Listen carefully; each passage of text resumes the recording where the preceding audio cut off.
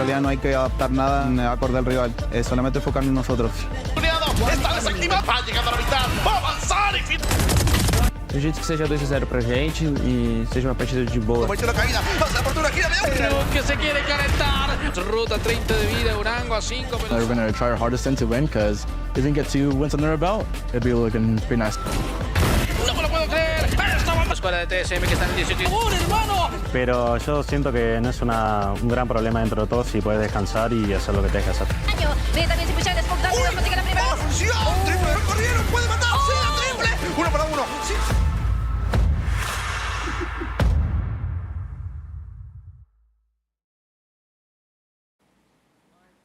Yesterday, we got the chance to meet all 6 teams that are fighting for a spot in VCT Americas next year, and today the action continues. Welcome everybody to VCT Ascension 2024. I'm your host, Dryad, for today, and on the desk, I'm going to be joined by Uber and Psycho. And guys, yesterday, we gotta say it was crazy. We got 3 matches yesterday, a lot of them going to overtime, going to distance, a couple pauses here and there, Uber, but I think it's great to showcase what each one of these regions, each one of the teams has brought to the table for this event. Yeah, it's so funny to see like the way your expectations change before an event starts and then after day one, once you get to see these teams come out. Because I know a lot of us, like we had to predict who we thought would get out of group before the event started. There's no way I'm going to be accurate. I'll be honest with you. Really impressed with our LATAM and Brazilian teams, especially. I think that we have high expectations of North America, but I've been really impressed by a lot of the names and some really cracked young duelists out there as well. It's a bloody exciting tournament so far. I'd have to agree with you. You know, I came in, I think as we all did, with some preconceived notions and you know, just where we thought the regions would stack up against each other. But after seeing the teams go head to head against each other, I mean, some of these Brazilian and Latin American teams, All Night's putting up a really good fight against M80 on both maps. TSM, you know, going all the way to map 3 in overtime. I mean, these are matches that we did not expect, at least I did not expect to be close. And, you know, you said it yourself, these young crack duelists, guys like Deus over on All Nights. I mean, this guy on the Neon is just a weapon, right? I mean, these guys coming up, these are young stars who haven't been tested. They're not up in Los Angeles playing against, you know, the VCT teams for practice. They're down there grinding it out in South America and coming up to compete against the best up here. And they're looking strong. I think anybody who thought this was going to be an easy breeze to the finals is reconsidering after yesterday. Yeah, it looks really good for all the teams, all of the regions, honestly. No matter what region you're part of, but even here in NA, we had these expectations for teams, and now everybody's surprising us and giving us the insight that honestly anybody can take this, anybody can get these wins, and all of those overtimes. I feel like it's something that we're gonna continue to see. Now let's talk about what happened yesterday, but also what is gonna happen today, because as we mentioned, we had those 3 matches take place. We got to see every single one of those teams, but today we have something different. And to prepare us, let's jump into the action and let's look at what these teams had to say about today.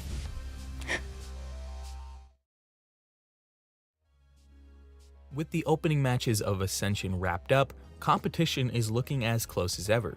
Today's slate of matchups will feature even more international competition between teams who have never before met. Loretta was a team that a lot of people had eyes on headed into this tournament as a team that has a serious chance at winning it all. However, they seem to be totally caught off guard in their opening matchup against Brazil's 2 game, as they won just 2 rounds in the opening map, and while they managed to grab 7 in the second, they still fell 2-0. They'll look to bounce back against TSM today, and will no doubt play a much more competitive series than their opener. Speaking of competitive series, TSM's opening match against GALORYS was as competitive as it gets.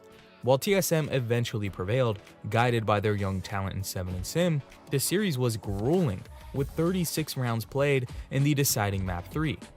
We will have to see if this exhausting series will affect their performance today. GALORYS, the team on the other end of said series, will also play today, matching up with All Knights of LATAM.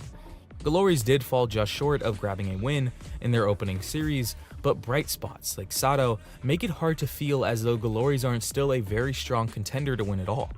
The same can be said about All Knights, who took a tournament favorite in M80 to the very limit across their 2-map series, with both maps being decided in overtime. Dante Deuce's Neon looks every bit as terrifying as it was hyped up to be, and GALORYS will no doubt have their hands full trying to slow him down.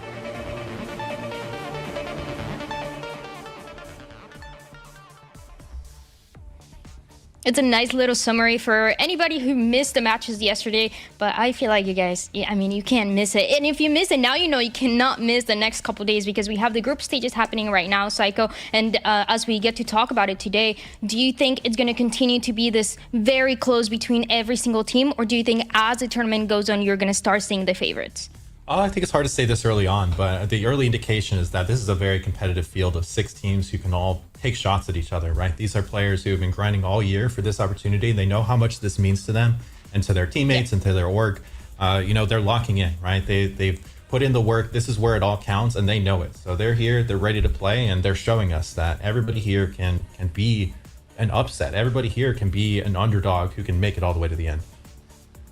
I think one of the most hyped up teams sort of coming into this tournament might end up actually being the weakest of the 6 at Ascension. Reta yesterday were really average, especially compared to the bar that they set playing in that LATAM region. They reverse swept All Knights to qualify for this event, forcing All Knights to play another 5 maps to get here. And they were always like a very stable team. They've got these great seasoned veterans, so much experience on the roster. But they got absolutely smashed by 2Game yesterday, especially on Bind. That was horrendous. And Sunset wasn't much more convincing. So I'm concerned about this team. They seemed really off. They seemed really flat. At least they weren't dragged into an extremely long series like literally every other team involved in other games here. But they need to step up hugely for this matchup against TSM. I am definitely concerned about them, and they're the last team I thought I would honestly be saying that about outside of maybe M80. Yeah, and it's surprising seeing them struggle so hard. I mean, this is a team that took down All Knights, a team that looked up, incredible yesterday. I mean, Deus on the Neon, again, just absolutely going insane. So for them to come in and lose so convincing to 2Game, who, the number 2 seed from Brazil coming in and just mopping up. I mean, Murray's with only 2 kills on Bind, these guys getting 13-2. This is something where, if these guys thought that this was going to be a walk in the park, they're going back to their prac room at the end of the day saying, hey, look, guys, we got to throw all this out. We got to figure out what the heck is going on because something is not working, right? So 2Game were able to exploit some weaknesses, and hopefully Reta and their coaching staff are able to figure out what those weaknesses are and shore them up in time for this match. Which is something that they were talking about Reta not really playing like themselves, as we used to see in Latin America when they were playing both with the North and all the other teams. So now let's dive into Reta a little bit more, because this is a very interesting team. They are dominant in the region, but now when we got the chance to see them, they didn't look dominant at all. In fact, it was the opposite, and it was something that they were talking a lot about. So let's see what they had to say about this.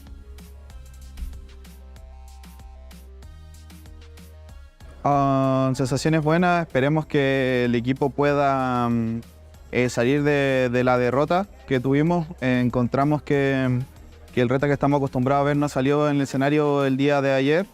Así que nada, esperamos un buen partido porque a los rivales los conocemos, entrenamos harto contra ellos, así que estamos bien.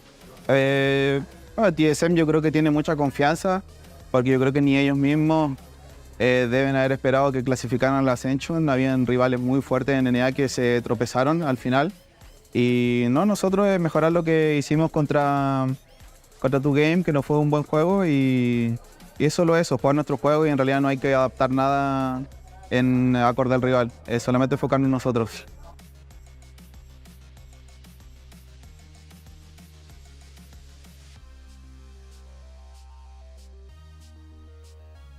I think the first 2 games went by, like, they flew well. I don't think either team really did a lot of different stuff. But I know for that last map, I know both us and GALORYS were trying a lot of different stuff, seeing what worked, especially in this OT rounds. I know I was even calling some rounds when Poisons were IGL. So I mean, it was a lot of back and forth, a lot of adapting towards the end, and I'm just happy we come out on top. Pretty confident. I think this match was probably going to be one of our harder group stage matches. If it was long fought. So I think going into the next map, we're pretty confident. We got a win under our belt now, so it's really a little bit of tension, but overall, just pretty confident. So Red is a team that we have played against a lot, especially only in practices. Sorry. So we have a good idea on how they like playing the game. They have good players, we know that. They have good protocols, we know that. So it's a game that we're gonna take very seriously. It's a game that we're gonna try our hardest in to win, because if we can get 2 wins under our belt, it'd be looking pretty nice.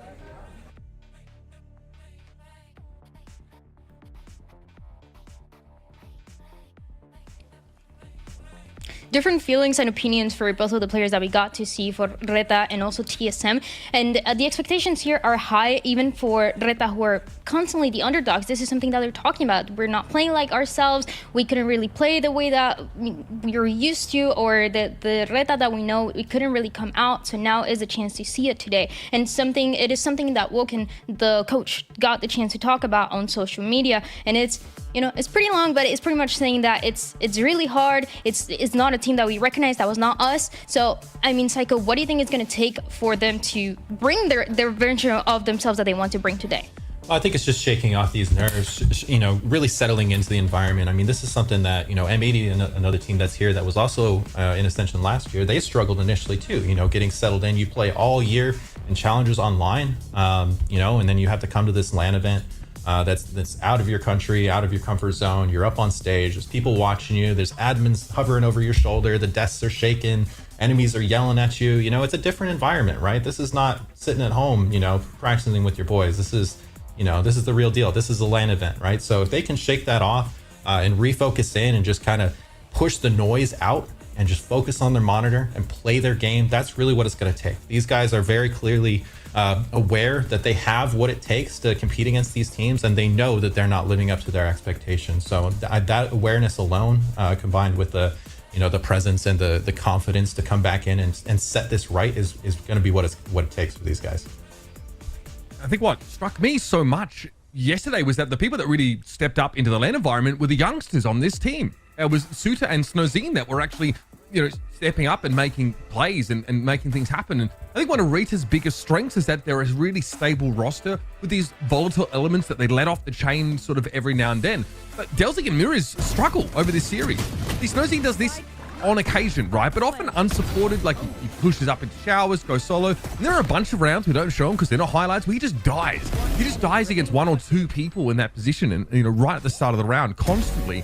I think like Maurice's calling is, definitely something that's worth putting under scrutiny, but he really needs to make sure he has all these pieces sort of, working at full efficiency. I think that, this team definitely has great, young players that they can really leverage. And also like guys like, Nags and Delzik have been around for so long. They really do have a good read on the game, but we don't get to see that yesterday at all. They don't look themselves. I agree with that, but this team has made underdogs of themselves. They're saying, oh, we're underdogs now. It's like, you didn't have to be. You guys did not have to be underdogs. You come and play like you did in the LATAM region, like we saw you play in those playoffs, and people are scared of you. Now, TSM's walking into this game licking their lips. And it's something that we're seeing constantly. And you guys mentioned it. You mentioned Delzik, you mentioned Naxed, but also Psycho. You were mentioning a little bit of the LAN experience and shaking off the nerves for these teams. So as we look at the maps and how it went yesterday, but also as we look at the players that we have and the players that we're going to continue to see throughout this tournament, what catches my attention the most is the difference in experiences. And specifically coming from Seven and Sim, who made public that this is their first big LAN experience that they're having, and they were able to perform pretty well. They were able to keep calm and collected to be able to close out the series even when things got difficult. And then you have the contrast on the other side with Delzik and Naxed that have international experience when they were back in crew, and then this is a team that was struggling and trying to find an answer, Psycho. Yeah, definitely, but I think it can't be understated too. I mean, we always look at Seven as this perennial youngster, this up-and-comer, but we forget, I mean, this is a guy who was on LAN as a six-man with Nitro and Steel and Hiko 3-4 years ago, right, at NA Challenger Finals in Los Angeles. I mean, this guy, he's been to LAN before. He's been around the block for a couple of years. We are quick to forget it just because he's just got such a baby face. He's such a young, quiet-spoken guy, but this is a guy with experience, right? And I think that TSM are relying on this experience as well as the experience of the other players on this team. And I want to continue to see what Seven is able to do. We know that he's also gotten a lot of fans in Mexico. He's Mexican. He talked about it. He talked about it on social media. He was like, well, my Spanish is not the greatest, but I'm trying my best, and I'm happy for the support that he's getting. So he's getting a lot of fans over there. That's also great, and that's also going to help him out. Yeah, absolutely. It's pretty hype, obviously, getting to sort of return to a home country after, quite a long time abroad here. And man, they really, in that first game that they played against GALORYS, we've hardly talked about, TSM's road to get here, but it was anything but clean. I mean, Seven is in that interview basically saying, yeah, I mean, I picked up the calling in some of these rounds because we just sort of, had to make, something happen. TSM, like, their map pick was Haven in that series, right? They got absolutely run over the top of. I think that they're in a matchup where they're dealing with like some incredible individuals. Something about GALORYS that we probably talk about later on in our next game is that every player on that team is incredibly talented. It's not a team that you look at and like, oh, they're a role player. They're really utility focused. They're a caller. Every individual on GALORYS is just, you know, very nasty. So this TSM squad, packed with quality as it is, really got put to the test. And I honestly, I think it's going to be pretty similar today. If Reta can bounce back from that average showing yesterday, it'll be a similar challenge for them. We were talking, I mean, I was on the cast with, you know, Wyatt, and he's like, yeah, whenever I think of Haven, I think of poised cooling. It wasn't present yesterday, but we at least didn't get to see it play out at all. They looked like they were constantly playing second fiddle, constantly being super reactive. I think Abyss was just an example of Sim going absolutely hog wild. I think at the end of the game, he ends up with 38 kills. He and Sato basically just trading blow for blow. It was really a map that highlighted the duelists in a big way. And TSM were playing that double duelist, right? So you see here, they were trying to go for these defensive pops. And I like that we got to see that, a little bit of that disrespect, a little bit of that innovation here against a team like GALORYS. But both teams were adapting like super fast. There's some rounds where, you know, the attack side just take mid, right? And then GALORYS give it to them and they just hold the extremities. And then we're hitting sites instantly. It was a map that had everything, and it really would have pushed TSM to their limit. This is also an experience, I think, that's going to help them immensely, because what a way to get warmed up in a series like this. Yeah. It was a marathon, and honestly, like we really got to see great stuff from Gimond at moments as well. Seven, like we sort of talked about, I think had a great showing. But that Haven map for me is a big blemish on this series, and a map that TSM should have turned into a slam dunk. Oh yeah, definitely. I mean, that was an alley-oop that was just absolutely missed. But I mean, you hit the nail on the head, right? TSM, you know, if we rewind the clock 1 month, 3 months, 5 months ago, probably not the team anybody expected to be here in Ascension. I think a lot of people would have put up names like Oxygen or maybe Moist, right, to be that second NA team alongside M80 here in Ascension in Mexico. But you know, TSM, with the experience, with the well-roundedness of their players, as you touched upon, the scrappiness, the innovation, and the ability to adapt, just powered their way through the lower bracket in the Americas finals there, and made their way here, right? And they're showing now that, you know, they're still a scrappy team. Their games might not look cleanest. You know, they might not have the most perfect calling all the time, but they're constantly adapting. They have the talent, and they're as the game progresses, they're starting to understand their opponents and figure out how to close these games out.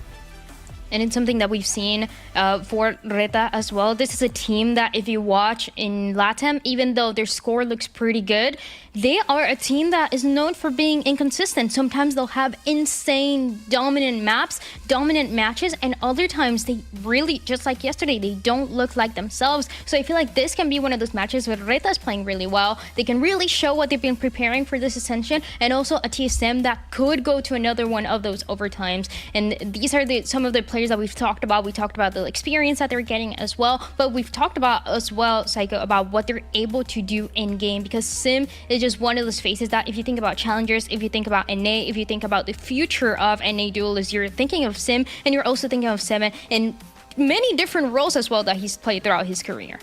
Oh, definitely. I mean, this is a player who, you know, any VCT team is chomping at the bit saying, oh, if these guys don't make VCT, I'm taking a look at Sim, right? Sim is an up-and-comer. He's playing multiple duelists. He's opping, he's rifling, he's taking space aggressively, he's holding passively, he's rotating well, he's aware of what's going on the map and when to make plays. And that is a key thing for these duelists, right? It's one thing to say, oh, duelists are cracked, they have good aim, they take good fights. It's more than that. It's about the timing, it's about the awareness, understanding how it feeds into the macro of what your team is trying to accomplish. And he is a consistently fine-tuned weapon for this TSM squad that they're using to open up rounds, get man advantages, and get onto bomb sites, and just close out these rounds and close out these matches. And I think that like any duelist is going to be a lightning rod for criticism when it comes to their team sort of performing badly, because also like when the team is performing badly, it's even harder for them, because not only are they struggling, they're also not getting set up at all. So there are some maps where, you know, TSM lost, like for example, they lost at Haven. Sim looked like he was really struggling. He couldn't keep the operator in his hand. I think he bought it like every time that he possibly could. But on Abyss, the guy is 12-3, first kill, first death. And everyone's in chat like, oh, Marta would hit that. I'm like, Marta does the same thing. Marta literally goes missing on some maps because the rest of his team is not able to really work around it, facilitate him. And also like sometimes you're just going up against cracked duelists here. So you know, like the criticism is always wild to me. It's always like, I'm glad it seems getting, you know, so much talk about him, which is great. He probably wishes that wasn't the case here, but it's because he can pull out performances like this. He's playing against a team that has Sato yesterday, right? Another incredible entry fragger, another really huge duelist. Yeah. On both maps of TSM1, both Bind and Abyss, which went to overtime, he was like +5 minimum, first kill, first death. Like, this is massive. Almost every round on Abyss, like, he's giving TSM a player advantage, like, coming into it, which is it's just so huge. And then when you got the backup of guys like Yamon7 and co. So, I mean, he's instrumental. Yeah, I guess he can look streaky, but he only looks streaky when TSM are playing bad. There are very few maps where TSM have a great game or win or have a close win where he's not doing well. Like he's always involved when things are going well for this team. So he gets so much flack, but generally I think he fits this role brilliantly, and he's absolutely cracked. Like the flick shot over on the B side of Abyss when Sato is like mid tailwind, like in air, he just snaps him while Sato's in smoke, will live in my head rent free. The duelist role, you know, it's not an easy one for sure, especially for the teams that we have here. Every single team has an insane duelist that you don't know what they're going to do next. But let's jump into the map select. Let's see where we're going to be headed for this series, for the first series of the second day of Ascension. Any expectations here, Psycho? Any predictions? I would expect TSM to lean back into Bind. It's a map that they've won 7 of their last 8. And obviously, you know, Rada seem to be struggling on it. I mean, look at what happened yesterday, that 13-2. They're obviously licking their lips going, oh, yeah, there it is. TSM Bind. I mean, how could you watch that game and watch Murray struggle to call and get 2 kills and not say, hey, look, this is where we're going to punish them? I feel like it's going to be different today, though, Uber. I feel like it's whatever you saw yesterday from Reta, we're not going to do today. I hope it's the case, but this is the data that I have to work off of. This is the problem. Like, it's really hard to reset my expectation because it was so bad yesterday. It was really difficult to watch. I think that, like, Bind is definitely going to be, for me, you know, a really interesting map because I want to see how the early rounds play out. I think Raider's early rounds was one of their biggest issues. So going up against a really quality team. Icebox is an interesting run. Like we sort of associate that map very heavily with M80 in NA. That's like a great map for them. TSM have taken, you know, them on that map, and they actually, I think they went to overtime last time they played. It was I think it was like a long overtime, but 12-14. There you go. So very close. Like I think this team has got the quality to turn up on Icebox, and if we get the Haven, then we get the Haven. I think TSM still should feel good about that map. I do think that in the past their calling has been extremely good. I'm kind of hoping to see double duelist comps on some of these maps to see what they can make happen in the early rounds here, because I actually think that's when Dreta are the weakest. That's something that All Knights did to them a lot in that series, is just pounded them with like these aggressive pops on defense early in the round and kind of overwhelmed them here. So can they exploit Dreta and then maybe the lack of their normal stability if they don't have that today? This is probably going to be a slugfest though in Icebox. Well, something that I'm thinking of is everybody, I think here, everybody on the desk would put TSM to win this match. Now, do we think it's going to go to Haven? I know, Uber, you were mentioning if we go, maybe if we see the double duelist, if we see those kind of things play out. Do you think we're going to go to a third map? Okay, if we get Sim Reina on Icebox, which is he has been doing in the past, it's going to be over in 2 maps. That's all I'm saying. That's all I'm saying. We don't see no Haven. Psycho?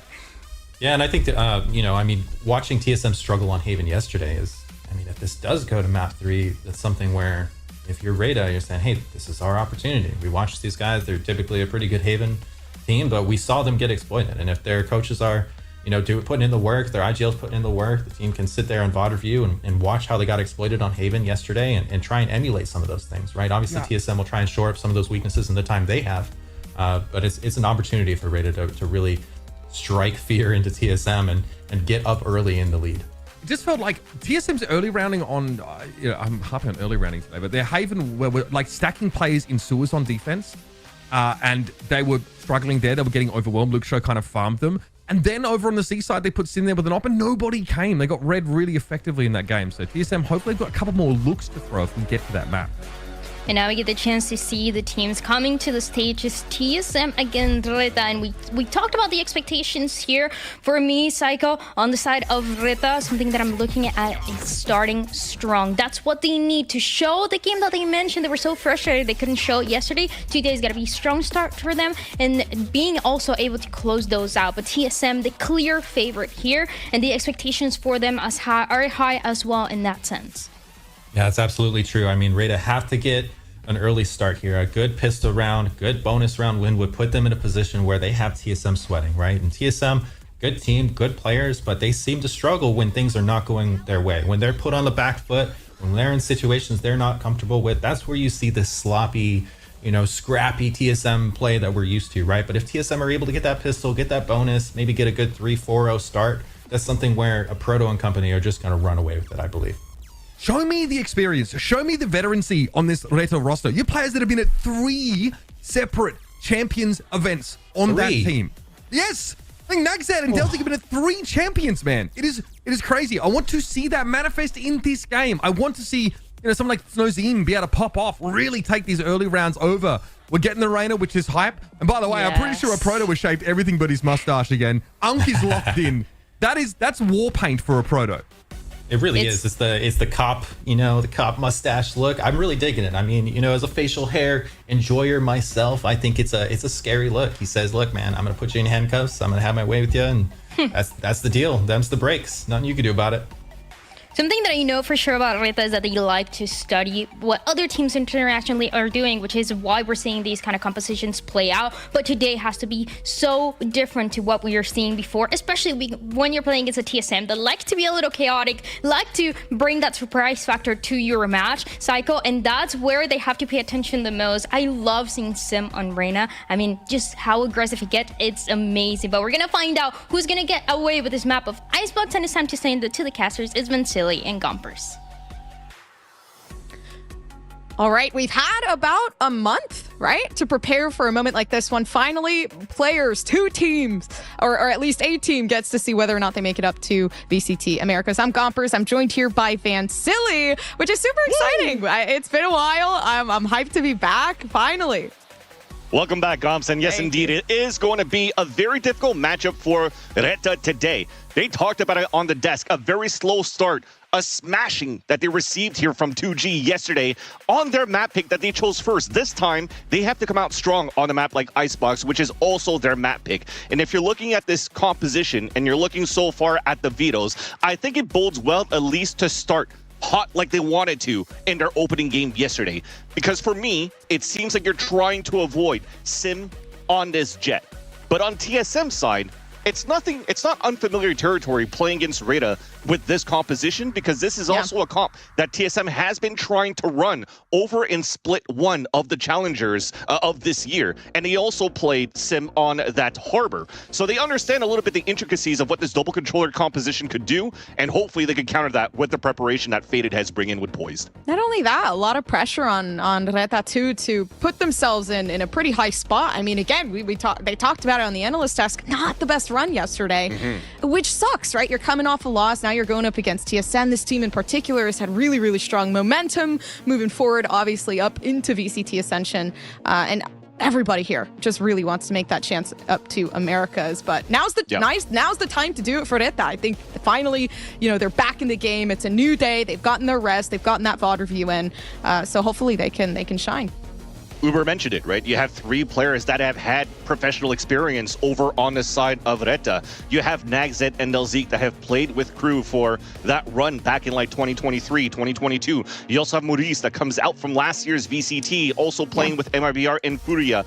But the thing is when Maurice joined this roster for Reta, he kind of not only changed, take the IGL role, but also changed his role a bit overall. Because when he played back over in the VCTs at the highest level, he was playing a lot of controller on this Viper. But that responsibility now is given a lot here onto Nags in these maps where he's going to have to play a little bit more of Sova. And when you look back at how they played in those finals to play against All Knights that they reverse swept, he didn't look too comfortable on that role, but at least he's played some Sova in most of their 16 games that they played throughout the stage. So there's some comfort in there that hopefully this could pull out to, be more of a comfort zone for them going into this match against TSM on Icebox. But the thing is here, Gompers, is, as you talk about the experience of these players that they have on the international stage playing for these top-level teams, they definitely look like they weren't that team with the experience against a team like 2G yesterday.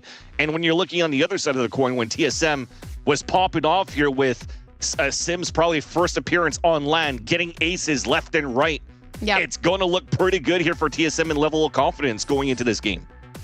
Already, like you said, they've kind of been rolling with that, feeling that level of confidence, and they don't look scared. They look pretty comfortable, and obviously now 100%. We finally do get to go into the game.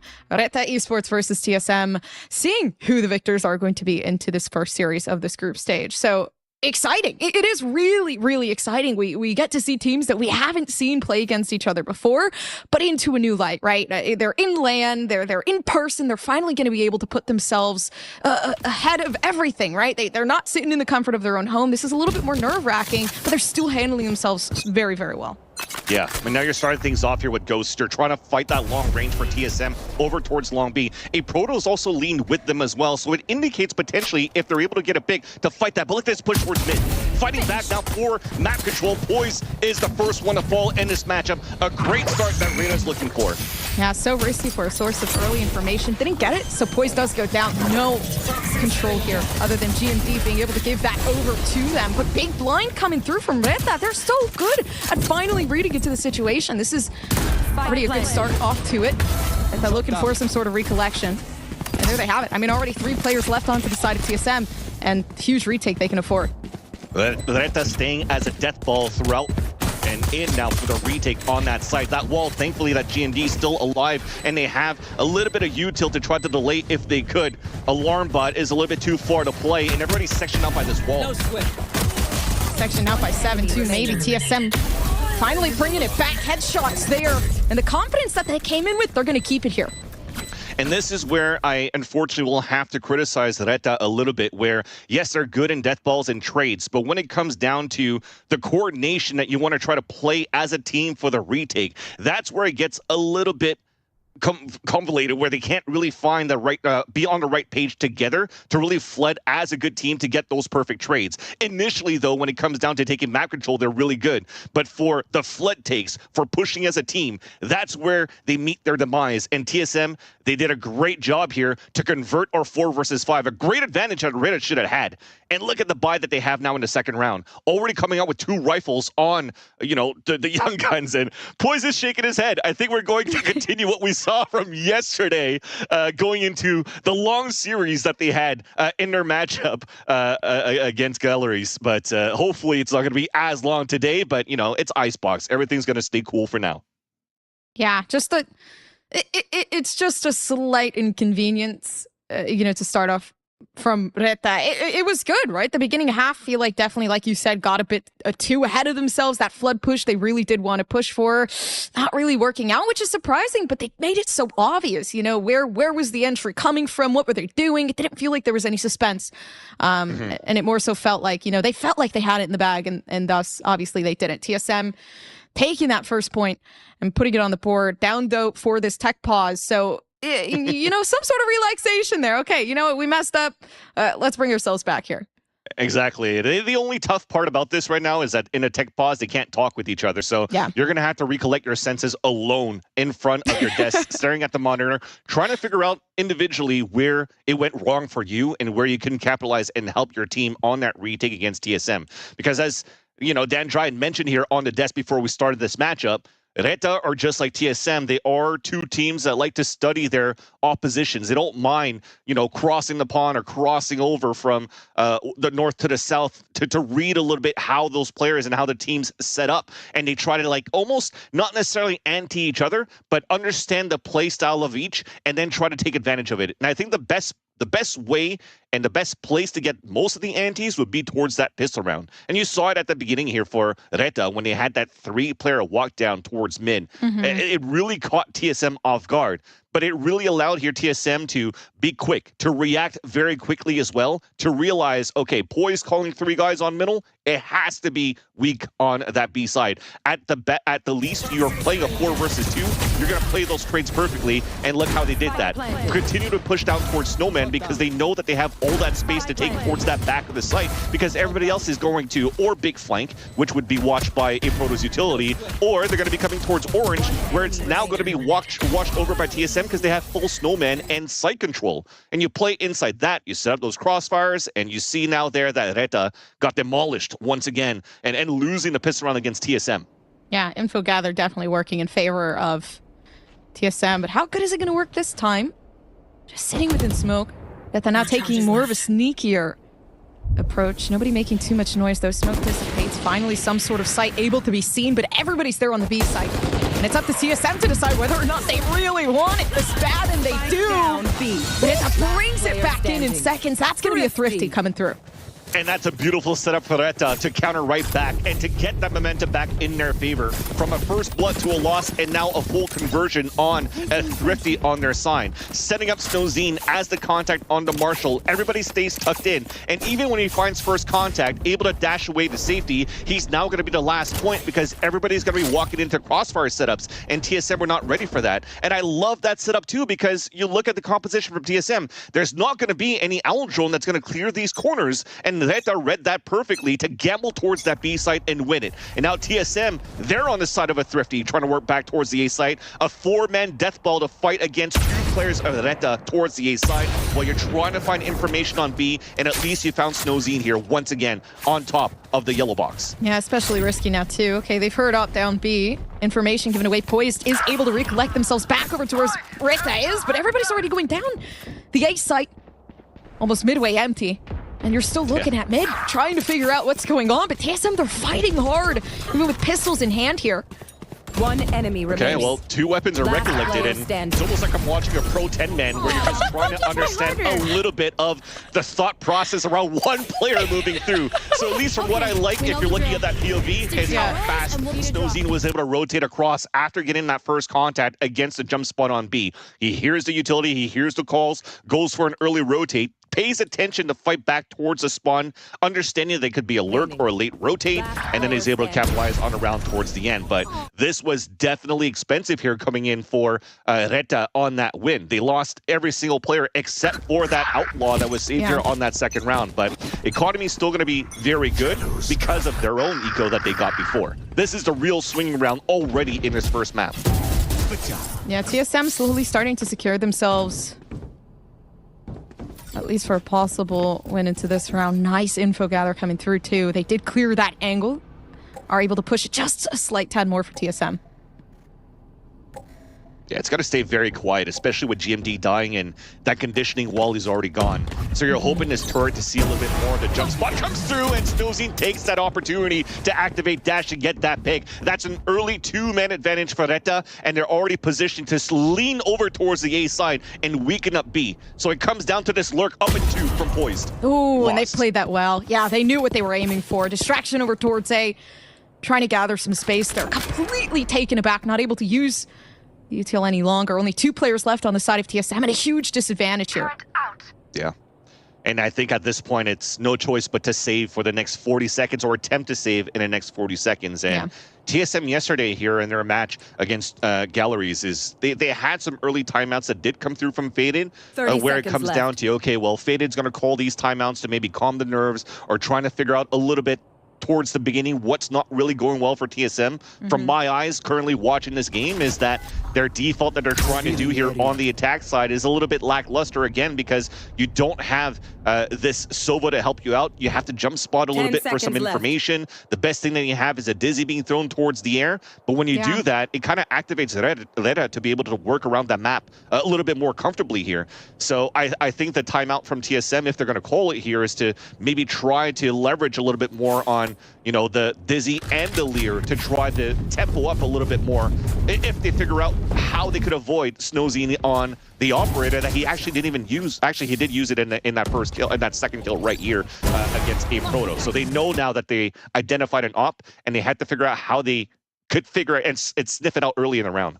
Yeah, and the approach too coming through with the turret as well. I did like that, but it's so easy to readjust from that. If you're Reta, right, you see the turret, okay, I still have up, I can hold the angle from a further back position to where I'm not being spotted. So then, yeah, like you said, it becomes an issue where you don't have any of that exclusive opportunity to find yourself a little bit further back to gather that information. Already first down, though, goes Dell.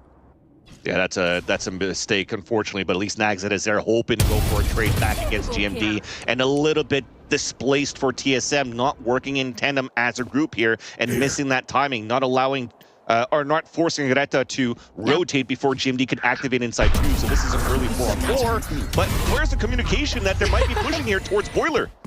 Dude, everybody's just scattered up. It might be the best play, though, because they did manage to gather. Not only majority of the players just surrounding themselves down in mid for info, but now the site as well. Spike plant goes down.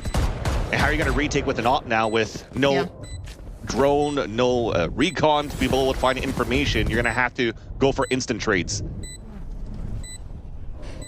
All they have to do is be quiet. Sim is in such a good spot. They peek this, they're gone. Nobody knows just yet what's going on. The opportunity does come with time, and now finally they were able to catch out. Beautiful play coming through with the Gecko. In combination here, Seven and Sim working to find some sort of victory, which they will in fact grab intact. How will it happen? Yeah, the back off coming through and the save as well, which is necessary for Reta in this moment. And unfortunately losing the op. So it's going to be a little bit expensive, but these 2 rifles that they saved now for Reta is actually quite good, especially looking at the economy of Nagset and Soother that they have, and they'll carry over into the next round. They will have enough money to at least Soother to buy that extra utility and even buy the op once again here for their offer Snowzine. But this, they should have heard that TP. They should have called out as well that they could potentially lurk through the boiler in that weak spot, already taking down that turret. I mean, I guess it comes down to what Don Psycho was saying here at the desk. When it comes down to the line environment, it could get fairly loud. There's lights coming through. You probably hear the Spanish speakers through your mic as well, and you're trying to communicate, or maybe you couldn't really hear the footsteps coming across, and then you pay the price. They know that they can always get a free pick down in mid, which I like the reposition coming through from TSM. Finally, just looking for something big here. Information given away. It's not going to work. Pretty good by Snowzine, though. Every single time that he's hearing TPs or jumps, he will try to activate and try to go for that pick. But now they're going to ping it out, at least on the defensive side, that they're losing control towards Orange, that the people could maybe, on TSM side, rework towards middle with Orb. So it's going to have to be now Maurice rotating over, and he doesn't really have a drone to work with, so he's going to have to play it more passively. This gives now an opening for TSM to really, death ball towards this B site. Which they will do.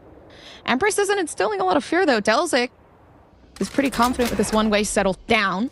But how is that going to work, right? We still have tons of util to utilize to get yourself onto the site. 0.7 here coming through from Sim. No Lear, though.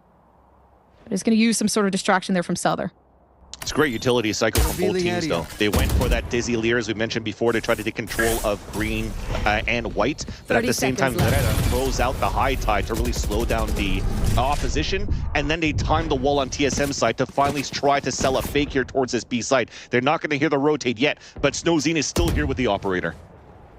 And they're slowly working themselves up to TSM. No, the possibility for A is huge, but Sim is just looking for some sort of pick to gain that Empress at least a little bit more time. Will they find it? Absolutely they will. Sim huge on it.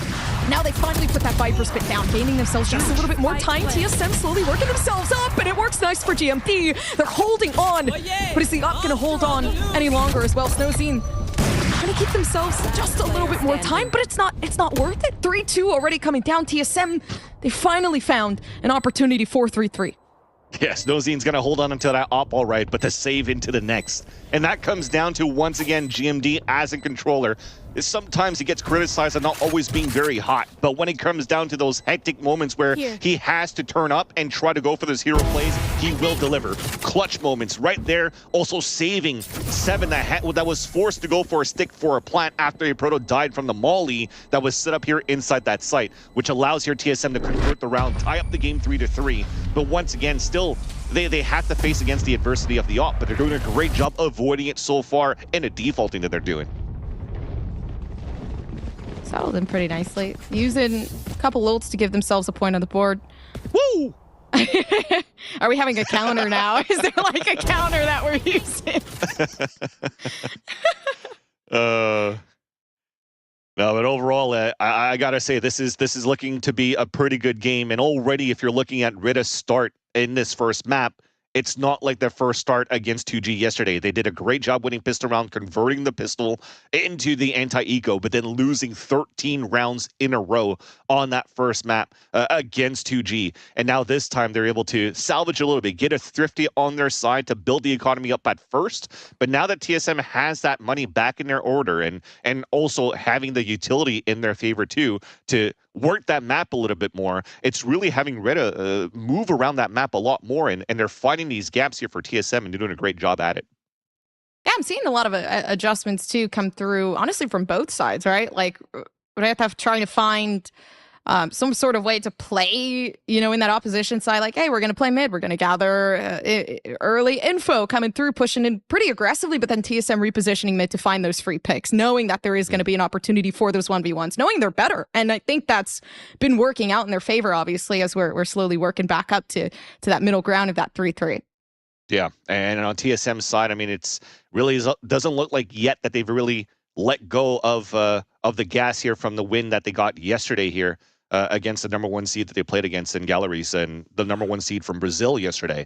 And for TSM, it was a very big test to see, at least for North American fans, how they're going to fare here on LAN. Because when you're looking at it, and even Wyatt mentioned yesterday during the broadcast with Uber, was they're definitely the gatekeepers of North America. Yeah. It didn't look like there were, even when you're having a conversation in various podcasts, it was, yeah, TSM are going to be looking like, all right, they could be mid-pack, they could fight against the fluffy aimers, they could probably go neck and neck and hand in hand against them. But when it comes down to those who you think are going to make it here into Ascension right here in Monterrey, Mexico, it was going to be that M80, that Dark Zero, the Oxygen, and whatnot, you know? So that said, when TSM goes into the playoffs and are doing that run, even a lower bracket run against all these top teams in North America, you're starting to see a little bit of hope. But at the same time, is it going to be streaky here for TSM where they just kind of like cool off under the pressure that they're going to face here on the grand stage here in Monterrey? And they haven't, you know, even though the best of three that they played yesterday against GALORYS, and it looked like they were, you know, being the memed of the TSM, you know, the throw so much or whatever, you know, it was going to be the classical TSM type of playstyle where you come out very hot at the start, but make it very close towards the end and have to, you know, fight to try to win. They still look pretty good overall here against their opponents. I think the biggest thing that was difficult here for TSM is to try to convert successful anti-ecos or bonus rounds, where it comes down to when you're anti-ecoing, you're winning with only one player or two player alive. And then when you go into the long run, you don't have too much economy to work with in the long run. You lose a round and then you get eco right after, or you're forced to eco right after, and it allows here for teams to really come back. So that's probably going to have to be something that TSM has to be fixing moving into this series today against Reta. Yeah, still, too, it's still very fresh into it for both of these teams throughout the day as well. So it's almost as if like you're really just getting back into the groove of things, starting off into the day, right? TSM now, like we stated before, like getting back into a position where they haven't played against this team. So how it really is to get, hey, what do we review under the circumstance they did review? And you know, is it really matching up? Is it pairing? Do they learn new things? Are there things that now we have to readjust to, things that we planned for? And it's so odd to see, like, you know, how well these teams can just quickly make these very, very struck decisions of this isn't working. Let's just go here. Let's do this. And I think Sim, you know, playing into that Reyna role is doing a really good job at readjusting for that Duelist position of, hey, okay, let me get this lurk. Let me find some free picks here as the Duelist role. Let me get us that free closure that we need. Yeah. Now back into the server finally here as the tech pause is done. You see this push coming out from Reta to take control of this orb. So three ultimates that are actually very strong for retakes for Reta at this point. I wouldn't be surprised if they want to play this a little bit more passively outside of sights, so they could probably go for that lockdown Viper's Pit Reckoning to just try to capitalize on a round. Of course, you want to not use any of them at all, and counting on Snow to get that first pick, and you heard that op shot ring, but he will not connect into a frag, and that already pushes TSM towards A. Nagzet just watching, waiting for the util to strike itself, so you can get a clear vision of what's going on. They do know the point of entry is going to try to find some sort of fight with it. Doesn't know exactly what's going on. They'll put the lockdown there to try to create some of that assistance, and it might work. The Proto looking to kind of shun that off, but yeah, not necessarily doing the job. They did get the spike down, so they can play for the post plant. Yeah, a little preemptive though, because you're trying to throw a lockdown on the plant, but the only thing TSM can do is throw a wingman, so they can kind of get ready for this and just fight right back. And you're gonna hold W through this because it's a reckoning, but here's that defuse. They're doing it. There's no way they get it back, but they do. TSM, they haven't let go of the fight just yet. And now Snowzen might just lose out on the opportunity to save that up. No, they've backed off just enough, but that's incredible. Right in the split moment, they finally got that site back. That has got to be so frustrating for Snowzen so far. The amount of times he has to fall back and save the op into the next round. But again, I got to say that lockdown was a little bit preemptive to move towards the screens. I think it would have been great for them to utilize that and then allowing Delzik to get into the site to use that pit with an orb. But what TSM did through that reckoning was hold that W. They still had util. You actually gave them a chance to fall back freely and play their post-plant utility into the orb. And they understand that. And probably the coach understands that right now from Reta, where he calls a timeout right away here to try to, leverage a little bit more. I mean, they used 2 of their ults. They still have the pit into this round. And I think it has to come down to a moment where they have to find a way to activate Snowzen a little bit more. And I think this is the perfect moment to do it because you still have the pit available here for your Viper. You could section out one site, one spot, and then have your Opera on the other side or walk down towards mid where they found success on that pistol round and try to get the first blood once again on your side, at least to start out for Reta. So hopefully they'll be able to, convert another round here to keep this game close against TSM. Seems like it's getting riskier and riskier, though. I don't know. TSM fighting back very, very hard. Just so odd. Like, from TSM going to a team that was, okay, they're gonna do mid. Okay. Yeah, like mid. Like, it's like, I didn't want to say it, and you said it, but like going from quote unquote mid to like now just in VCT Ascension, on their way to a possibility to VCT Americas. So, and performing great too. Like, it's incredible. 100%. They're definitely, turning some heads around, shutting some people up, including myself. I mean, there's so many times where I predicted against TSM going into the Challengers, and now they're fighting quite well. But let's focus on the round here. Reta starting the round in round number 8. They did go for that pit early. They went for the walls instead, but still doing the same thing. Blocking towards that B main, block in middle, and activating a forward position on Snowzen, where he found value against a Proto before. But instead, it's that double flash that pushes him away. Oh, beautiful. Still gets it. Dude, he just knew. He knew that there was a duration on that, and he was going to stick with it, which was absolutely the best idea here. But it was good repositioning from TSM using that double blind, as they knew. They knew that was the way Snowzen was going to hold out. And Snowzen trusted his teammates too. Maurice was right there at the pipes looking towards that belt in case there was a split coming through, which was happening there for TSM. And thankfully now Snowzen has an opportunity to strike first, and he will do so in such an easy kill. The double flash, he gets affected by it, he falls back, but he still wants to try to re-aggress in the same similar style as how Sim plays that Jet. So I'm loving this so far here from Snowzen. Bot coming back. Can't take this back. Spike's still left with a Proto here, so despite the 2-player setup coming through on B, they're just looking to bait some sort of rotation from that maybe gives some sort of control over to A. And this is such a good position by Sim. Inserted there, but looking at the wrong angle. Pulls a rotate though. Look at 2 players looking back towards the middle. Back once again to Snowzen, who misses this time around, but has the blade storm to work with. Now, but they could work for this. Poised is low. Not going to be too much of a concern.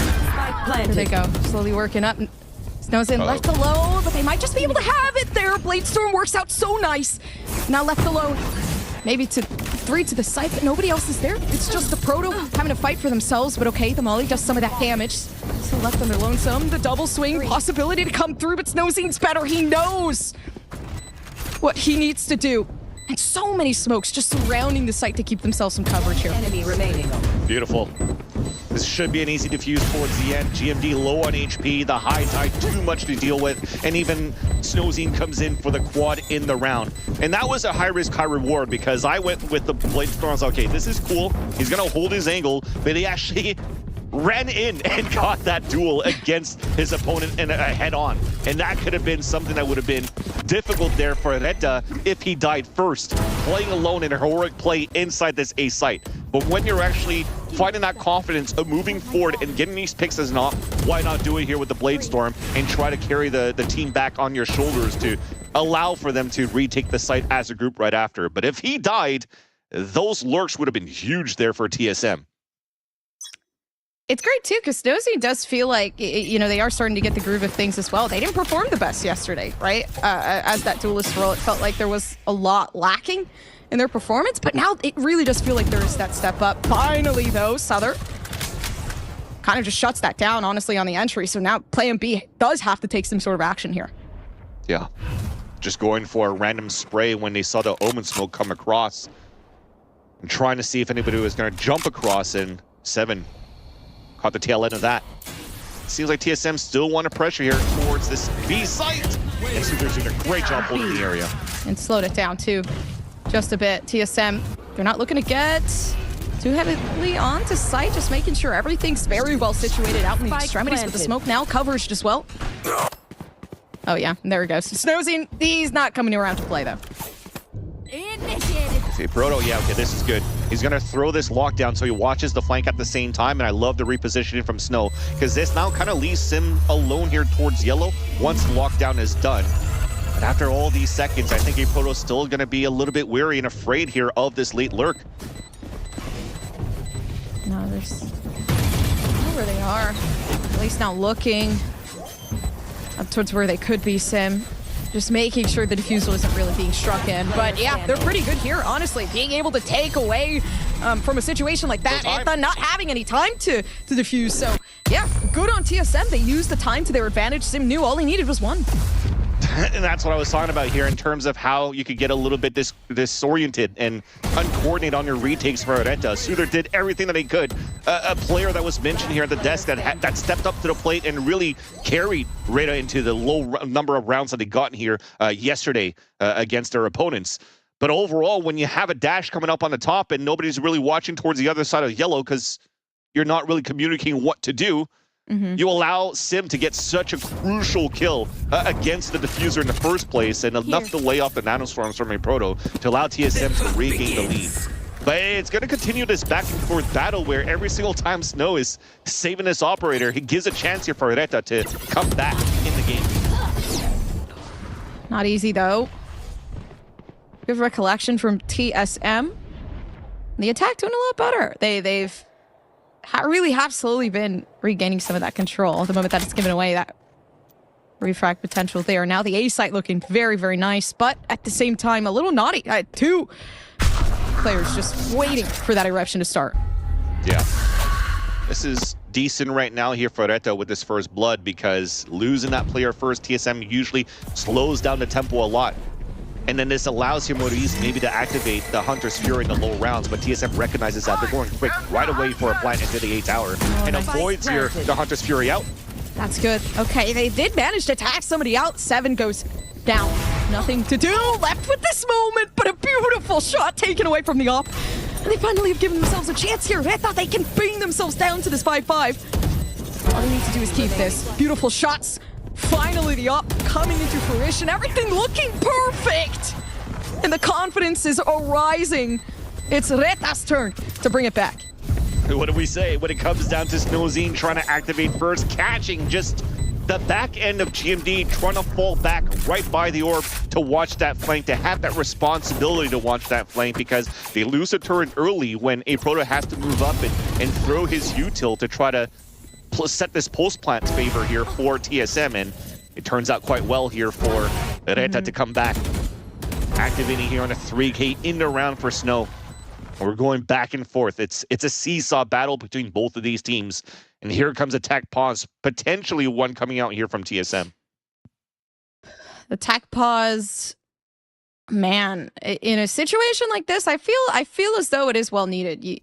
You know, 5-5, the opportunity to give yourselves kind of that step up leading into the next half, because you really don't know what's going to happen, especially with the usage of the Sova. I feel like that's going to be pretty frustrating there on the side of Reta, especially you've seen that they know how to use it alongside the Jet, the information that they've been able to receive to allow that Duelist to really shine. So for Reta right now, it really is just dependent on, as well as TSM, you know, who can take these last 2 rounds, who can give themselves a little bit of leeway leading into that next half. Yeah. And TSM's calling here where they want to maximize potentially the amount of rounds that they could play on the attack, comfortable of their defensive side. I think this is actually their second timeout that they're using already. So technically they shouldn't have any left here for that map. I wish I had that little indicator that allows us to see it. If not now, mental notes coming in. Mental note for the future. But TSM here hoping to salvage these last 2 rounds. If not, Reta could maybe take the best out of them once they take the attack side, rather, because again, this double controller allows for you to push so quickly and delay so much on the pulse plants with the cycles that you have around these 2 walls. Oh, he's watching. Feeling very secure about their decision too, because you do have Delzage watching alongside. Yeah, Sim goes down to that main duelist that is able to gain pretty frequent entries. Gone. That's so sick, though. He dashes away from the Thrash too, and it doesn't matter if he gets flashed. He just continues to hit these timings with the op. Yeah, but they can rush it down. They're good for now. Okay, Smoke not really helping out in the intention to try to get some sort of way onto site, but TSM, they're handling this very, very well, right? Keeping themselves calm. Not a lot to worry about. They still have those smokes. All they need to do, keep the plant down. They know the 4v2 situation. Not a lot to utilize in this moment, so they have to try to force a 1v1. Maybe a fight taken out from here. Still workaround from 7. Could they find it? One up above, one down below, but here comes the ultimate there, and 7 is protecting and keeping themselves in the game, but it shuts it down for another one. 6-5. That was so close because I was like, wait, Soother went for a high tide that kind of allows TSM to fall back. But it was their plan all along, trying to get them back towards yellow, towards white and green, so they could actually go for the Harbor ult to actually try to get those pings out. But look at how 7 was just able to squeeze through and open up with 2 kills. If he got that third one into Soother, a different story. But thankfully, finally, Reda found a little bit more in terms of that deathball trading capabilities that you know they're good for, that they should be good for. And they're able to capitalize back here of getting another round in their favor. And we're going to move into the last round of the first half, where I'm not too sure how the economy is going to look. Yeah, not too great here for TSM. It's a Vandal and a Guardian. It's the best thing they have in terms of rifles, and you're definitely going to give it to your young guns, Sim and 7. Working in tandem towards this A side. They're still trying to figure out here where they could fight this up. I mean, could go back for... No, not the double blind, not necessary right now. They know there is... been owning them. Yeah, they're not working with that one. They know it. There has been a reposition. They're not expecting Snowzine so close, but at the same time, not really, like you said, not really knowing what to do. More so, just kind of keeping the time to wait for the perfect moment to strike, because at this moment, information coming down through towards mid. Smoke out the turret. Nagzet understands it. Nice little lean out. Double kill there, and that may be the plan over down for TSM. Yeah, that solidified it. Nail in the coffin after that one. Honestly, when you walk into the off shot like that repetitively, round after round. Now TSM, yeah, they just get demolished. For Reta to take that 7-5. It's spectacular. Now they can end off the half feeling this. Am I comfortable? Right? Not really having to worry too much about what's going on next. Of course, wanting to win out the pistol, but this was beautiful to end off. Especially, yeah, exactly. When you're seeing the other players around Snowzine starting to activate a little bit more and winning their duels and getting more out of that on top of that with a second kill. Yeah. This is looking like a good continuation here for the LATAM team, that #1 seed that comes into Ascension.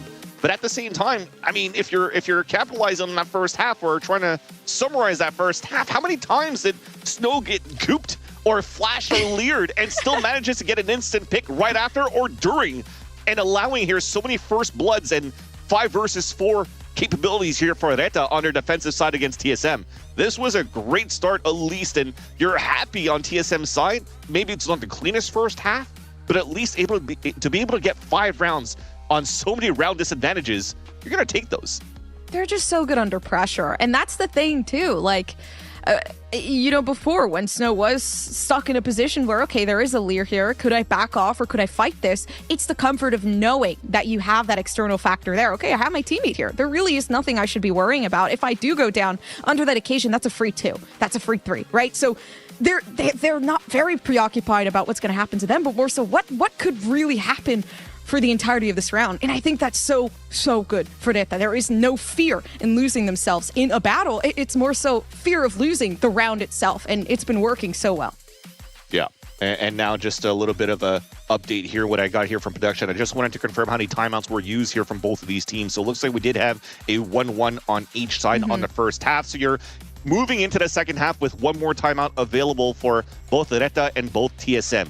Fist bumps are now being exchanged to get ready here for this second map where Reta now has the opportunity to play the attack side. This is where it's going to get a little bit more difficult, though, to see Snowzine on the attack of Icebox if he's going to be opping, marshalling, outlawing like he does here in every single game that he plays. How would that be affected now that they're playing double control here on the attack side?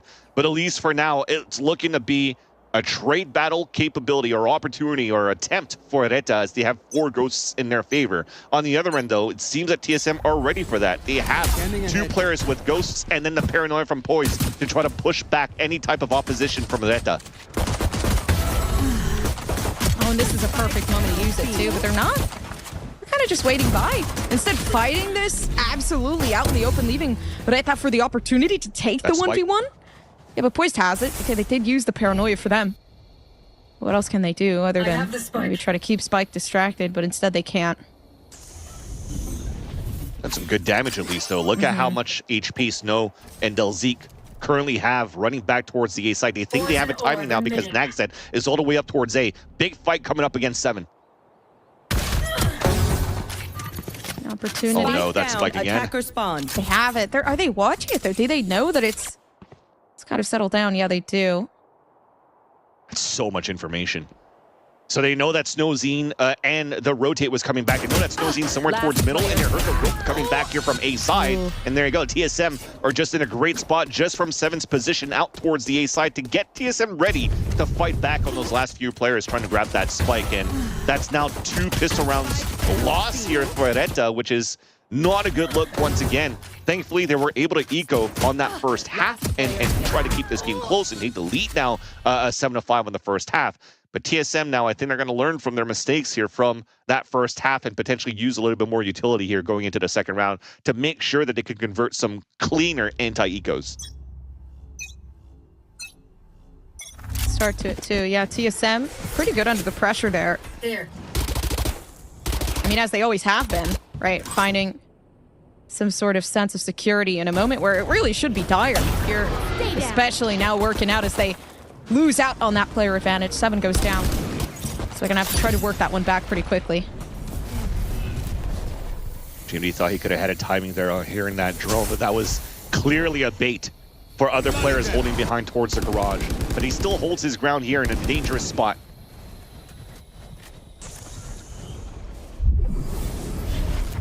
It's not being contested, though. They're going to decide to overthink this read that the rotate came back towards the A side, and now they give up green. They throw these one way, so they're going to force out util from Reta to try to re-hit towards this B site. Keep calm. I was going to say keep calm and carry on, but I didn't want to cringe, so I didn't say it. I'm going to take it back. It's like a 2013 little... little word of advice going there that was on everybody's frames and walls following behind that. Next time, reading the onion? What's going on here? I'm wearing a t-shirt like that next time just to support the teams here. The cause, but looking good. I mean, they are following the advice. There's not much going on here. Are keeping calm, and I mean, it does leave Naxat to take another one in. So this is good. A proto finally keeping into some of that defense. And a beautiful shot. I mean, hey, 2v3 isn't as bad. I mean, I'm going for that hero play. He almost denied that plant. And now Snowzine misses the shot, gets the one-on-one funk, makes that one. And now GMD makes it a 1-versus-1. But he's one-shotted from the Sheriff in the hands of Nagset. This could be anybody's round. Thing is, GMD definitely knows the positioning where Nagset might just be, but I guess you just have to be better. And that is exactly what Nagset is. One body shot puts him down to 22, and you had to be going with a laser beam with a Spectre at that distance to try to close that off there against Nagset. And Nagset, you know, yes, he's been criticized as well when he was playing down towards the crew roster, but when it came down to a chamber meta, or when he has to play a little bit more with these headhunters as that chamber, you know he's good for those shots. So the Sheriff, same purpose, and he's able to win that 1-versus-1 and close it out here for Reta. A nice little clutch that came through on that 1v1 that hurts the economy of TSM once again. Another mistake that plagues TSM so far, forcing them on an eco. Oh, they hear the drone. Perfect timing. Unfortunately, Sim just couldn't really seem to find the shot. They did enter through smoke, but there is somebody close by. GMD looking for an entry back in, and it's not going to happen. Yeah, TSM kind of just feeding themselves into the opposition side here. Hit that. Yeah. And they do have the weapons to kind of fight this back, so there isn't too much worry here. TSM really just needs some sort of round to take in, and it's not going to happen this time around. The headshot's just looking a little bit too strong here. I guess on the side of a Proto, though, redemption arc. Box Crosshair is back.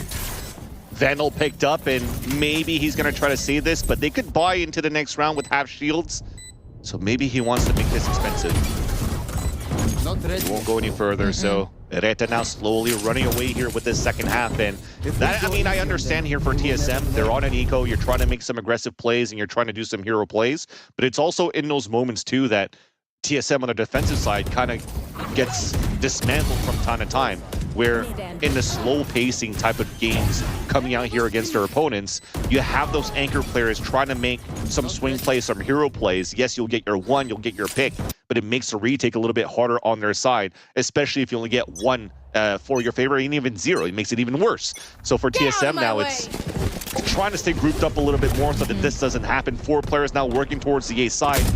Updraft out, caught by Sim. Oh, and that movement was so good from Sim early on. Just kind of hoping for that B extension that we have seen from Reta time and time again. It really hasn't felt like there has been anything moving up towards B very frequently as this at least. Yeah. It's a good look. It's a good look from TSM to push aggressively in that style, potentially reading that Nagzet wanted to use a lockdown for a fast tempo from Reta towards the A site. They deny the entry from Snow and makes things a little bit more difficult now for Reta to capitalize over towards B, so they will try to use the lockdown on that side. Beautiful Nanoswarm not being recalled as well. That's going to keep some players back towards middle, allowing here Reta to maybe coming in here with the lockdown. You have a lot to use. I'm very worried about the direction of where they're going to take this with Sim. One off of that Empress. And a Proto, one off of that lockdown as well. So they honestly could take this back so well. They just find that free pick. Find some sort of advancement here, though. TSM just looking to maybe utilize some of that util to stall off, and it doesn't work. Nagzet waiting to use the lockdown, but is the timing going to be perfect here? Especially now with a workup. It's good. Within a few seconds, couple of walls probably waiting for the refresh on pulse plants, but no, maybe not. TSM's pushing through and getting picks. Yeah, Wingman was looking for the defusal. Just be able to get a lockdown on somebody? No. Backed off. Not necessarily just in time, but having some sort of a backup there. Slowly working themselves up, but the time is of the essence here. And is it going to work? Absolutely not. But finally, give themselves some ults to use in the next round here for TSM. Slight overheat coming out there from TSM. Sim jumping through when his teammates weren't ready. I'm pretty sure after all the sprays that they were doing through the high tide, a couple of them were definitely trying to reload. And then it allowed here to just these picks to come through. Look at that. Oh, 2 of them towards yellow, not ready to go for a trade. And that's a big mistake, costly coming out here from TSM. And Reta are looking to close their map pick here on Icebox convincingly in this second half. And this definitely forces that second timeout. It has to be from TSM at this point. They've been facing the wall, like really put back into it. Again, it's difficult. Like you're kind of faced with that difficult position of now having to deal with the amount of excess util that could just come towards you, right? As the Sova player, playing literally anyone. And it feels like this team in particular, they love to gather that early information on the side of Reta. They are normally the ones that are actually excessively pushing outwards to find those first-hand engagements. So I think here on out, it really is creating that pressure on TSM where there isn't much to do early on in the round other than, occasionally get somebody picked off by accident. Both teams are playing quite a good icebox here in the second half. Despite the score looking really heavily in favor of Reta, I still like the approach that both teams are doing in the beginning of these rounds. So for TSM, they are putting a lot more bodies to work as a group and try to fight a read towards where the opposition is. Once again, look at this, a 4-1 setup this time around, and they're fighting in the right spots, and they've been having the right reads every single time, just like they did yesterday against 2G, or against GALORYS, sorry. But the thing is, it's right after that, the mid-rounding, the fast rotates coming through from their opposition, kind of like tears them apart. Spike down, attacker spawn. That was perfect. 2 big push-up. I guess feeling more confident with the Empress finally taking its toll here, but yeah, how long can they hold on? Everybody is literally squatted up, waiting for TSM to peek the angle. A little bit dangerous still on the side of Snows, and not really having too many players standing ahead kind of surrounding that angle. So they're going to have to back off. Finally, being able to retrieve that spike and going back over towards A, but so much util waiting for them here. Hey, Proto here is probably setting up for a lockdown right away. He's going to try to delay, push them back, allowing his teammates to pick up weapons, and they do. So Poise picks up a Vandal. 7 has one as well, has a Thrash to work with too. So if there's a rotate back from Veretta back towards B, that Thrash is going to be that second piece of util that's going to try to delay, although he's positioned at yellow. So the Thrash maybe could detain, or it gets broken apart, and then he's going to be left on an island. So at least he repositioned here towards B. Lockdown did a good job, though. Even though that reposition was there, it does give TSM some time for 7 to kind of cause a distraction, wait for the rotation to come down towards the backhand side. And not to 7. Thrash still readily available, so they can secure this round if they want to, but they don't instead. It is Reta that does manage to take that space back. And not much left to take over for TSM, especially now if a Proto can hit some of the shots. I mean, go ahead and do it if you please, but now Toxin screen down. it not seem to be the play. Sandwiched in from Delzik. And are they going to be able to pick it off? Proto, yep, first hand shot coming through from there, and now the backup can come through. And there it is, Nagzet just right behind, waiting for that to happen. So close there from Delzik, almost gave his back away to Poise. That could have made things more difficult there for Reta to hold the pulse plan, but even that triple push out from the last 3 players of the attacking side back towards Orange. That recon dart that was thrown towards danger. 7 couldn't really do anything. He was so caught between a rock and a hard place where he's fighting 3 players in front of him and a recon dart that pings him out towards that back that allows more utility to keep him really pinned into the back of that B site. Or maybe he would have wished he played it back from Snowman and in the back of the spawn to try to lay a little bit more. Now you have good bolts, Reckoning, fast pace coming out. Hunter's Fury with the ping. And they were not playing around with this one. They said match point, yeah, that's ours. And we're going to take it, which it looks as though they're on the right path. Already 3 players kind of just left on the side of TSM. How are going to be able to retrieve this? I mean, they might just be able to, though. Paranoia works out so well. And Gramon is able to take another. TSM, can they redeem it? But left up to 1. Spike planted. Nagzet and Marie saving the plant, and somehow he manages to stay alive at 1 HP this time. Back on top of 410. No, he can take Souther. And this is perfect, but Souther might just take him. They don't know! Oh my gosh, and the tension was running high too. I feel like at that point, you could just feel somebody behind you staring. And Souther knew, so match point. Reta, they were just looking for that. That's all they needed. That was so nice, though. That Reckoning that came through with the recon dart. So not only you're trying to get pings in the very beginning with the Hunter's Fury, the audio cue will be good enough for you to try to get the other ones inside that site, opening it up, also getting picks in favor of Reta inside that site. And once again, one of those positions where TSM has a Thrash available here on the side of 7, and unfortunately cannot put him in the right spot to leverage that ult to try to answer back here into Reta's aggression, because it really doesn't look like they want to play here for a retake. This time 4 players towards mid on the low buy. Match point for Reta. Trying to go for a hero play on mid.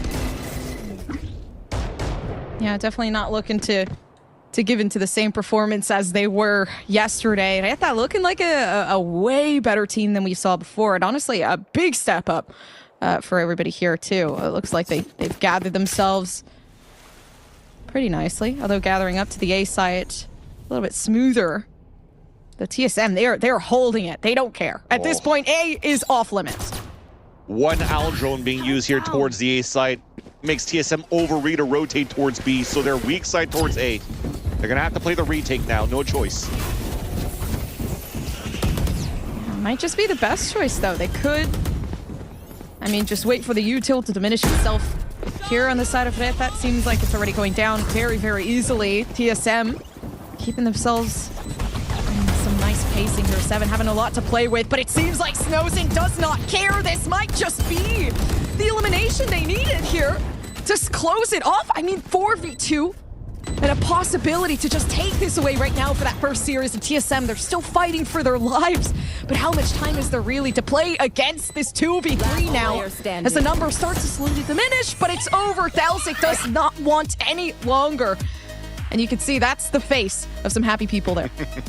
Definitely some happy people coming out here from Loretta, especially winning that first map, their map pick this time around against TSM, and winning it convincingly, not allowing TSM to get really any foot going here into the second half, only getting 1 round in their favor in the second half for TSM. So as the coach has promised, a different look coming out here from the LATAM team, and it did so in flying colors. And this now gives a little bit of hope now for this #1 seed for LATAM to maybe close this out in a 2-0 or 2-1, because as Psycho mentioned on that desk, TSM didn't look like the hottest as they did here on Haven on a 3-site map.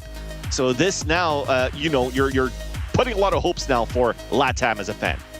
I think in general too, like being able to not only be absolutely stomped yesterday, right, but being able to go to bed and then wake up with a new mental and tell yourself, hey, okay, we're going up against a team that is incredibly strong, that might be considered one of the top dogs, you know, being able to climb up to this moment, but we're going to take it full force and we're going to put this first map to the test, and absolutely they did, which is absolutely incredible. But of course, we have more coming to you. Don't go anywhere just yet. We're going to be back with more VCT Ascension.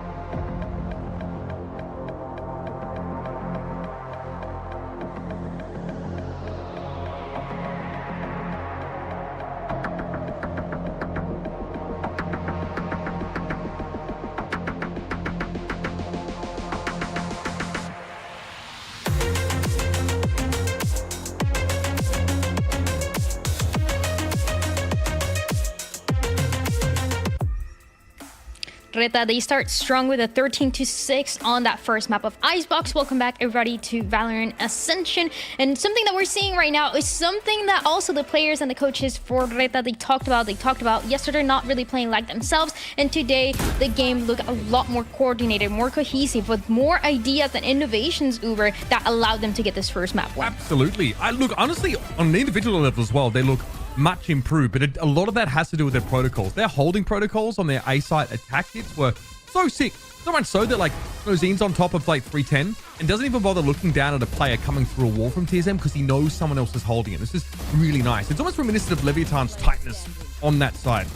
So, also just kind of dominating in the first kills, right? We saw him pick up that operator and have massive impact. And I don't know, we talk a little bit about like the Jet and Reyna dichotomy. It's a little bit harder to pull off some of this stuff with the Reyna. Like you want to be scrapping a bit more, you want to be fighting, but Nozine can post up on B defensively with an operator, get a first free kill. Yeah, he's feeling it, and so we should be. This is a massive improvement. Yeah, it's definitely an advantage having that movement, Duelist, and being able to get in and get out quick. Strike first, strike fear. 5-1 on the first kills, the first deaths. 24-10. Hold that ratio for Snowzine with the 327 ACS. This is a stunning performance from him and quite a turnaround from what they were showing yesterday. I mean, you heard the coaches, you heard the players. These guys were saying, you know, yesterday, that wasn't us. That ain't us. This is the Reta we've been expecting. This is the Reta we saw slapping around teams in Latin America, and the team that we thought was going to be a dominant force coming into Ascension. And it's good to see, you know, they went to bed angry, they woke up with a vengeance, and they said, look, we're gonna make this team pay for what happened yesterday.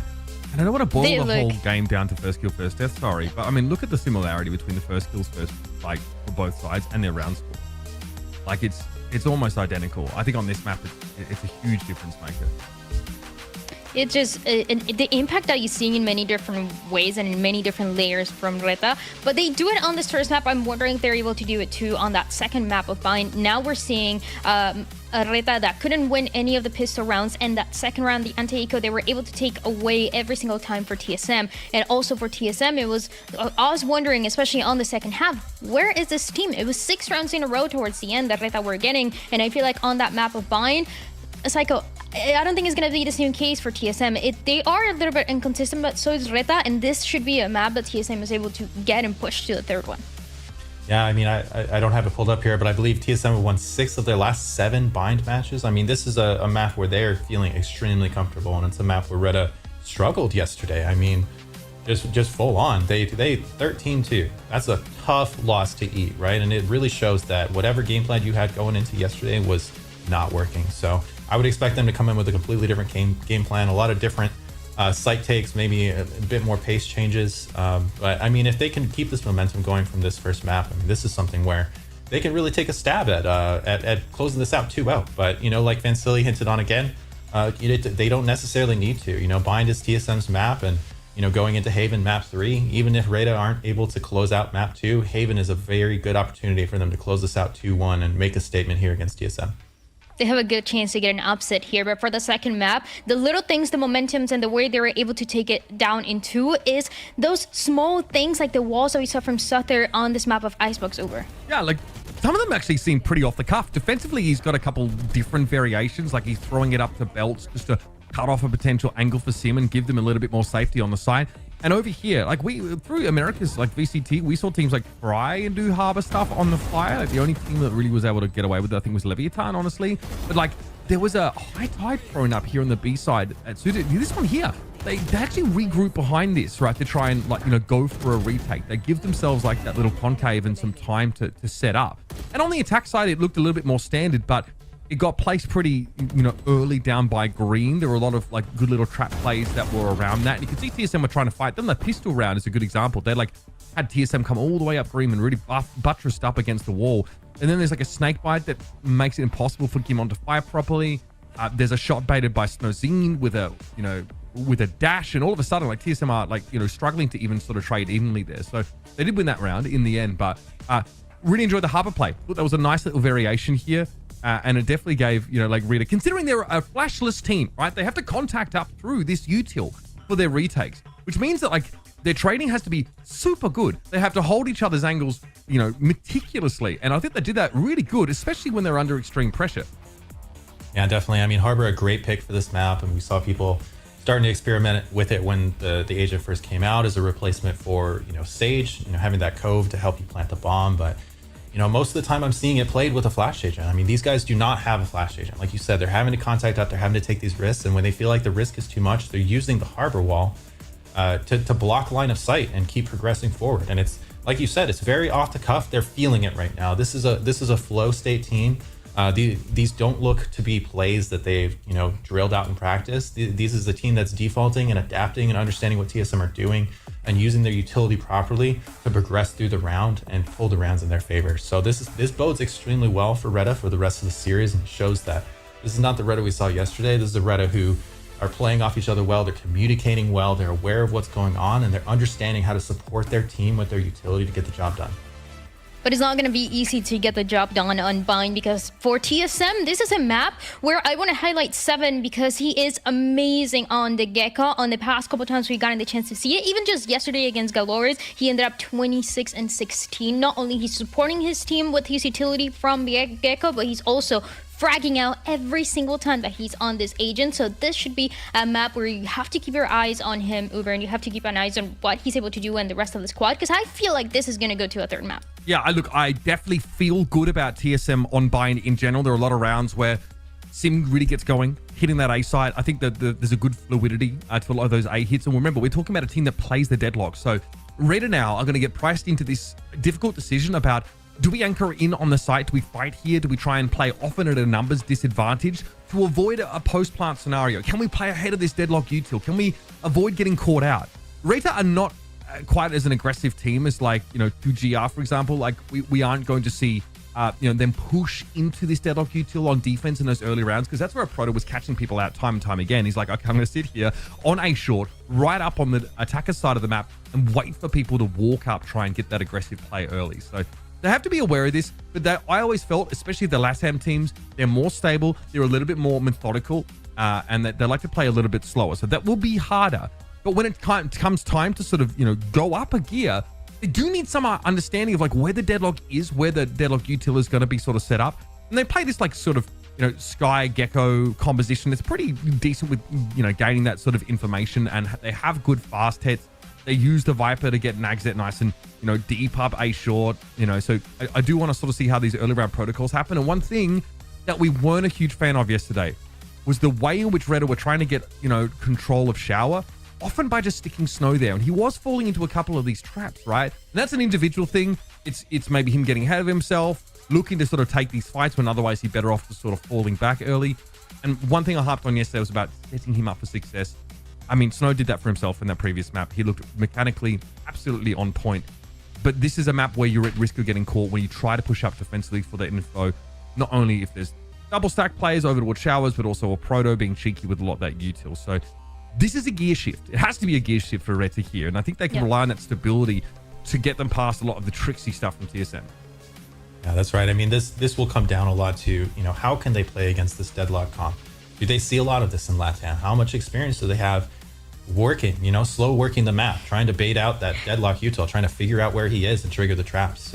If they rushed it and they're trying to just push into sight and they're falling for the deadlock traps, it's going to be a messy sight for them. But if they can slow roll these early rounds really well, get a good understanding of what TSM are trying to achieve with their deadlock, try and bait out that wall, and then hit the site later when TSM are low on util, that's going to be the win con here for these guys on T side. There's a couple ideas here, and in terms of this map of Bind, we got the chance to see it for both of the teams yesterday, but going very different ways. So to jump into the agent select today, things should honestly most likely remain the same. And as we were able to highlight a couple of the players, that Deadlock is going to be continued to be played by a Proto. 7 is going to continue on this Gecko. And on the other side, there's a couple things to look up to, because we didn't really see much from Retta yesterday. Here is a 13-2. They only got the first and second round, and that was it, Uber. Yeah, it was awful. It was awful. They were walking into so much. They were getting caught out by a ton of stuff. However, it's a different day, and a lot of our insights from yesterday aren't really valid anymore. I really think this team are clicking. They're showing us a lot more of what they are known for. So I feel much better about them. I think Suta is going to be someone on the Gecko who we're looking at, right? Can he match the presence, I guess, and impact of Seven across the other side of the map. We're going to see a lot of fast hits with a lot of util. Dizzy's going to get thrown out. It's going to get pretty hot and heavy here, so you keep your eyes peeled for those messy engagements. Well, we're going to see if it's going to be Reta getting 2-0 on this map, or is going to be TSM pushing us to the third map. It's time to once again send it to the casters. Vance and Gumpers, take it away. All right, thank you so much, Dan. It's been a battle, you know, for TSM. Already starting off in that first map, Van Silly, which has not worked out too well in their favor. But finally bind a TSM map that we will get to see if they can reign victorious on.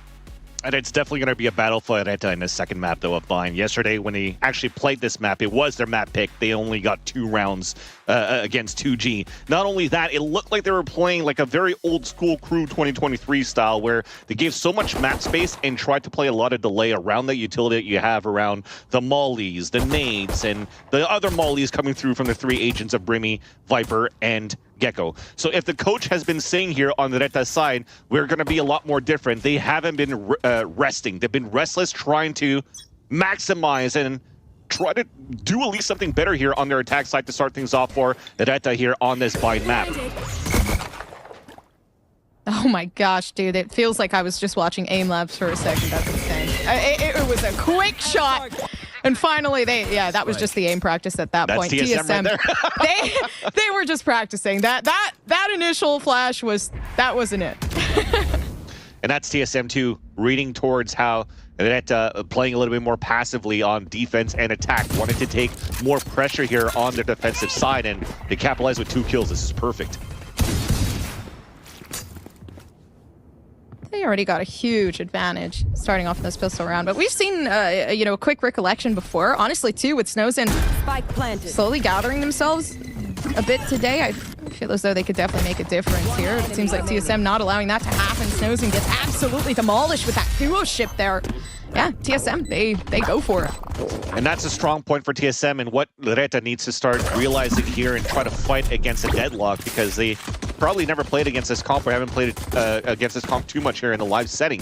And when it comes down to a Proto not needing to use any of that utility very early into the rounds, where he doesn't have to waste out a wall, doesn't have to waste out a net, that on top of the other pieces of utility that were still available around there for TSM, it makes it very difficult here for Reta to really stay inside that site to fight for the pulse plant. And when you're going to give up sight on the pulse plant, well, if you're going to have 7 still alive, that wingman is going to do a lot in terms of sticking onto that spike, and then TSM could just set up here for any type of trades using wingman as a 6-man. This is where it starts. You see this Dizzy coming out, already you have to throw out the wall. So these protocols are actually really good for Reta to do so far, because this should be an easy Dizzy to pick up that's going to be refreshed, but that's less utility for TSM in the long run if Reta wants to play a little bit more of a slower pace. Yeah, with the buys too. My apologies, actually. Reta not investing into this round, instead being able to pick up, and it's not an outlaw, that's a sheriff. It kind of sounded like one for a second, but yeah, not a sheriff, sorry. Marshall, yeah. Marshall. Something that Snow uses all the time too, right? So Soother picks it up, tries to get some pick, and Nagzet, though, is able to get a lurk pick towards A. Not too much of an inconvenience, though, for 7. He does keep himself pretty secretly kept there. Yeah, it's good. Already for 7. Like, it's a solid 3K and you're done.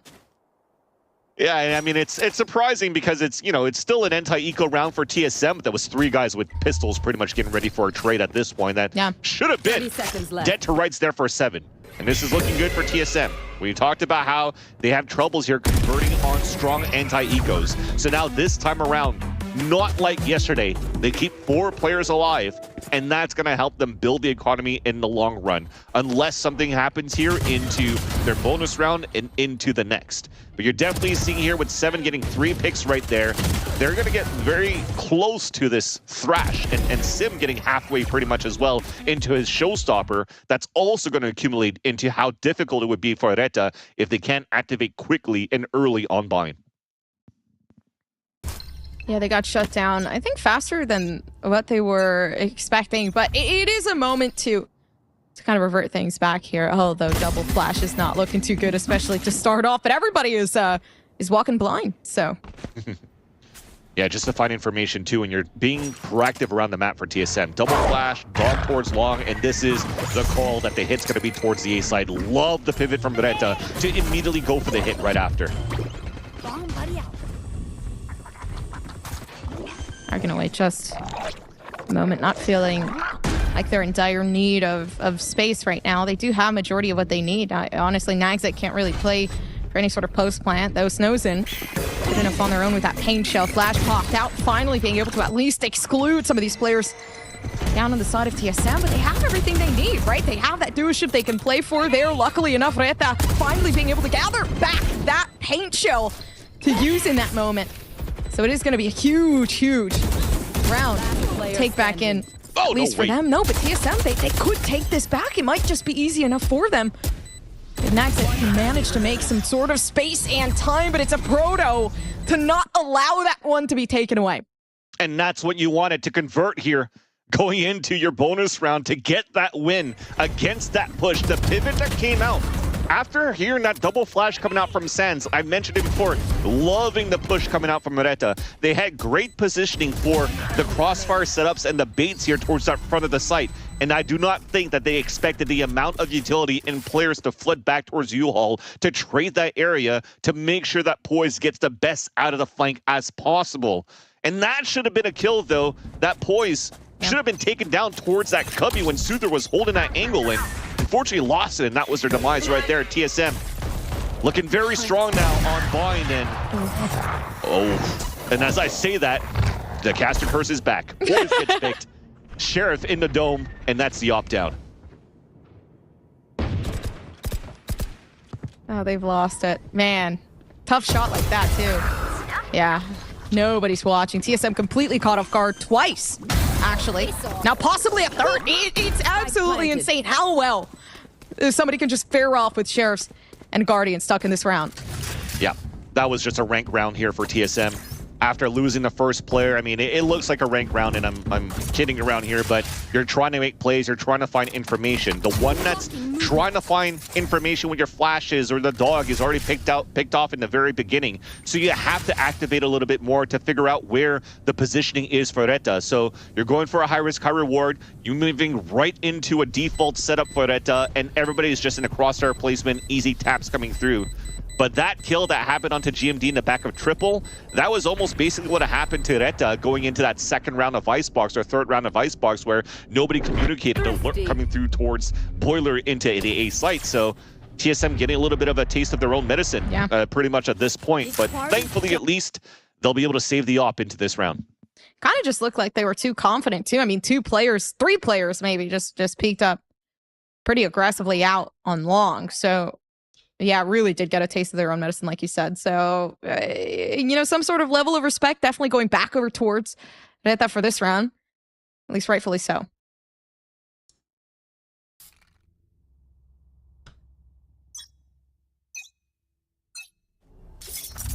You see Reta looking for that first push here, information towards long, knowing that the op was saved in the previous round, trying to see if he was looking for an aggressive pick in that area. But Sim's position towards showers, and this is a good place to contain so far, and it's not going to give a chance for the attacking side to really pivot back into a TP into the A site. So now they have to commit now into a split towards B, and all that utility from the deadlock could do a lot. Oh, and peeked out of it. Snowzen, they do lose out on that paint shell, but the back site has not been cleared just yet. They do have a lot of time they can play for here. Snowzen not really working in correlation with anybody else onto the site, but Baristas there keeping out as much as they can, though. Stuck in this 2v2. No player advantage left to it unless Sim has anything to say about it, but the beauty of that is the paint shell brought about to leave this down to TSM. And it's once again in those chaotic moments that GMD, you saw those numbers dropping down one by one for TSM, ended up being a 2 versus 4 that instantly converted into a 2-0 for TSM at the end of the round. Just as how quick they came through for GMD to just catch some players off guard. They're not expecting for him to re-pick so quickly and for him to be a little bit more scared. But GMD is always pushing W in these moments and gets that pick and allows TSM here to convert it back. That could have been a broken economy for TSM moving into this round, but it's Reta instead. And Reta is going to be spotted now by a flash long. Sim's in the position, and Sim's going to walk down. don't know if the dog saw him. It's crazy how, you know, they kind of just revert back to this aggressive take too, because last time they did get taken out by Reta. It doesn't seem like they've ever won, you know, that long angle before. Just trying to win it out this time around, maybe create some sort of sense of fear, but the fear now instilled. They do have enough time to back off. The A site looking a little bit more attractive here.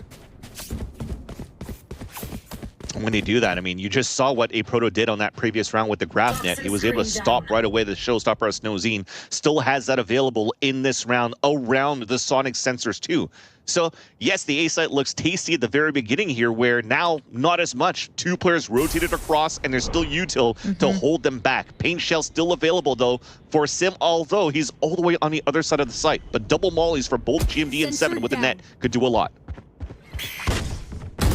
Destroyed. That's such great information to get ready for this take, too, especially when you have so many players just waiting for it, but they managed to get one and are looking to stop this from happening, but I think it's over. I don't think they get out of that alive. Yeah, Dalzik not able to get out in time, so it is good for TSM, at least for the time being. Oh my gosh, nothing is working out in favor. Every single piece of util just completely pushed out, at least now for Naxet to play with. Nice try, kid. In correlation, damage there, but GMD, he is able to take it back. They survive. Plot armor for the pulse plant position for Reta, but again, TSM converts the round, but look at the economy carrying it over to the next. Another anti-eco pretty much. I mean, yes, they had 2 Vandals on the attacking side for Reta, but overall, this should have been much more cleaner for TSM, especially with what they were trying to combine here in terms of information and what they saw in the map control that they took on the retake. I think there was a slight overheat coming out from a Proto, though, after he cocooned the first one, but trying to peek out on 2 players that were netted. I mean, they could stay crouched. It stays accurate. They're on pistols on top of that. Guaranteed trade. And then TSM, though, you're moving into this round where, yes, you're still able to go for a strong gun round, but if they lose this one here, they're going to go to an eco because of those moments where the attacking side, the opposing side, could always fight back. Man, there's no fighting back when Delzik just gets demolished off the start. That's down. Yeah, that's got to suck. Toxins going up. Okay, good still. It's something else special here. Sim has been on a roll, especially with the op. Now they do have the high angle position they like to play pretty frequently, though the A site with them left alone, I mean, it is going to be kind of risky taking this out on their own. Even to raise it high. Should have been a free kill for Sim. He manages to stay alive and even peeks out to get the pick onto Snow, and that's going to be it. No lurk opportunities. I mean, there's a plant, yes, but you're on a 5 versus 2. Good on them, too. For TSM, yeah, going to be an easy retake to accompany, unless, honestly, Southern might have something to say about it. I see potential here, kind of leading into it, with the Dizzy still readily available. They're not going to use it, though. Completely big push already input into the moment. And the ultimate not going to be used, is going to save that for the next round. So let the diffuser happen. You know what? I'll take my weapon with it, and maybe a couple picks from here on out.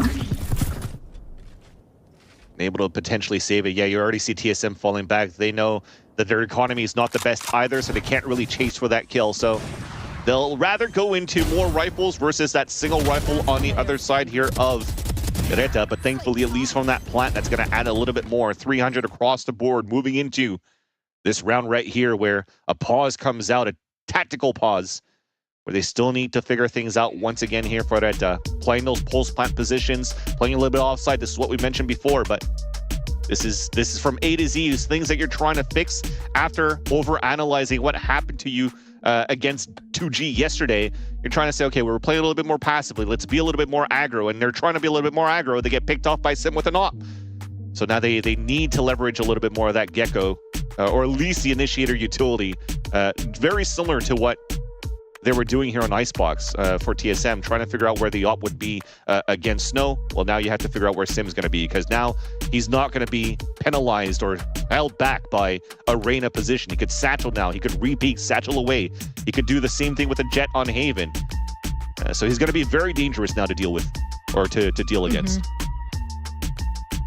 No, not going to be easy. I mean, it hasn't been. Definitely so far. TSM, they picked this map for a reason. Bine wasn't necessarily the top pick for for Reta. I'm surprised they kept it in the pool, especially after performance yesterday, but assuming, you know, they were feeling more confident, they looked better today. So could be reasons there either way. TSM rolling with the punches here. Yeah, and it's normal too, right? If you're looking back towards the region of LATAM when they were playing, I think they're overall like what, 7 or 8-2 going into the LATAM region. So it's also a map that's very comfortable for this team. I think it was also even previewed on the desk yesterday when you're looking at the map pool between Reta and 2G. It's a very similar map pool where both teams didn't mind playing bind at that point. So you think you come in with a strong composition. You're coming in with what is standard pretty much at this point that was coined here in North America, in the Americas rather, in the VCTs, brought to you by 100 Thieves, with the exception of maybe a Fade instead of a Sky. But the theory around that still stays the same, where you could do much more than you can in terms of delays here with the double controller. Still be quite effective on the aggression. Trying to back off too. The tension just leading it to that was insane. Does manage to get themselves out of that situation alive, but now the defense having to play for the retake here, especially now that Reta found themselves the site very, very effectively. Though huge, tons and tons of util just being expended. And honestly, for Reta, it's just another day in the office, right? Snow's in. Can't seem to let go of the headshots here. You'll take it. And, coming out of this timeout to get such a convincing round, but you definitely know from this timeout that it was just, okay, well, we're trailing behind 6-1. Let's just explode with our ults and try to get as much as we can here, but they're going to move into the next round with nothing. A Proto trying to save the op and manages to do so with these 2 kills and is just trying to delay the last 2 players. We'll be able to cross over, so at least, thankfully here, it should be able to be salvaged into the next round. But as I was trying to mention now, this is a 6-2 scoreline. We're going to have now only 4 rounds to go into the half, and they're going to be very far away into the next cycle of ults here for Reta. So they go back into this gun round position, this gun round situation where TSM has continued to take the upper hand of. Pretty frequent there too. Man, it's starting to get tense, I feel like, as well, with less smiles, now more thinking here coming through from TSM. Of course, though, with, that being said, absolutely spectacular performance from everyone coming along here, though. Good from Reta for finally being able to kind of recollect themselves backwards here. Now finally Showstopper readily available, and a pop flash to start things off from TSM, looking for some sort of advancement, but gets shot down almost immediately by Sim, and there's no chance, no opportunity for you to take this back if you're Reta. Instead, you get taken down, and it's done. Oh my god. And we talked about cycling ults, and they wouldn't have that much left. Yes, they had a showstopper remaining, and it got canceled right away. Look at that, popping in right in the dome. Flash coming out to support. What great pieces of utility coming out from TSM to hold down this defensive side. And this is where it's going to get even more dangerous, because the composition that TSM is currently running in and everybody gives praise for, with a deadlock in your composition, the best advantage that you have is how strong she could be in the lockdowns of sites when you're playing aggressively, and they have such great util to activate Sim on the attacking side. But now they're doing this on the defensive side too. Reta might be looking to a spot where you may have a similar final score, although in different spots here of the timeline, just as it did against 2G yesterday.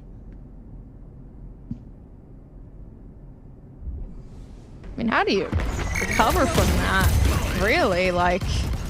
You GG go next, you have to, right? At this point, yeah, now Wingman can't even walk. So, like, everyone really is having trouble here. It's getting difficult. Oh my gosh! Oh, this is absolute chaos coming down at the site too, and it just gets worse, right? Angel to just deny every single ounce of that post plant, and they're gonna do whatever they can to kind of continue that. Though a Proto absolutely no util to use, so they're gonna have to try to fight this 1v1, lure it out exactly as they did. Maybe fighting something more, right? They know that majority of these players are low now, stuck to this 1v3. capability there. Yeah, and completely done and dusted. TSM, they're unbeatable. Too good here with again, the wingman throwing out. The utility's very good for TSM towards the end. But it was so nice, that shot that came through to the wallbang, because they just traced the shots coming out from GMD. He damages Maurice and Soother down to so low, and one nags at Guardian, saves his two teammates, but unfortunately was not enough for the rest of Veretta to get ready in the pulse plan to hold it back, because there was still too much utility coming out to answer back here from TSM from the spawn, especially with the paint shells out from Sim, and everybody just activates very quickly behind the Thrash, and you have no chance to really set up here for Veretta. 2 more rounds to go in the half end. Thankfully here for the last 2 rounds, there's a potential stalemate in terms of ultimates. So you go back to the gun rounds, that once again gives the advantage for TSM. A fast pivot out from Veretta, trying to up the tempo to take control towards long B. But overall, you can see it here, Chad, it's a default setup, a 2-1-2 setup. So they could maybe try to go for late control here towards, it's a 3-1-1, as most of the utility is being used on this B side to hopefully pull out a rotate. With the assumption of Dog already making its way out, yeah, they push themselves back over towards A.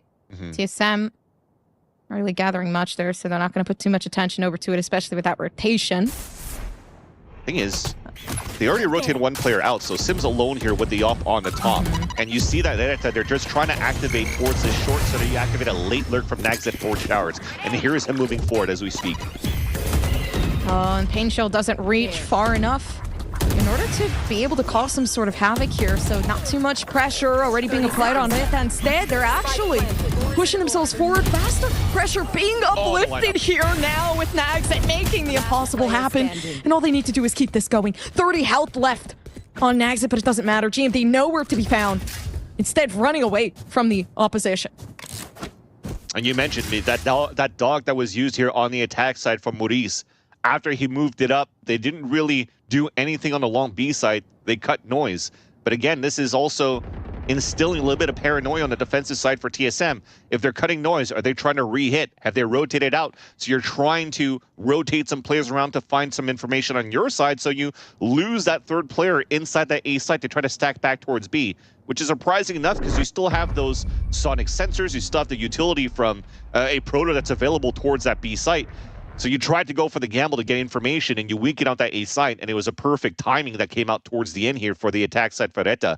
Especially, again, they don't have a player inserted into showers early, so naturally Nags, it becomes a late lurk instead of the fast rotate and TP out towards that site, because they didn't see that pressure coming out here from TSM at long B in the mid-round. Yeah, at this point, becoming better at applying that pressure.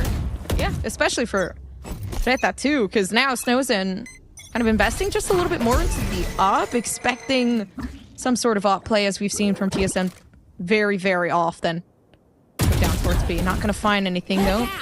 Maurice not going to find anything either. Is going to back themselves off, especially since that is not the place you want to be right now. And for TSM, they lose control here of long B, so they want to anchor up towards the hookah, so the late TP can come across for TSM, or they all pinch back towards the spawn. So giving up that area, why? Because the Proto has this deadlock ult available too for the retake towards long. He's delaying even more with the wall.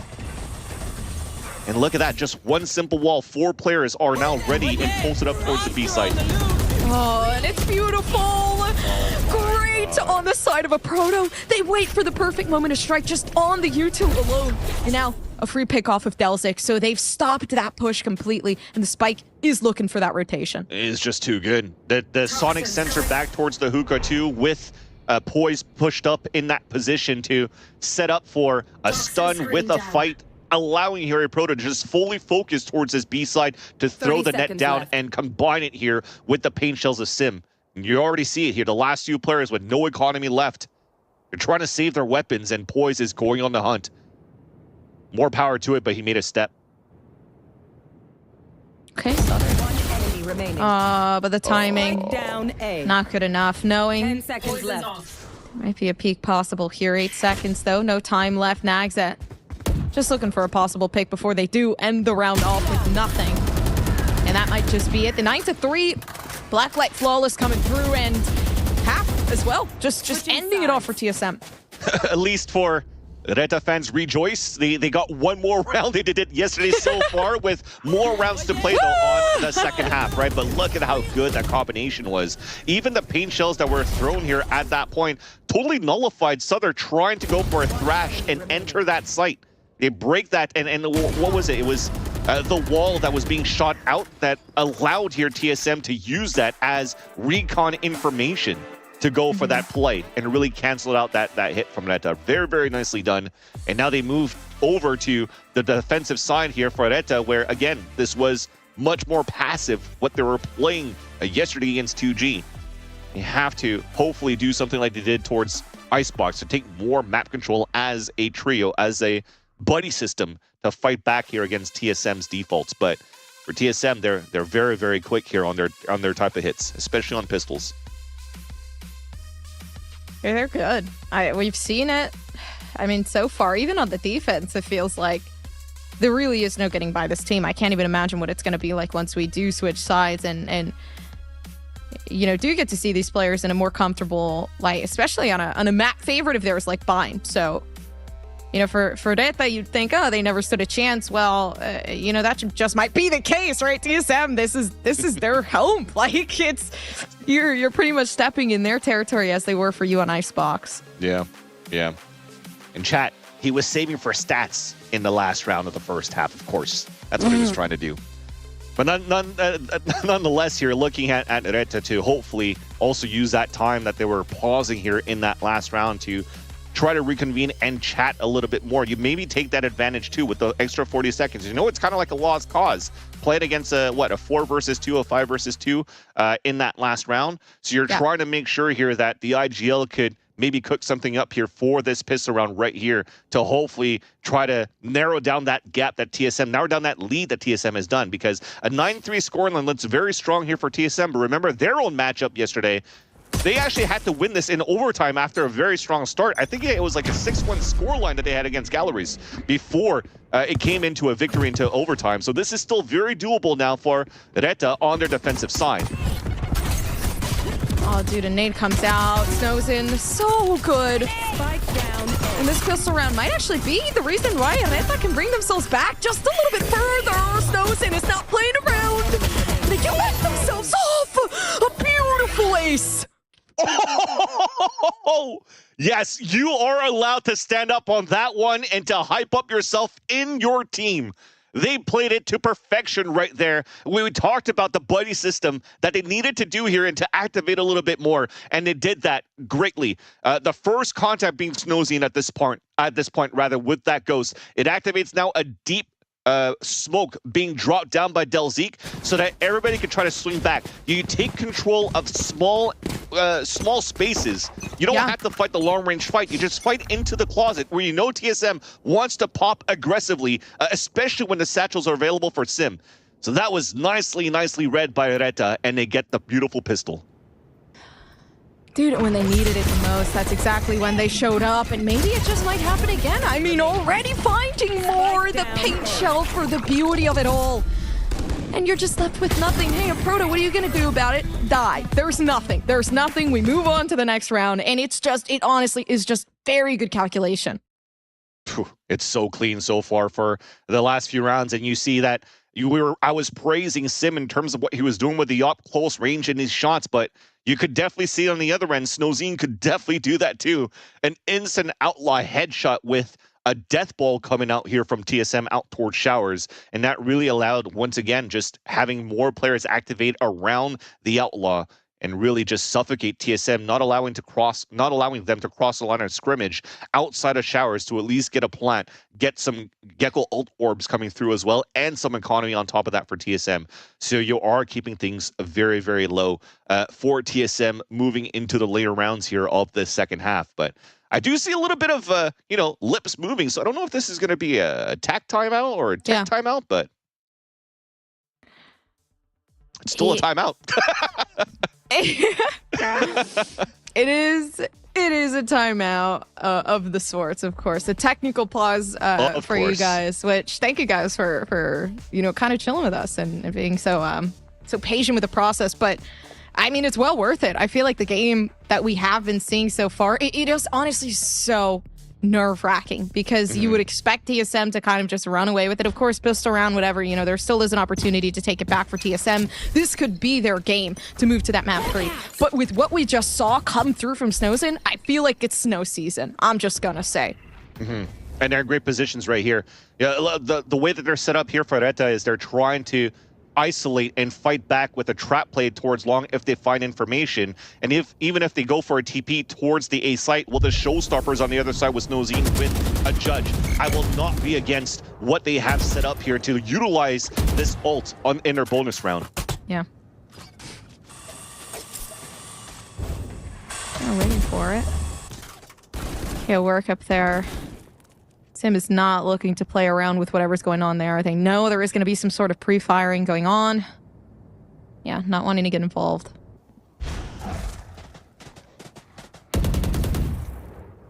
Still passively played here towards the Reta, but at least are using utility to make sure that they confirm that there's still players set up in this area.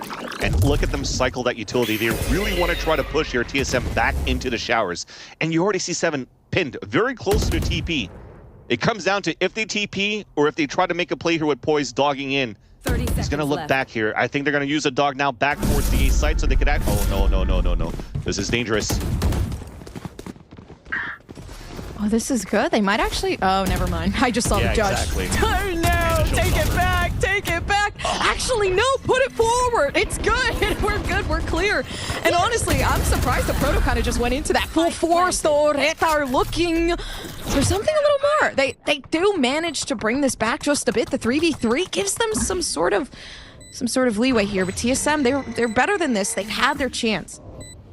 I'm actually surprised they didn't use a showstopper, and now it gives an opportunity for TSM to play the pulse plan with 3 rifles against Bulldogs and a Spectre. And there's Poise with the first kill. Crossfire, beautiful. It's gonna be over. This could have been so much cleaner for Reta if Snow used that showstopper. There was only 14 seconds left on the clock. 14 seconds. That showstopper, if he manages to die or whatnot, but still gets kills with a rocket, that allows such a clean rotate, a faster rotate for Reta right after. But they lost that position. TSM was able to flood right into the site after, take control of U-Haul at the same time, or front side default, and then Reta just lost full control. Everything was so good until then. Reta, I think there for TSM too, they're so good. I've noticed whenever it is that pressurable moment where it's like, hey, this is a pretty dire situation. What are we going to do about it? They do bring it back. So for them to be able to be put into that situation, I love this. This is POV. You're watching somebody play the game. So now you can definitely see now Delzik just looking back at his map and making sure that he confirms what he's currently seeing. So far, nothing. Switching over to weapons, back over to Sim, communicating here that he's going to throw some nades. Yeah. It pops up. He's trying to satchel across. You can see him focused right now trying to take the site. There's a little bit of Viper utility. He's green on the face. And now we're back to the stage. 10-5. Spike has now been planted. This should be TSM now playing the pulse plant. I don't think I heard any kills coming through, so this should be a 5 versus 5 retake. Bomb buddy out. You're really good at this, man. I mean, I try, you know? We close our eyes and we try to figure it out, but things are looking pretty good here. I think I'm at the limit though, Chad. I don't know what the retake's gonna look like, but yeah. So of course, Chad, we're going into the round and it's gone live, but we're definitely going to fix that as soon as possible. So stay tuned, be patient, and we appreciate the patience as well. But so far, you're definitely seeing that the action is still continuing within this round.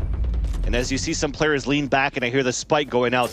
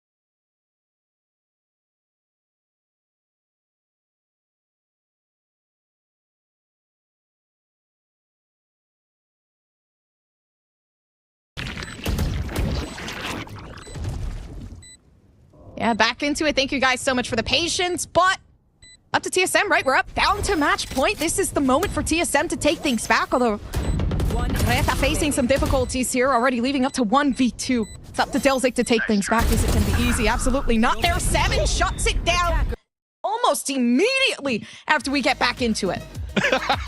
Yeah, thankfully we're able to watch a little bit of that stream here over in the LATAM area while we're waiting for this to come through. But sorry for that, chat. Thank you so much for your patience. But we came across now back to TSM in a dominant bind matchup here as we saw them working some very good defaults here on this A-side attack, or bind side attack rather, and they're able now to push us over to Haven. But we just mentioned this before here, Gompers, where they did not look good on Haven. This is still a great chance now for Reta to understand where the gaps are for TSM with the amount of times they keep playing these 4-1 setups here on the defensive side that got punished every single time against GALORYS. So we'll see if that's going to happen, and I'm looking forward to it.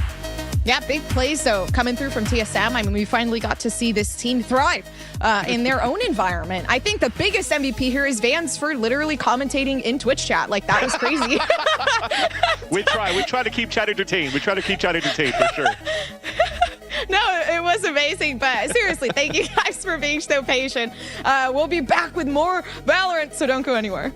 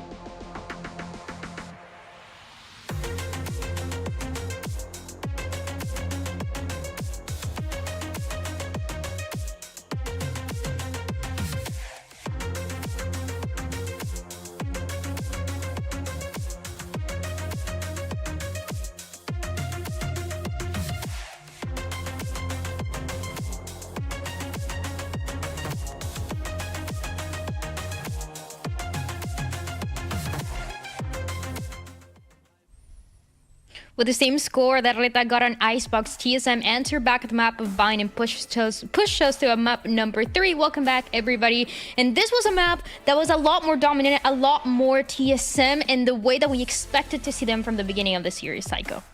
Yeah, definitely. I mean, this is the TSM we were expecting. These guys have woken up. The dragon has awakened. I mean, these guys are aiming sharp. Sin's doing his job. Gimon's clutching up. I mean, these guys are looking like they should. I mean, you talked about 7 on the Gecko. What an iconic performance he usually puts up on Vine. These guys usually use him as a big part of their win condition, and him popping off on the Gecko, giving him a lot of freedom here, and he's running away with it. Yeah, I also, like, sometimes we see these Sky compositions, right? Their timings are pretty heavily, like, locked into her util. And so we can actually see, like, TSM a few times that kind of pick up on this, and they have a lot of, you know, defensive util, especially the deadlock stuff that, you know, requires some premeditation. Like, you do still need to respond, get information, and find the right times to use it. And there's like a few rounds that we even saw it in the B-roll, like a Proto's able to, like, you know, get a graph net down or you know, set up at least a player for Sonic Sensor that really gives him a bit of an edge. But in general, like, Tim's early round action was really good. See there, like, Snowzine still, the way he looks to challenge Showers, it's pretty volatile. It does open up Reta to, you know, go a player down coming into the round. But in general, this is like much more, like Psycho said, what we expected to see from TSM. You can see the post-plant stats here. I mean, TSM's defense were really good. Their retakes were rock solid. And that's really what you want to see with a comp that kind of has the deadlock, that doesn't want to be put in post-plants, you know, necessarily. Wants to try and catch people off with that util early. So really nice to see from TSM. Big wake up. Big wake up for sure. And you know, that's the big question now that both of these teams have awakened. Both of these teams are getting their feet underneath them. Reta having their recovery from their performance yesterday. I mean, even on Bind, this is a much better performance than they put up yesterday, despite the fact that Bind is just traditionally not a great map for them, right? So going into Haven here, much more even footing and an opportunity for Reta to really take it to them. But if TSM are going to keep shooting like this and working together as well as they are, it's going to be a tough task for Reta to go up against them on this Haven. We'll see how Poised calls this map and is able to lead his team. It could really depend on the playbook here that the teams have, especially as we got the chance to see on Bind. The playbook for TSM on that defensive side, it had so many different ideas, and especially because you're introducing this composition that we're not so used to seeing with the deadlock over that you were mentioning a bunch. And when you're bringing something new, when you're bringing something slightly different compared to what everybody else is doing in this map, you need to have some great ideas around it. And there's a couple of rounds to back up the ideas and the reasoning behind them playing this deadlock compared to everybody else opting for something else. Yeah, absolutely. I think it's like, if you're watching TSM's footage, it's really nothing new. They've played with this comp for so long, but look at this play here. This is so filthy. There's a very distinct timing on this hit happening sort of mid to late in the round here. So Proto hears everybody from Reta set up in Octagon, and he's there obviously ready to play off of the grab net into the paint shell combo, and he has that annihilation available, which may even be overkill at that point. But TSM had a really good feel for timings, even on the defense side, like early in the rounds. They make these pops down B long. They make these pushes out Hookah, right? Seems like holding an angle, catches out Snowzine, who's in Showstopper, and then they flood on out. So it's really great to see like these little timings, and again, they're finding great openings to turn up the heat against a team that is the ones that are really trying to wrest the initiative in the early rounds. This is really good. This is like really good intuition, I think, from TSM in general on Bind. A big turnaround, like I've kind of been harping on a bit. It's a huge recovery from our NA number 2. Yeah, certainly. Intuition, awareness, their rotations are great. Their team play is phenomenal. I mean, even in that clip you just saw, that's 3 of their players working together flawlessly. They have the read, they understand where Reta are coming from, and they know how to shut this down with their utility. They're playing a utility first game. They're playing a let's trade with my teammates game instead of an individual peak game, and that's what we want to see, and it's what we were not seeing from them on Icebox. So can they carry this into Haven? I mean, that is a question, especially because you were mentioning a little bit about the Haven and how it plays out for TSM, what it can mean for TSM today, but even more, I feel like for Reta, after they got their first map win, now they have a pretty good chance on this map of Haven, just looking at what they've been doing, Psycho. Yeah, I mean, if they can take a look at TSM's troubles on Haven yesterday and try and extrapolate some information on where these weaknesses are and how they were being exploited, I think that's a really good start for these guys. If they can get the pistol round, if they can start hitting some of these weaknesses they saw exploited yesterday, that will give Reta the advantage to claw their way into this early. And if they get this early lead and put TSM on the back foot, we've seen how scrappy these maps can get from TSM, right? When they're feeling the nerves, they're getting a little nervous, right? These rounds are getting a little way too close.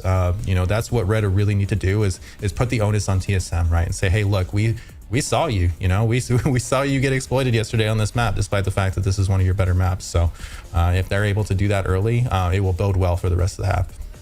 Looking at the game yesterday, it felt like GALORYS had definitely done their homework on TSM, because they really quite often try and put Sim in some fairly creative spots to make use of that operator he wants to pick up. And on multiple times when Sim goes to a conventional location, like let's say A-Long on defense, right? They fault line him, they flash him, they smoke him out. They were willing to spend that early round util to basically put Sim in an awkward spot. TSM tried to double stack him in sewer with an operator. A similar look to what we saw from them in Hookah on Bind defense, right? Getting him set up with a couple players there to find the first pick. Maybe they flood from there. That's the kind of play we've seen from them a couple times. But this was read into and it was shut down constantly. I do think like the day makes a big difference, and whether those plays work or not has a lot to do with Sim individually and how everyone plays around him. But it felt like TSM were downloaded a little bit on that map. They do want to go for those aggressive pops on defense, even if they're not running a double duelist setup. And the map of Haven, right, is the kind where you can, you know, get someone out on an extremity, give up a site, stack, you know, over to B and A a little bit, and try and make a play happen there. So wasn't convincing, wasn't particularly impressive from TSM, but their level today, if you use Bind as an example and how cleanly they took that game, seems like they're really comfortable. They're happy to throw in a bunch of variations, and it has been catching Reta off guard. And that says a lot, because Reta are pretty methodical, right? They're not the kind of team that usually gets taken aback by this aggression, this push-up from their opponents, as we saw in their domestic region. But something TSM are doing is making it a little bit harder for Reta to get a feel for the tempo they're trying to apply. Yeah, definitely. And that's the beautiful thing about getting deeper into these group stages, right? And, you know, they're not the first ones to play TSM. They don't have to do the homework. GALORYS did it for them, right? And they can look at that map and say, hey, look, GALORYS did their homework. Here's what they found. Here's what they exploited, right? What do we think TSM will change? And that's going to be the question, you know. The issues that they saw, the anti-stratting that GALORYS did that worked out, how quickly can TSM shore up those weaknesses? And how quickly can the other team here pick up on those and punish them for it, right? Is this something where Reta can say, hey, look, like we saw you stumble here, we're going to punish you? Or is this something where Sim is going to say, hey, look, I got shut down with the operator last game. That's not happening today. This is Haven. This is an operator map. This is something where Sim can control the pace of the game as long as his team is not allowing him to get pushed off of angles and get shut down. They need to be flashing him back onto angles, get him back onto lines, and letting him control the pace of this game and really contest these zones strongly and make Reta work for every inch of map control that they need. And Snowzine over this series has been out of his chair a couple of times for very good reason. Yeah. Right? So hype. That pistol ace over there on Bind defense was astonishing. So his individual level is clicking today. And that's why half the reason why Reta had looked so different over the course of this series. But Snowzine has a map where he's 20-16 with 306 ACS, and they only win 6 rounds. It's astonishing. He is positive in first kill, first death at 6-4. He's been involved in a lot of these early engagements. He's been very effective over the course of the map. The problem is that, you know, what else is happening around him? If there's a round where Snowzine loses that early fight against Sim or something like that, it feels like Reta are basically, there's no chance that they're going to win it. You need to come up in around him. And that's what I said yesterday. I thought that he and Suter were actually stepped up in a big way. Felt like they were built for the stage. They were very comfortable here. Want to see that from the rest of this team. And Muriz has a lot on his shoulders because he's trying to call against this team. And we've seen like TSM's mid-rounding be very, very solid as well. Their defense setups are very, very tight. And Muriz is also trying to, you know, step up in a lot of these situations and often finds himself in early engagements. He's 1-3 first kill, first death from Bind here. So that's something that might be a point of vulnerability. And we talked a lot about what TSM were doing yesterday on that map of Haven, but we actually haven't seen it for Reta in quite some time, since the grand finals for Latin America, when they were playing against All Knights. And that was one of the maps that they lost. But there's a chance here, Psycho, that we can see a compositional change. We can see something new that they're bringing to the table. And I mean, that should be the expectation, because it's been long enough, and because they know they want to win this match. They know they want to win Ascension, and that's just one of the steps to take to make it. Oh, yes! Oh, there it is. I love this. I like this. Love this. This absolutely flattened Reta in their final against All Knights. Every round they're fighting like off the rip. it is like so much to deal with. I mean, you know, Dante Deus is a little bit of a different being, right? The guy just throws his U2 and jumps straight on in. Great use of those sort of fast lanes, but I'm really looking forward to this. TSM need to show us more of those defensive pops that we saw on Bind here, and I think it'll work out just fine if Sim can stick these landings. And on the other side, on Retta, they've foregone the breach in favor of putting Maurice on the Sky. I mean, this is an interesting choice. Stylistically, it's not something you often see on Haven. Breach is a very strong agent, so we'll see if this gamble pays off for him and what kind of interesting tactics they have cooked up for us. Yeah, the double controller, not even seeing the Sova anymore. So we're going to see how this map is going to play out with some changes that we expected on the side of TSM, but it ends up, or in the side of Red Up, but it ends up being the side of TSM. Let's find out who gets this win of this third map, and let's send the telecasters. The flashbacks are coming back, and Reta, I mean, are they happy about it? Maybe not, but they do have a possible game plan against it. Fansily, we've seen, you know, that Neon composition go back against Reta Esports, like they talked about on the desk. I mean, Uber brings up a great point. They smothered Reta when it was All Knights playing, and that was because of the terms of retakes they were playing on the defensive side. And this is where TSM started things off here. Or sorry, it was when Reta was playing the defensive side and All Knights were playing. But we'll talk about that in a bit. We're going live right into the pistol round as Snow is trying to get some information now towards the garage, but it's traded 1-for-1. Yeah, ready. Ending everybody's lives as they try to connect themselves onto the site, but it's Reta to take it back pretty flawlessly. I mean, here there really isn't any worry going on to what's happening on the attack for Reta. The fights, of course, though, aren't winning out too flawless. As Gomont now, the only person left onto site with a spike, but still taking into this 1v2. And is literally playing Ring Around the Rosie. It's going to be quite impossible to take this one, you know, by Stride, especially now with the one-way making way. Just not hitting the shots, though. Snow's low on HP. Spike planted. One enemy remaining. Yeah, that might just be it. That does damage to it. 1v1, although there it goes. Souther maybe getting a little bit too aggressive. They could play time, but they don't need to. They trust in themselves. A big 4K coming out from Souther, and something that we wanted here for Reta to really step up to the plate now on the defensive, or should I say on the pistol round. It's very well converted, but as you saw how aggressive they were, we have a chance now to talk about these compositions. This was actually a combination of so much utility here that came out from this type of composition that Reta wasn't ready for. But for Reta, if you're looking at it, they also changed their composition too, to try to fight back against this Jet and Breach that also TSM kind of like had to shy away from because the 4-1 setups for them weren't really working out. So both of these teams trying something new here and bringing it to the plate, and we'll see which one's gonna get the better result here. Who gambled better now on the whole composition overhaul that you're seeing here from both of these teams. And you're definitely seeing things coming out from Reta so far. So they're using this G2 Viper wall that was coined here towards the Ascension side of Challengers even last year to allow for them to lurk up, but it's a 4-player stack right in here. Literally not really having to do too much. Reta, I mean, especially now with the buys coming through. But yeah, flawless round. 30 seconds coming off into what the next one's going to look like, though Poised is literally just waiting here. Yeah. Spike planted. And you see the idea around the double controller being played by Reta, and what was being cooked up here by this team when they were playing against TSM in terms of these vetoes, while you're bringing Haven into the first map, where you're bringing in Icebox in the first map, Haven right over here, just because you're trying to nullify Sim on Jet on this op. What does Sim like to do here? What did he try to do as well when they were playing a defensive side against GALORYS was he was peeking and over-peeking every single time, a second time. Even if he doesn't have a dash anymore, no more tailwind, he'll swing back out and try to get an op kill, try to get an operator up as soon as possible. So these Viper walls, this double controller will nullify a lot of these sight lines and allow here for Reta to explode a little bit more here on the attacking side. And you're already seeing this second round too. Snowzine is not buying a Marshall. He's not buying an Outlaw. They're definitely leveraging, the walls to be more aggressive on the dashes on sites. Oh, and that they're so good at too. Dude, all it takes is just a spray coming through the smoke from Sim. They get a free one. Delzik no longer there. They're going to have to rely on Southern now to be able to get themselves onto the C site, but it seems like they're a proto checking on Cam and covering themselves before a bad time. It's a split towards the C site.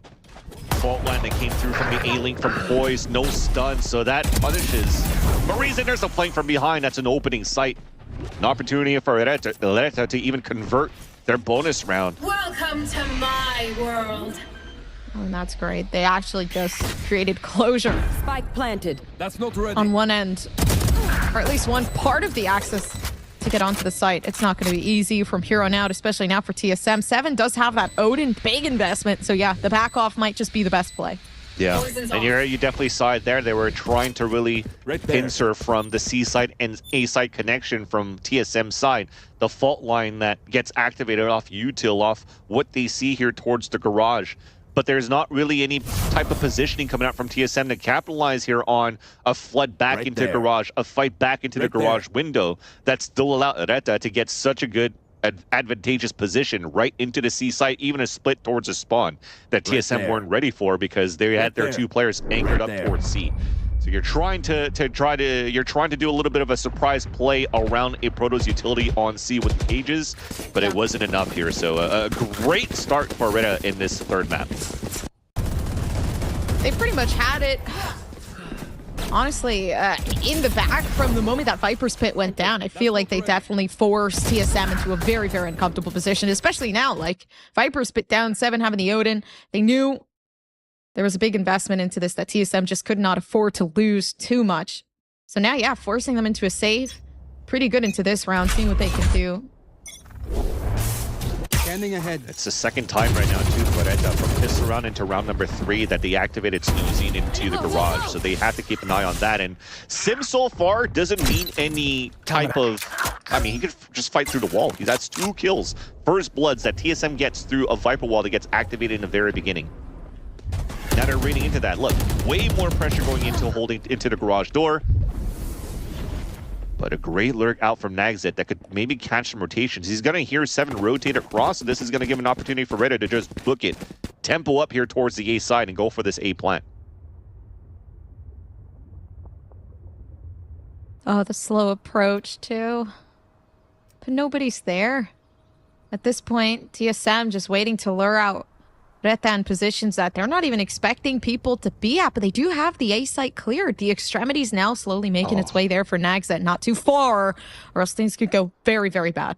That was so close. He would have been caught into a crossfire, and you see that when we're talking about booking it, they still couldn't because his lurk path was in towards sewers, and nobody was really towards long, so they wanted to make sure that nobody was there. Now they go for a plant. There's already a 3-player rotation out from TSM here in the pulse plant. Now when they have it, at least a lot to work with here too, because yeah, for Delzik to be able to push that smoke down to create some sort of distraction of those Sim working in favor of themselves, but it doesn't work. The util is amazing. Nobody knows what's going on. Poise big on the breach util to keep themselves on the site for TSM. They work through with it, and they deserve it. That is such a nice little protocol coming out from TSM. They feint a flood into the site. So first the fast lane comes out tied in with the fault line. That baits out the paranoia from Delzik towards the spawn from Hell. So they know there's a position there, and there's a crossfire set up for sure for Reta pretty much at this point. So the aftershock comes in, gets that pick, you flood back right after, and everybody could just focus now towards the graffiti right here because you already nullified any type of defensive play or defensive hold that was out there towards Hell. Very, very nicely done here for TSM to remain calm despite them losing information and map control over on the A side. And this is now something that, once again, you have to continue to try to adapt now for Reta, because despite this being a composition here from All Knights, this is much differently played by TSM. It's not as aggressive on the retakes, though, as you know they had for the AK side.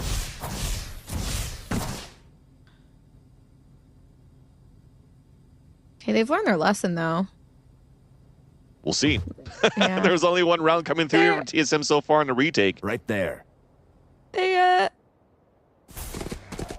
got it in the bag, just kind of waiting for, at least now for that huge information gather going down towards short. They didn't see anybody just yet, though. Sim in a pretty good position, and the ultimate readily available for a potential take back.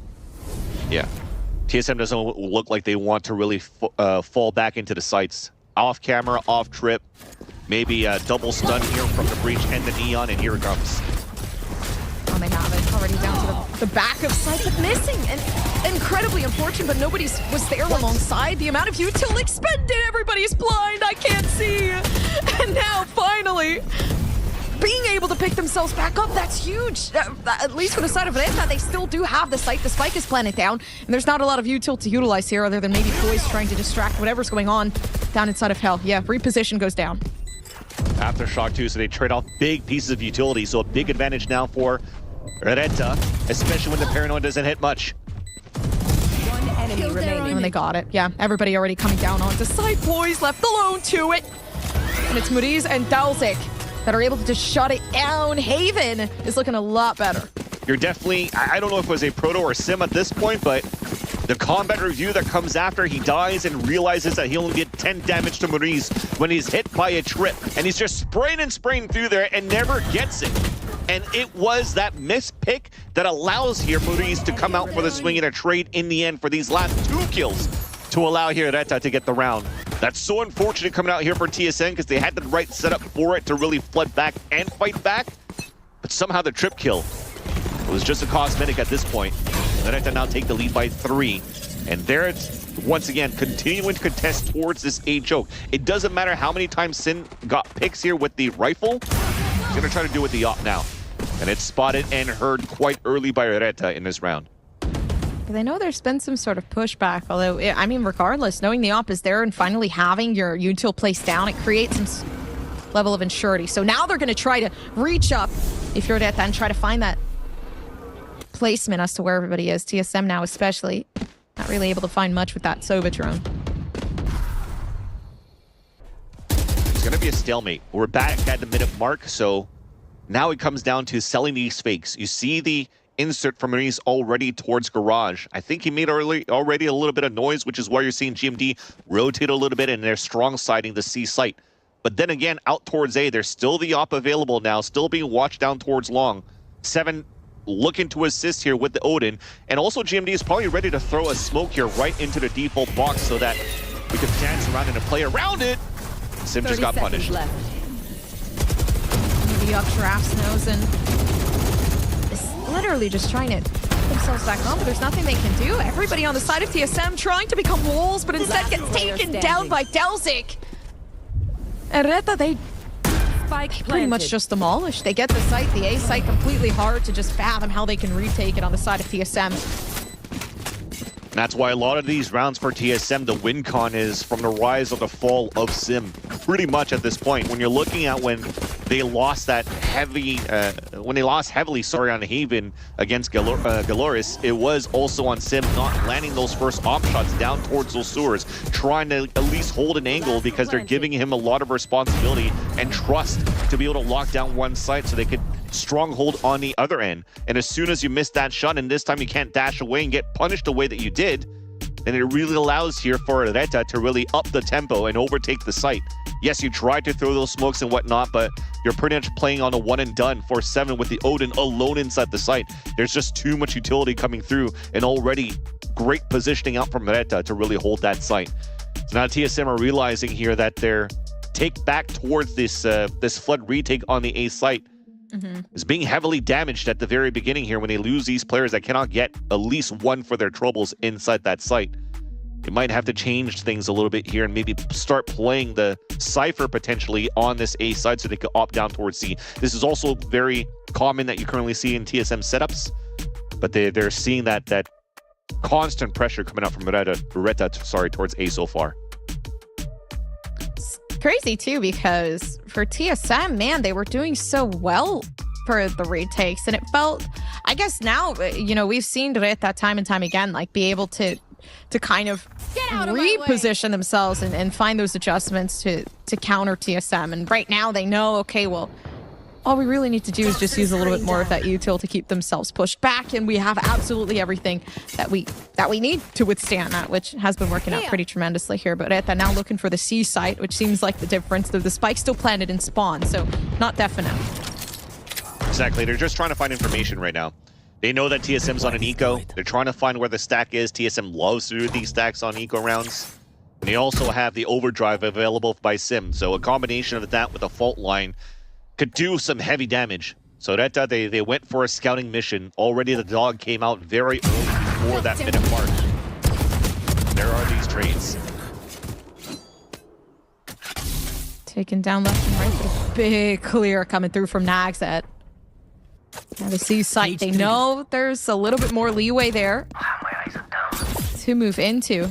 And it's looking nice. Rotation already coming through, but not too much util from a Proto to really keep watch of the C site, though Poise might just be the biggest player of them all when it comes down to it, but it doesn't even matter. 30 seconds left. Poise the only one left alive. Trying to save the rifle most likely here. Unless he gets spotted now by the alarm bot, this won't be a weapon save. Oh, okay, well. Spotted and taken down is Nagset. Rotates back, there you go. Stopped by Delzik. Even Ready was on the other side, Snowzine with the Outlaw if he needed to go for the train. But you definitely see it right now is the amount of times that Reta was pressuring towards the A side. A timeout's being called, and then after that, they go towards the C side to really just have full control of that map. TSM in their composition, they're still trying to just body peek at this point instead of really trying to go for any type of information from 7's util. But it's also understandable because they are on a much lower buy and they were trying to go for a surprise play. So they thought they had the timing walking out here down towards mid, especially when they heard the dog at the beginning of the round. But Reta stayed patient back towards the spawn to punish every single pushes that came out from TSM. And it's so great, but they don't hear anything, actually. Going towards the back. This is huge, though. Delzik with a TP. And it's unfortunate. They know what exactly they're aiming for. They've heard the flash. They see the TP. TSM, it might just be the time for them to really reel things back in. I mean, already leading this down to a huge player disadvantage. And finally, the ultimates come through and the headshots are in. It's over for Reta. There's nothing they can do. It started off well, though. Again, another type of garage crunch like they did towards that pistol round and round number 3, except for the TP towards the back of the spawn. Delzik stuck it, went for a paranoia, but instead threw it towards that C link, trying to fake somehow a pressure towards the front B site. And all the players of TSM were able to evade it just by their positioning, not having to move around. So no footsteps were being heard. They hear the footsteps on the other end as Reta is trying to push back towards the spawn for once again a C split, and everybody got punished there. So unlucky on that timing. A nice read at the very beginning, or a nice try from Reta to start things off. It could have caught really TSM off guard if that paranoia did hit. That would have been 3 players right there. But at least Reta, from the amount of plants that they had and focusing on Nagset, they have a very strong lockdown here to potentially try to hit this B site. Up drafted. Try to see whatever's going on over towards the CT side, but nobody's there. Instead, coming down towards the backside. Huge possibility for something more, especially now with that ultimate coming through, but it doesn't work out the way that they plan, though, for Reta. They do have to find some sort of difference here on the C site. They already broke the camera, too, so Proto didn't want to save the camera for a retake play. He tried to look for the aggressive information, especially, I mean, the smoke already came out towards the garage, so this could have been an important camera. And with that lockdown, there's just so much space taken now by Reta. Back for a late lurk towards the B. This is going to be something to pay attention now on Nagset's position. Which it might help, though. Smoke not doing too much, but doing just enough, kind of stalling for time to leave Delzik with a better position here, although not checking just behind. Still manages to find one. Although Sim left with Nagset. Is Nagset going to be able to do it finally? That first comes through, but again, the defusel's been faked, and they know that it's there for them to take in the Zippo clutch. And that's how you take advantage of playing on land. Doesn't even care that he could drop down the window, make some noise, because there's a strong chance that they still don't hear it on the side of TSM. Makes it up, catches him off guard. The potential that they could have stuck there for 7, but he was trying to find that timing to the wall bang with the Odin. And Nags had read that perfectly to win that 1 versus 2 Zippo clutch. And that was much needed here for Reta to continue with this stronghold that they have here on their attack side of Haven. Here comes, once again, that TSM setup. Again, different composition, but same look overall. 4 players grouped up now towards the A choke. It has been given up in the last few rounds here for Areta, so there's an opportunity to surprise them when the smoke dissipates.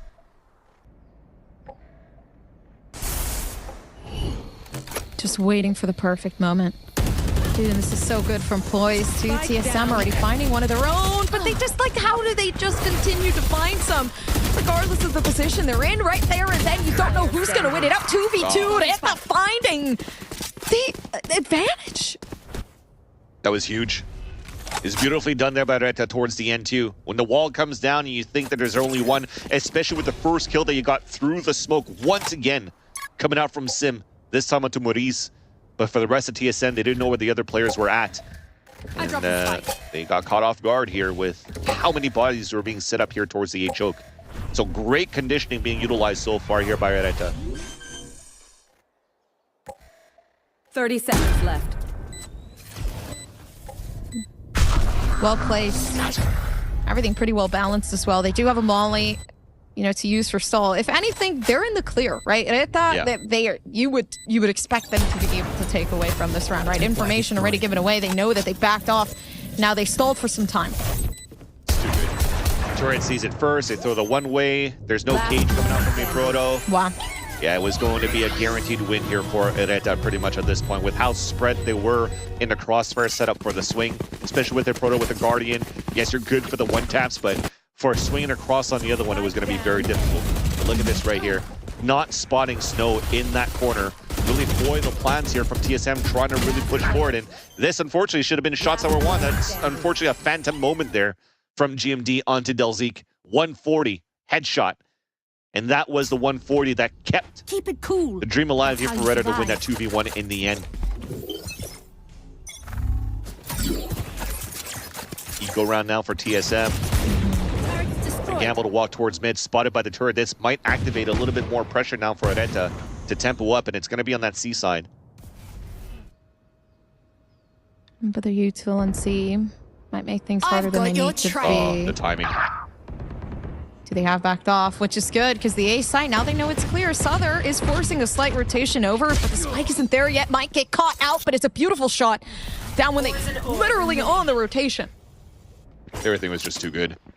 At this point, you saw the fakes, the smokes coming out for the fake on the C side. Then you went for the Seekers, but on top of that, you had that lurk coming out from Souther out towards A long, and he heard the owl drone. And they know here, if they're the team that Dan Dry was mentioning before that likes to study their opponents and like to see how they play, they do a lot of these 4-1 setups for TSM. So as you hear the drone from 7 out towards the A side, he usually plays it alone in his 4-1 setups if they're strong holding towards C and B. And it's just an easy kill, a backstab, and we're looking to see a Black Light fall his potential. All of that, yeah. It's no, but it's silly. It's okay. Reta, they've already been on a roll so far, and honestly, all thanks to literally everyone. I don't feel like it's been like a certain individual that has really pushed this team to where they are now. I think they've just been reading into TSM so well on the attack. This is definitely a great look that we're currently seeing here from the LATAM team. The #1 seed that comes in now towards these playoffs to hopefully ascend into the Americas. They were the team that Uber mentioned before had to reverse sweep against All Knights to make it into this #1 seed, into this position. A team that was very dominant in the LATAM region as well, and fell short in their opener, but looking much cleaner and much better now in their second matchup against TSM, who they have been looking very hot moving into this event. Especially after their first win against a #1 seed in Brazil, you were thinking that this streak would continue. This new comp that comes out here for both of these teams, you have to think on the fly now for both IGLs. It's definitely here Maurice pulling it out right now for Areta. I don't know already, that smoke is just making it harder for Snowzen, so they are gonna kind of back off. Not giving too much in. TSM doing a solid hold though on the defense, not allowing anybody in just yet. Especially with Maurice dying, that's less utility now for the execution for Areta, but the op, we mentioned it before, it was going to be more rifling coming in from Snow, but this time he pulls out the operator, so they're going to leverage him to try to get a slow pick into the site. No Blade Storm available unless they want to go for a last-second juggle of the op into a rifle so that he could dash in. But definitely step one, lurk in and try to get a pick.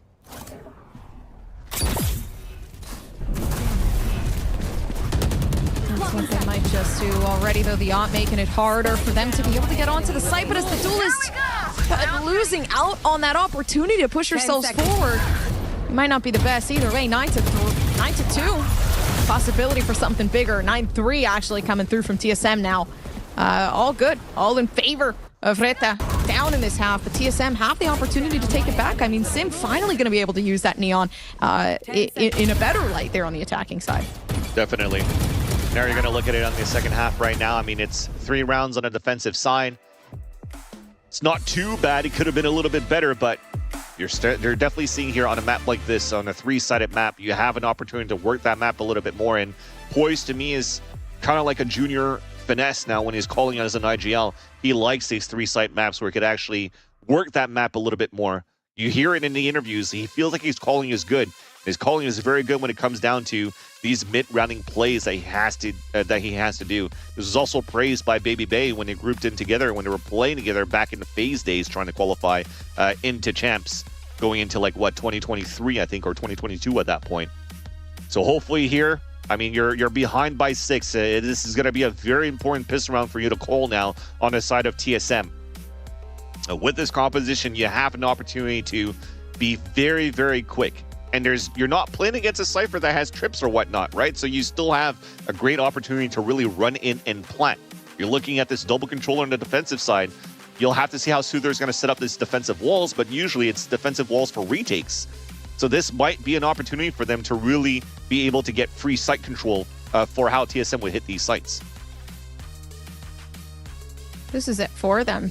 For TSM to bring things back, you know, in this grouping stage. Either way, like, the series has gone really, really well in both of these teams' favor. I feel like this halftime is definitely going to make the difference, though. It's hard, right? Playing on the attack, coming through. Actually, my apologies, on the defense here in a map like Haven. So with this reset, with the Proto finally being able to play, actually, my apologies, not a Proto, but, you know, the Neon being able to play a bit more into their comfort zone. TSM, obviously, you know, making the strategies already in the plays they need to kind of further themselves into this half. Right there. I definitely think we're going to see something different. I would say I'm not too worried, though. Snozen has showed their capabilities with the op. I think there's a big hold kind of waiting to happen there, and honestly, a big detriment there, too. Yeah. You see the retake wall being used by Reta is more towards the C side, and to be able to flood back into a garage and back spawn. So they have to try to take a little bit more control towards this garage, especially when all the KJ utility is being used here towards this B side. 2 nano swarms, 1 turret. I don't see any armor. Oh, yeah, there is armor for Nagzet, so he didn't go for the alarm bot.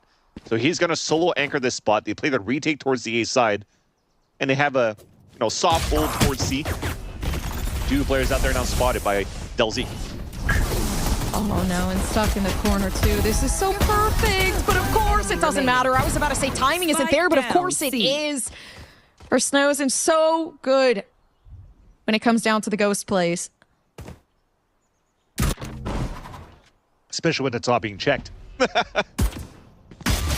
If anything, though, is a great combination that came out. I mean, holding towards that garage. If Soother was jiggling and seeing somebody towards the garage, he could delay by putting the wall up. If not, what happens here, you see him drop down. There's 0 pressure coming in towards the garage. So he gambles to drop down, places a beautiful snake bite right towards the front. Look at it. Vulnerable. 2 players are vulnerable. 2 easy kills for Snowzine, who doesn't even need the vulnerability because he's just headshotting everybody. But overall, it was just, unfortunately, not a check corner by TSM that ends up being their demise in that pistol round. We talked about a very important pistol that he needed. And this is a very similar storyline now to TSM versus 2G yesterday. Losing both pistols, now forcing to go into a buy in their second round on the attack, especially with no spike plant. You know that the armor is low, the economy is very low, and this is such a big gamble. Oh, and that just completely destroys the purpose of that drone too, and that's gotta suck. So yeah, Sim goes in by themselves because fault line doesn't necessarily work, but somehow Southern manages to pick one off on their own, closes themselves out as well. Either way, it's a TSM take onto the B site. They're good for now. Oh, no, but not for long, yeah. Terrible. At least there's that. At least there's a pop flash to come through and hold the anchored site. I mean, they're playing Stingers, so you have to play inside. Too late. Beautiful trade so far. On both sides, who's going to be able to run away with this one? Give themselves the opportunity for more. Maybe not. 9 bullets left. And a swing without the weapon on. That's got to absolutely hurt. And of course, you know you always could count on GMD when you think it's going to be on one side, finishing for the opponents. It's just GMD, stepping up to the plate. And I don't think it should be the M that's capitalized there, it's the D. Because he played that so well on that left side A connection. With the L-Law picked up by Snow that was trying to dash in. I mean, at first the reason why I said why the hell is Seven running in with his knife in hand into the B site, trying to get a plant. They have no smokes there on that connection, and thankfully GMD is able to save that round. Oh, wait. Okay. I guess Sim saving this one, though. At this point, TSM, they're just getting really, really good with rolling with the punches right there. Of course, smoke was supposed to be a problem, but it wasn't. Now slowly moving themselves up. Snowsin might just be able to find one. Possible, but the pain is there. Although Proto walks away completely unfazed. Nags it. Not trying to find one to try to run away with, and that's beautiful. Absolutely beautiful, the teamwork that went into that one. You will definitely. I think because of that death, it's too far to protect that weapon, so not too sure what Poised had, but there's an opportunity to be picked up here by Reta. Plenty still comes down for TSM. It still has to be clean here. They have to get all these picks with the lower buy that Reta has. Right here. And that's good for a Proto at low HP. They're going to lock it in. Now Sim doesn't want anything to do with whatever's going in onto site. At this point, all they need to do is just spray the location of which they know where the spike is. There's not too much to worry about. Post-plant positioning as well, but there it goes. Damage already there. And the paranoia as well. This creates a huge problem where you can't do anything unless Sim has something to say about it. And that it might just be, of course, Spike unable to be defused by Reta. And you got TSM taken in another round. But again, another anti-eco here that they only survive with 3 players at this point because of these timings that Reta is currently catching. In this Laura buy that they have. Look at that other pick that came through from Snowzine. Almost got that one onto Sim. I think that was a body shot that came through for a 101. So now you're looking at it here for a Pro and the rest here of TSM. They're definitely still going to be able to buy this round. But the more here that they chip away at the economy on the side of Reta, the more it's going to stay low in. Yeah. It might finish it right there. I mean, they still have a 5-round lead, so they can play the long game so far here against TSM. TSM, they're not out of the pit so far, winning this second round 4 spot that they had with stringing these rounds. This is what, 3 in a row that they have so far, or 2 in a row that they have so far. Have to continue to be clean here on how they want to hit these sites if they want to stay alive in this game. Always continuing with the dog a little bit later into the rounds to see what's going on. And that was beautiful. It was great. They've gathered the information. They know this might be the possible hit. They're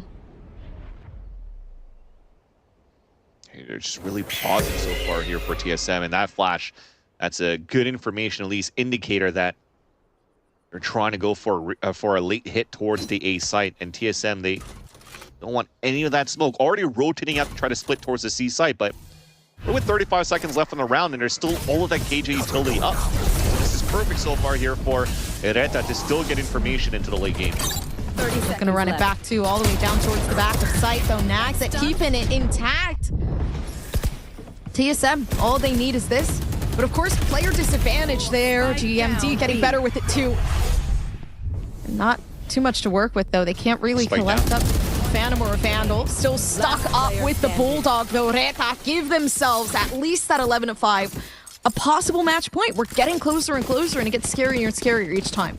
A great anchored play there by Nagzet towards that side. Delzeek, yes, he gave his life away and his body away for that death, but it also allows her, Nagzet, to just continue to focus on that strong side to help the support of the rotate back from the A choke. And with the delay that he had, he understood that he lost a teammate from Delzeek on that side, and he could be pushed any second. So he stays tucked towards the left side of Gong to make sure that he can't get picked off here by GMD that was waiting the whole time just to try to get that pick. And by the time he got that pick, everybody else just died within that site, and there was already a rotate that came through towards the A choke. So that was a nice display of defensive play, anchored play by Nagzet to make sure that they capitalize on the round. Great selfless plays that calls out the timeout here for TSM, with Reta now at 11-5. I can see they're sweating, drinking water. The tension is high. Like it really is. They weren't expecting this on the side of TSM.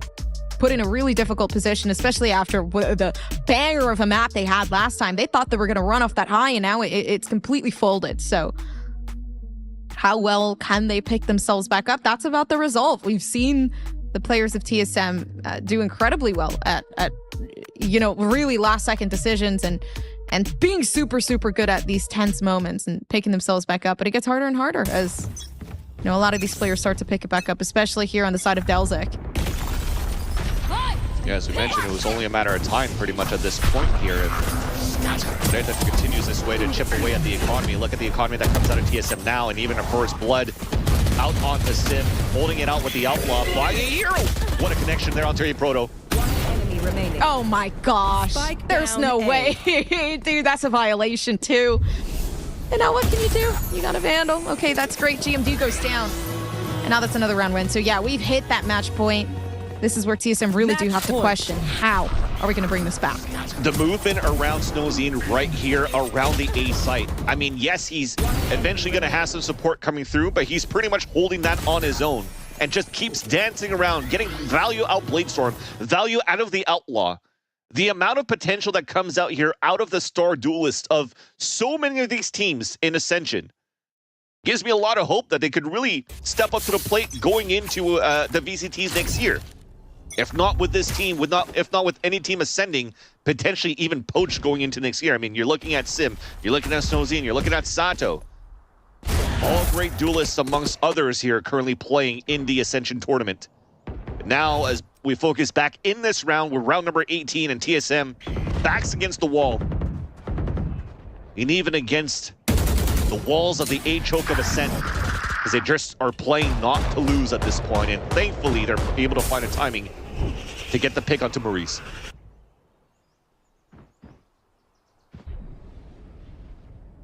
Okay, keeping just the vision there. They actually think somebody's just going to run by, but they don't do that. Snowzin is going to have to back themselves away. They can't get the shots they did before, but they can work forward. Is this it for TSM? It might just be. They only have one Vandal left available. Snowzin is there, finally bringing out the shorty, but they do get taken down to pick up. And it might be it. One player super low, a Proto. Delayed so well, and there's a flank coming through. I know exactly where you are. They have it. Beautiful from Delzeek. A flank to solidify everything they had worked for, and it's gotta be a beauty. It's gotta feel really good to run away from this after yesterday literally getting like demolished, and it's great. 100%, you're definitely seeing it here. I mean, when you're looking at the long run and how things came through here for Reta, you almost know that Blind potentially was not going to be a map that was going to be in their favor. But you see what came through when they won the first map, how they're setting up right now, looking at the third map. They definitely were restless going into today's game after the loss that they had against 2G yesterday, and came back out in full force and looked really good against TSM. You see how much it means to them. Big smiles. I mean, if they actually lost this map against TSM going through, this is group stages. They go at 0-2, and that's such a big map and round differential in terms of disadvantage because of the spanking that they got against 2G just yesterday. So getting this win is going to help them stay in that race to move into the playoffs, into the top 4. Listen, I honestly, coming into this, I was more happy that we finally got to see a bit of LATAM extend with Brazil, right? Being able to kind of watch the worlds collide. But not only that, we also get to see the skill and the talent that these players have. And honestly, we get to finally see whether or not NA is superior. And I think listen, It's not over just yet. It was a close game. TSM, they definitely fought their hearts out. But I want to hear what the analyst desk does have to say about this. So take it away, guys. It is Reta who get the win, and they get the first win for them on Ascension on this day 2, and it looked really good. Honestly, we talked about it towards the beginning of the day. We talked about the inconsistency that sometimes we see from Reta. So whatever we saw yesterday, you need to erase from your brain, go again. And this is exactly what they did. The team looked a lot more coordinated. We got to see different compositions, different ideas, and different answers, Uber, to what the other side of TSM was bringing to them. Yeah, absolutely. I think out of the gates, we were already skeptical about the lack of information gaining capacity that this double controller comp has from Reta. But that Viper wall over towards the A side is constantly implying a lurk. It's a similar idea to what we saw from teams on Lotus, and it's always keeping one or two TSM players at that A side because they're never really sure. That was really hard for them to deal with because they're already so stretched across this map in general, right? TSM tried to counter this with some like early aggression, but like going aggressive on the A side was awkward at times. You saw them get into these heavy trades. The Viper wall was like annoying for them to navigate. And then they're dealing with the rest of Reta, who are, again, continuing to play really well. Like, more sick pistol rounds coming out from Snowzine, for example. A guy was really starting to fire up. And Sim wanted to get involved. He was trying to get involved in a lot of that early action. But, again, at best, at Neon, sometimes it feels like you're just making space and trading yourself. And that honestly was kind of the story for Sim on many of those engagements. Not what TSM are looking for in this kind of map. You can see here, I mean, TSM had a very short attacking round, right? They had 2 rounds they managed to plant, and they were great. But outside of that, they kept getting cut off short by this Reta team who just dominated them on the offense side because that A side is so annoying to retake. It's so difficult. So, of course, TSM are going to try and anchor that site with a couple of players, play off that Proto Cypher util, but they have to stay there. And that means that Reta can go anywhere else on the map they want and cause chaos and hit those sites instead.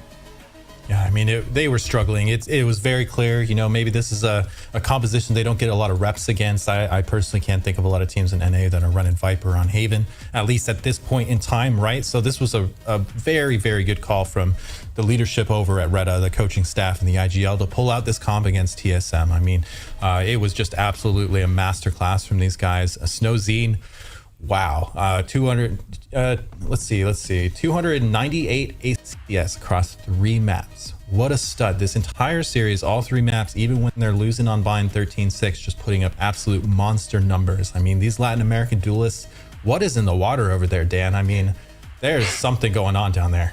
Yeah, he's looking good. I mean, he's hyped up. He's feeling it. You see even the A's that he got on the map too. I feel like ever since then, we just saw him standing up, yelling, celebrating all those important rounds for the side of Reta. And you need this. And I love this because this is a big contrast in the team. You have players like Snowzine, who's getting hyped up and standing up. And you have Delsig that, if you don't know, in Latin America, we used to call him, and we still call him, the snowman. He's just cold, calm, collected. Ice cold. And it's a pretty big contrast between the two. So now you have those kind of emotions play out, and it is allowing Snowzine to just be set up for success in so many times. And I love to see, I don't know what's in the water, honestly, because I didn't get that water when I was growing up, that's for sure. But Snowzine, Uber, I think it's great, and you need to keep an eye on him for the next couple matches. Absolutely, and that's why they kind of picked up this player. When I first started watching the Reta games, I was like, this guy reminds me a little bit of a QCK, like, I mean, I guess like physically resembles him in some ways, but also he would like had these games where he'd have big impact, but he was solid. He was serviceable, you know, didn't have these like high flying performances. And I wish I dug a little bit deeper because now we're starting to see that level of performance from this guy. Quick shout out as well, you know, to Suta on that last map. Take out the lurking role and winning 3 out of 4 of his first kill, first death scenarios, just being that lurking Viper. Really sick. But this is what we were looking for yesterday, is what wasn't present. Sometimes Snowzine seems like he's being constrained by his team structure. They're more slower style of play. He looks like the odd one out wanting to, you know, go aggressive and make things happen, but he's integrated beautifully today. It looks like he's just a cog of this well-oiled machine. Absolutely fantastic showing across all 3 maps. Yeah, I think that's a good point. I mean, a lot of times you see Snowzine going off, looking for kills, especially when he's on these movement duelists, right? He'll get a little bit away from the pack, a little bit ahead of himself, ahead of his team. But, you know, this was not Snowzine in a solo capacity. This was Snowzine being utilized as a weapon as part of a 5-man team. And that's what we fucking love to see from these guys. I mean, this is the Retta that we expected, not the Retta we saw yesterday. This is the Retta that we expected coming into this Ascension tournament to be a dominant force and something to go up against the likes of M80 and TSM and all these other teams that, you know, have been looking so phenomenal coming into this Ascension tournament in Mexico. And I feel like a lot of players, a lot of people in general are still getting to know these players. So that's why I like to see Snowzine getting highlighted as much, because he is an amazing player, has been pretty good for the team throughout the year. And it was also a crazy decision to make when you have this mix between Latin America and Brazil, and you bring this player that is unknown, that is still underage, and playing and performing to this level, winning matches the way that he just did against TSM. It's great to see, but this is everything that we have for the first match of the day between TSM and Retta. We're going to throw it to a break. We're going to have an interview with one of the players, and then we'll move into the second one. We'll see you then. Oh shoot. Probably when I was like 7 years old or something, like that girl from Bakugan, whatever her name, the blue-haired girl from Bakugan. Like when I was really young, probably. That was like the first like cartoon that I like. That's what got me into anime too, so. Oh my god. I don't know in English the name, but it's o nome da personagem do Phantom lá. Phantom, do you know Danny Phantom? Yeah, his girlfriend, I guess. Yeah, Samantha. Wow, cartoon crush. It's kind of a crazy question. I would have to say, like, back in the day when I was like 10 years old, I'd be watching Inuyasha, an anime. And it'd have to be like Kagome or something, the girl that he was always falling for, Inuyasha. Oh, that's a weird question, man. That's a weird question. Okay. Like crush, like, I think Didi from Dexter's Lab, I think it's called in English. Yeah, it has to be Didi, yeah. Cara, não faço ideia, mano. Carly? iCarly? Bro, I have no idea. Let me think. Give me a second. I never had a big crush. Maybe, you know Misty from Pokemon? That's a good one, right? Yeah, that's a good one. Cartoon crush? I don't know. I don't think I've had one, I'm not gonna lie. I'll probably have to go with Peter Griffin. Cartoon crush, that's a good one. I think there was a cartoon in Brazil that was like I don't know the name in English, but it was like Três Espiões Demais, there's something like that. And maybe someone from there, but I don't really remember too much. So. Cartoon crush? Maybe like Dr. Doofenshmirtz's like daughter, like from Phineas and Ferb. Be her? Oh, I wasn't prepared for that question. I don't know, either Jet or Sage.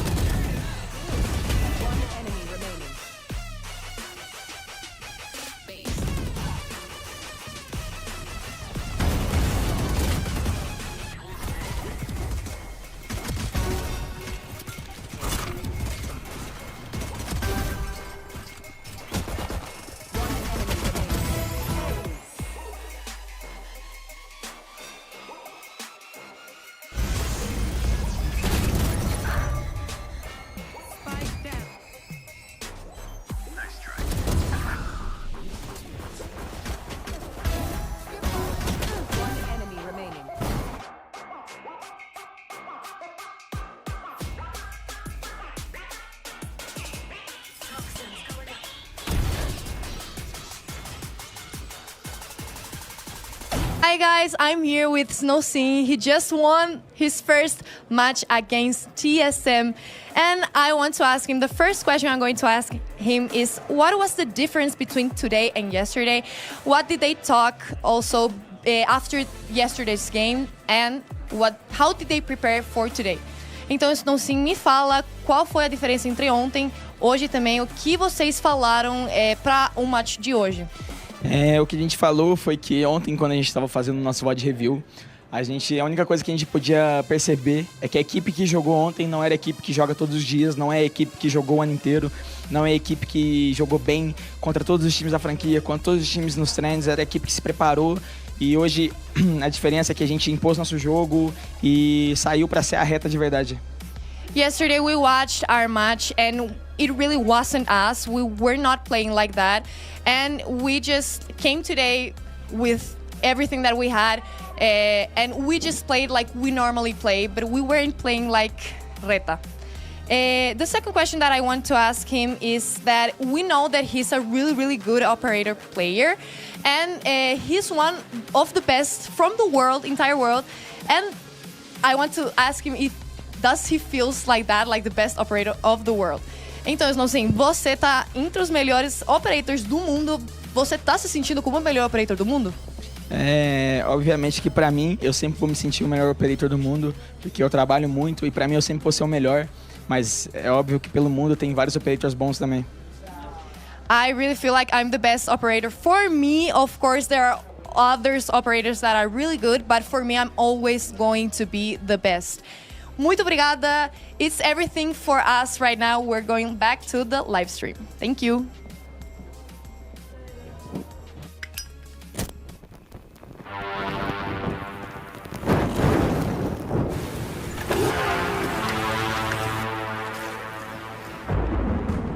They say in life, there are no guarantees.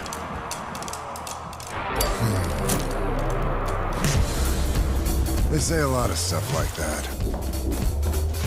Slow it down. Play it safe. Hedge your bets.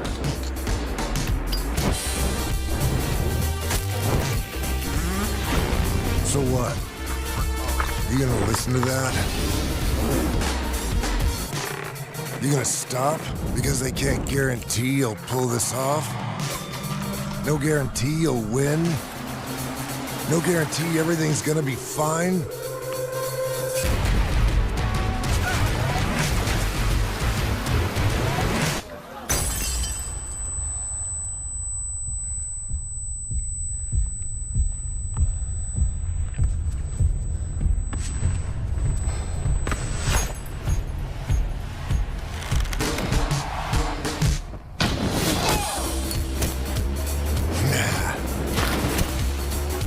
In life, you make your own guarantees. Nobody else will light your way. Start your own fire and keep it burning. And we guarantee you'll have one hell of a lifetime.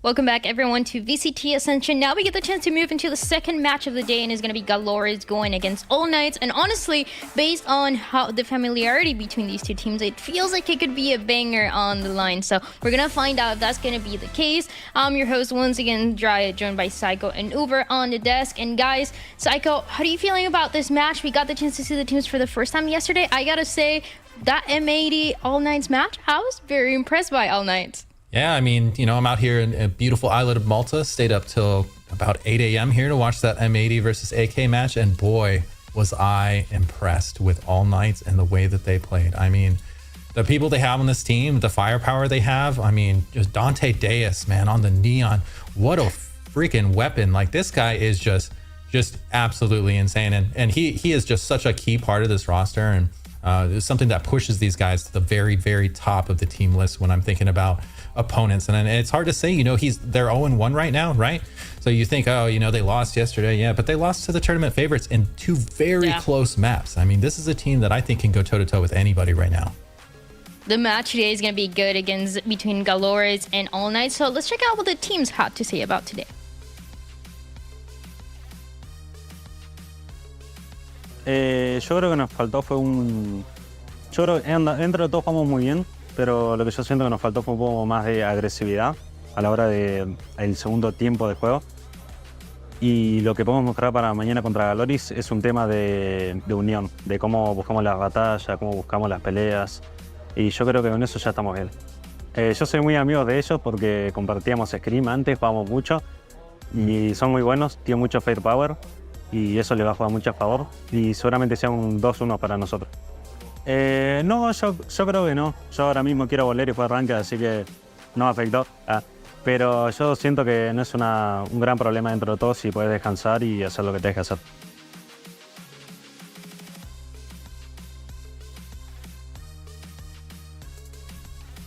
All Knights, they absolutely passed the vibe check when it comes to the feelings after the first loss, because it was against, as you were saying, Saika, the tournament favorites up at Mady, and yesterday it was like, oh, it was good, we couldn't close it out, but we're still good about what we're able to do next and for the next couple matches, because they still have a lot of chances. This is still the group stage over, so we're gonna see if they're able to solve everything today going against GALORYS. I don't care that they lost to M80 yesterday, honestly. They were sick. Honestly, you've got a lot of buffer in these group stage games. I honestly thought they were the better LATAM team coming into this, even though they lost that close best of 5 to Reta, especially after day 1. Yeah. I do feel like there's a huge difference what All Knights can do on maps that Dante Deus plays Neon and maps that he doesn't. But my actual favorite part of this team is Sabando. I think he's actually one of the most consistent controller players in Ascension. He has been dominating, honestly, through so many of these matches. That's a great Miri's face. Yeah, give me more of that. That's what I love about Miri's is he's always like, he's just like flexing his moustache for us all. But Sabando, really sick player.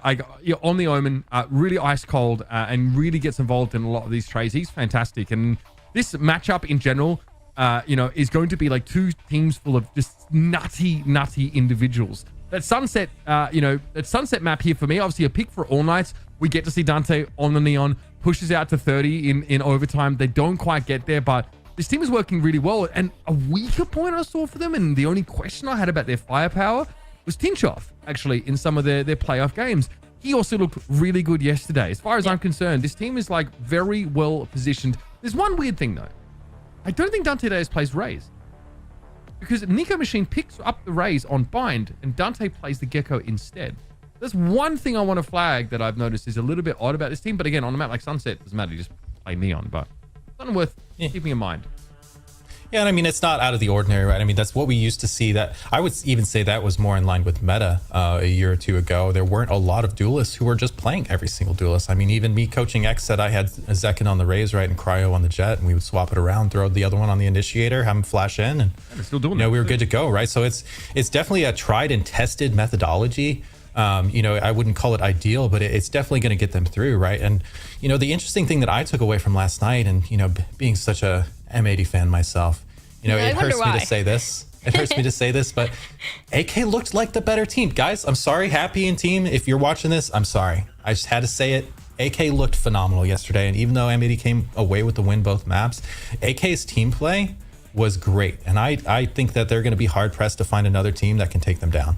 I'm a big fan of All Knights. This is a team that is very much loved in Latin America, and I think a lot of the international fans are becoming their fans. And I mean, Adverso is one of the reasons why. Previously playing for Leviathan, gets dropped 2 years ago. He goes into a couple of different teams. Now he's the IGL for All Knights, and he's this is the kind of feeling that you want from your IGL. Not being too harsh on yourself or too negative, at least in the way that people are seeing you, but seeing, hey, there's a couple of things that we need to fix.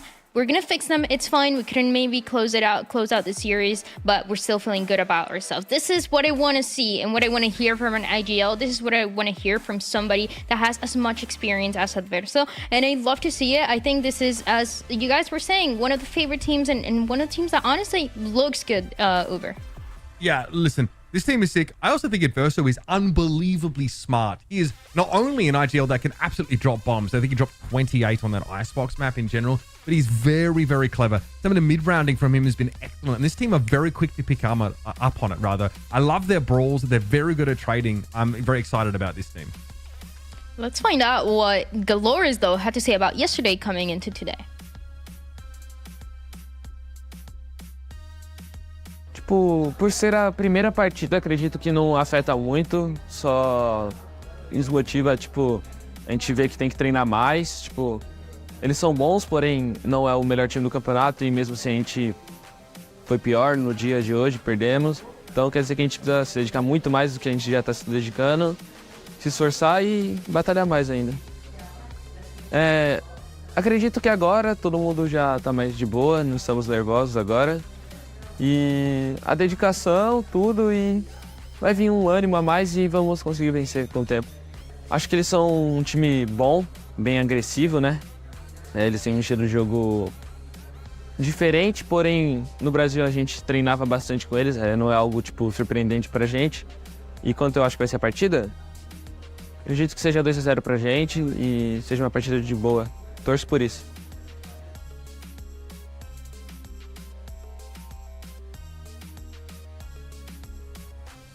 A lot of being calm, now being more relaxed, going into his match cycle. And this is something that you've talked about for other teams, but also even for this team, just going into the first line experience, going into Ascension. What are the emotions like? And for GALORYS, at least it seems like, well, the first one, it was a lot to deal with. Now for the second match against All Knights, a team that they know and they scrim against a lot, they should be a lot more relaxed. Yeah, this is a team that they're scrimming against all the time at home. They're playing against them in the playoffs all the time. It's familiar. It feels a little bit more comfortable, right? Like you're not going against the unknown while also dealing with being out of your element and being on stage. You know, for these younger players, being up on that stage for the first time in such a high pressure setting with so much on the line, it's hard. You know, it's very hard for anybody to come in their very first time ever on these big LAN events in a big international tournament and just perform just like they do at home, right? They have to get this first experience. They have to dip their toes in the water, so to speak, and that's what they've done. They did this versus TSM. They put up a good showing. They weren't able to come away with the win, but now they can come away with it with, hey, look, like this was the problem. These were the emotions I was feeling. These were the nerves that I was feeling. Let's talk about how to deal with these things going into tomorrow. And they have a full 24 hours to work on these things going into this match against AK today. So it'll be interesting to see, are they going to settle in on stage? Or are they going to show a little bit of the nerves that we saw from them yesterday? I feel like it should be a lot more of, just like we saw from Reta, first match, maybe we didn't really play like ourselves. Maybe we didn't find ourselves in the match. Second match, okay, now we can bring up what we were preparing. We're much more comfortable. We know what we have to deal with. But honestly, that is a very interesting point. Something that we heard in the interview is knowing the different styles of the regions, having something that you have to deal with. And we see a little bit of a contrast here for Urango and what he's saying compared to what we saw from Adverso. Very short, very concise of we let it slip, that's it. No emotions compared to what we saw from Adverso, just giving his own thoughts and going in depth about what that match meant for what is going to be the future Uber. So it's different emotions, and I want to see how the two teams and the two players are able to deal with them today. Yeah, it's interesting to sort of hear Luxo say that the game doesn't really matter. I mean, in the grand scheme of things, not really, right? It's a group stage game that you definitely can afford to drop, but I feel like there's a lot of takeaways from that game, a lot of learnings. In that sense, I think it really does matter. It's very close. This is like a younger team pitted up against TSM, who are sort of a hot favorite, and I get why they feel like they let it slip.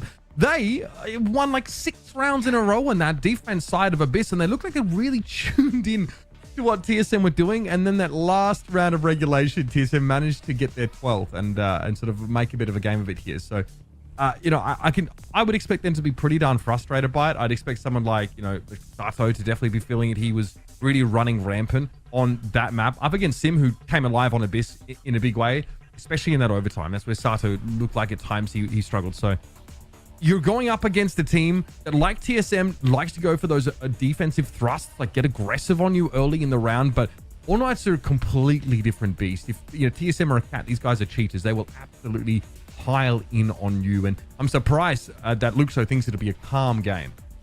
Yeah, and I have to say, I mean, saying it doesn't matter, I get where he's coming from. You can chunk a match and still make playoffs and still make it to the end, right? In the grand scheme of things, it's still possible to win. And I think that's what he means. It's still possible for us to get our crap together and get this train back on track and win this whole thing. And I totally understand that. But to say that it doesn't matter, right? This is for seeding. And we've seen how important seeding can be, even going back to last year's Ascension of, these early matchups early in the playoffs. Who are you going to get? Is there a bye? Are we going to be able to get the bye, right? So, these group stage matches, yeah, you can lose 1 or 2, but you really want to get as many of them as you can to put yourself in a good situation where you don't have to work as hard later on in playoffs. And something that we need to talk about is the two promises of South America. If you're wondering who they are, if you're wondering, who's a player that I can expect in the future to be the guy that everybody is talking about, is Dante Deus and it's Sato. These two guys, Uber, you were mentioning, look at the stats and they speak for themselves. What is the first blood success rate from Sato? That's It's absolutely heinous. Oh my God. 70%. Yeah, and again, we saw that, right, in their game. So many of these rounds. This is just yesterday's stats, by the way. So Dato was absolutely popping off. That bind map especially, and that's the worst part. Like losing bind when you are 8-2, first kill, first death, and Sato basically kept that going for much of the time. Ridiculous stuff here. And Dante Dares, again, on the Neon, we kind of talked about it, right? It's harder to get in, get a kill, and get out on Neon. You do that less often. You really are making space for people to follow up on you.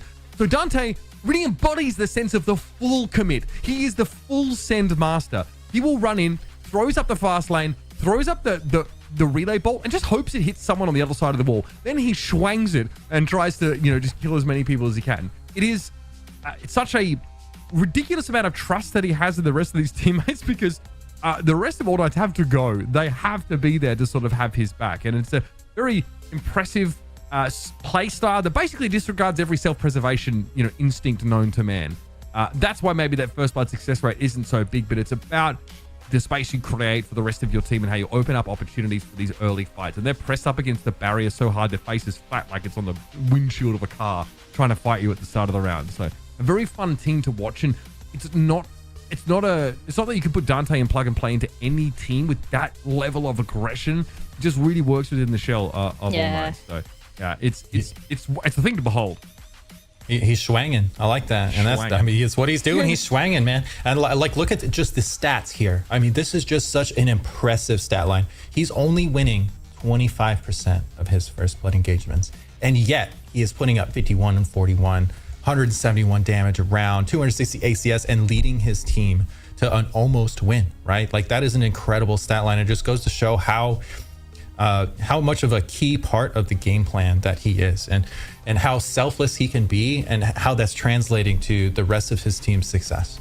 We're going to continue to see a lot more of these two players, not only today, but I feel like in the future, just with the way that they're looking. But for this match between All Knights and GALORYS, we do have the map select. Let's find out where we're going to be headed, because these are two teams that look great, that have shown a lot of potential, not only throughout the year, but only in the first match that we got the chance to see yesterday. So Uber, any expectations, any predictions for what can end up happening today? Look, someone's got to pick Haven, I think, in this matchup. Both teams have looked really good on that map in general. I do wonder about, I think both these teams are floating Abyss at the moment, as they often have been. So I do hope we get a map 3 to see how that plays out.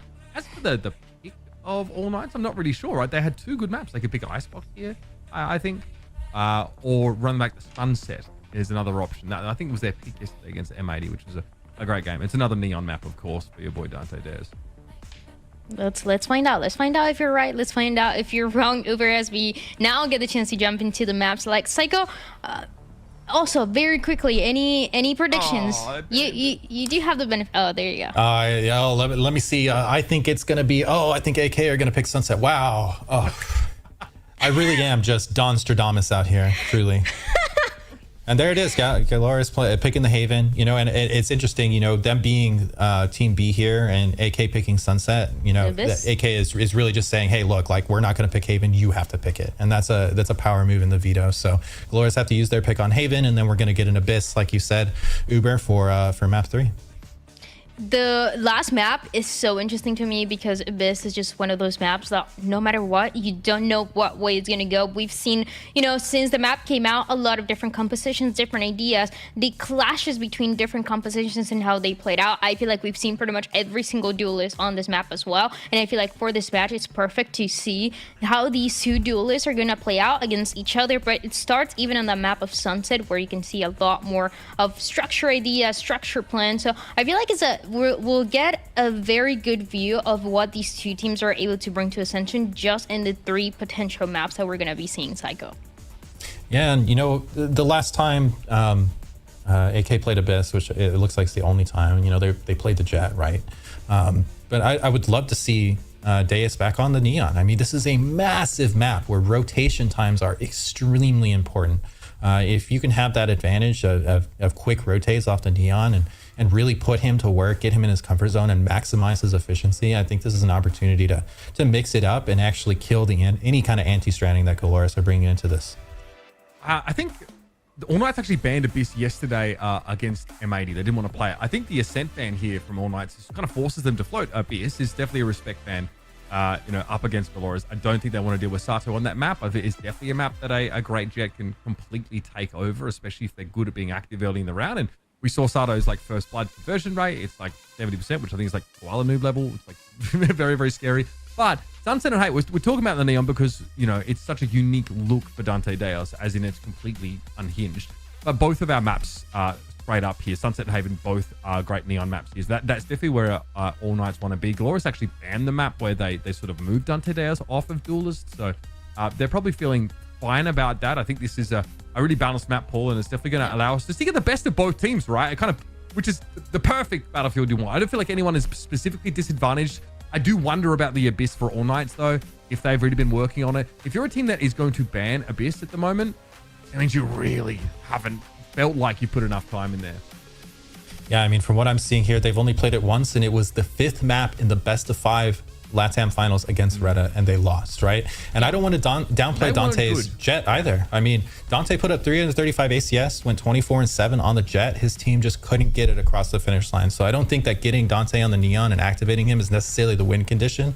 Rather, it's the rest of the team stepping up and doing their part to push this thing across the finish line. Dante can't do it on his own. He's just one guy, right? And we see that when this team is at their best is when they're using Dante as a weapon, as a part of a bigger macro strategy for all 5 of their players. Where is a scenario where Dante is shining with the kills, with how good he is mechanically, but it's also the whole team shining as well, supporting him, but also getting the kills themselves and setting him up for success to be able to close the rounds themselves. There's a lot of things to go on about this match, but there's a couple tech issues that we're gonna see if can get fixed very soon. We're gonna throw it to a break, and when we come back, we hope that everything is ready to go. The AC on out there.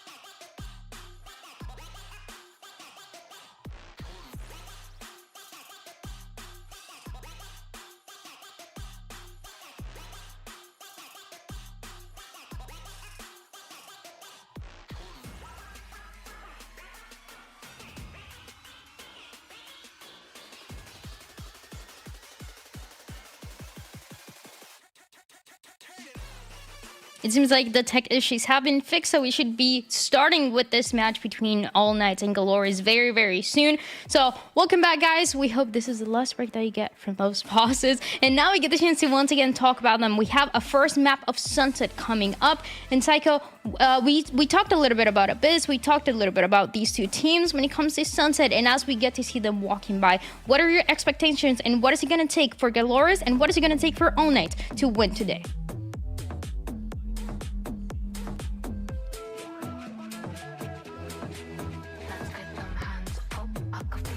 Sorry about that. Yeah, for All Knights, you know, I want to see a lot of what I saw from them yesterday versus M80. I mean, they were aggressive, they were confident, they were taking space, they were executing through mid up into the back of the site and pinching both A and B bomb sites. I mean, this was a team that very clearly had a good, solid game plan and understanding of what they wanted to do, and they were achieving it quite well. I think on the other end of GALORYS, they're going to have to control the pace here. They cannot allow the Neon to dictate the pace of these rounds. They have to slow him down. They have to prevent him from coming up mid and splitting into sites. And that will hopefully take a bit of VOD reviewing from them last night. And I'm sure they were up late with the coaches watching Deus just run it up mid. So I expect some plans from them on how to stuff him and slow him down.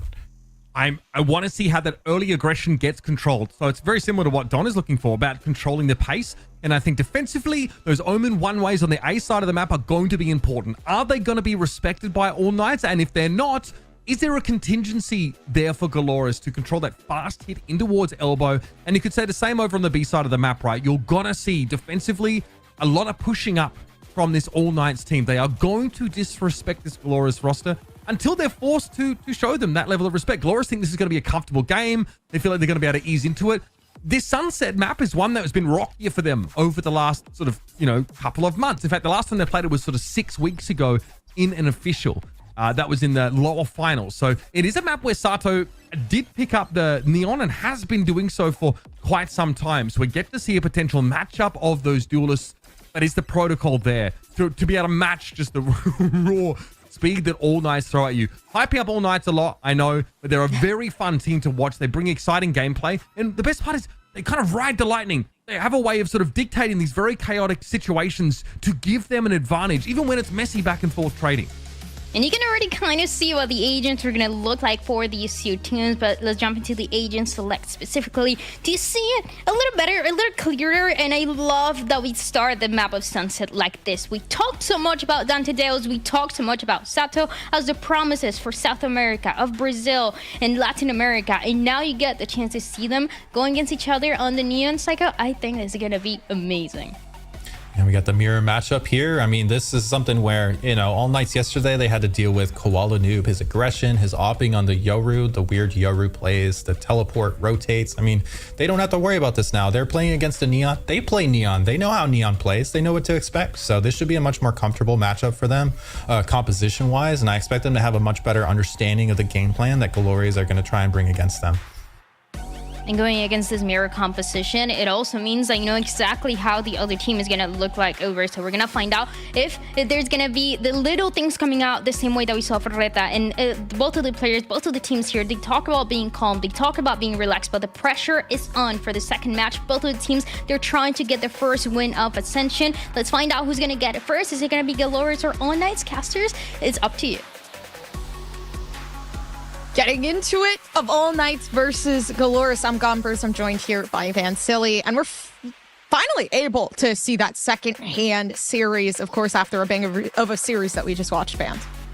For sure, and this is going to be a very fun one, too, for All Knights and GALORYS. I mean, for what they mentioned at the desk, both of these teams trying to find their first victory here in Ascension, in these playoffs, in these group stages, rather, before going to playoffs. As All Knights, they had such a close victory, almost a close victory against M80. As Psycho mentioned, I have to agree with him. They kind of looked better in the macro stages, but it was really on heroic plays coming out from BCJ or Nismo, just anchoring people in terms of individualistic plays. But in terms of the macro and how they're working together in tandem, this was also a very good AK that I saw here that played against Reta into the loss that they had in the BL5 in the LATAM region. So I'm still very high and keen on the performances of All Knights, as They're playing a defensive side first, already looking for a triple contact on middle. This is going to be a fun matchup too.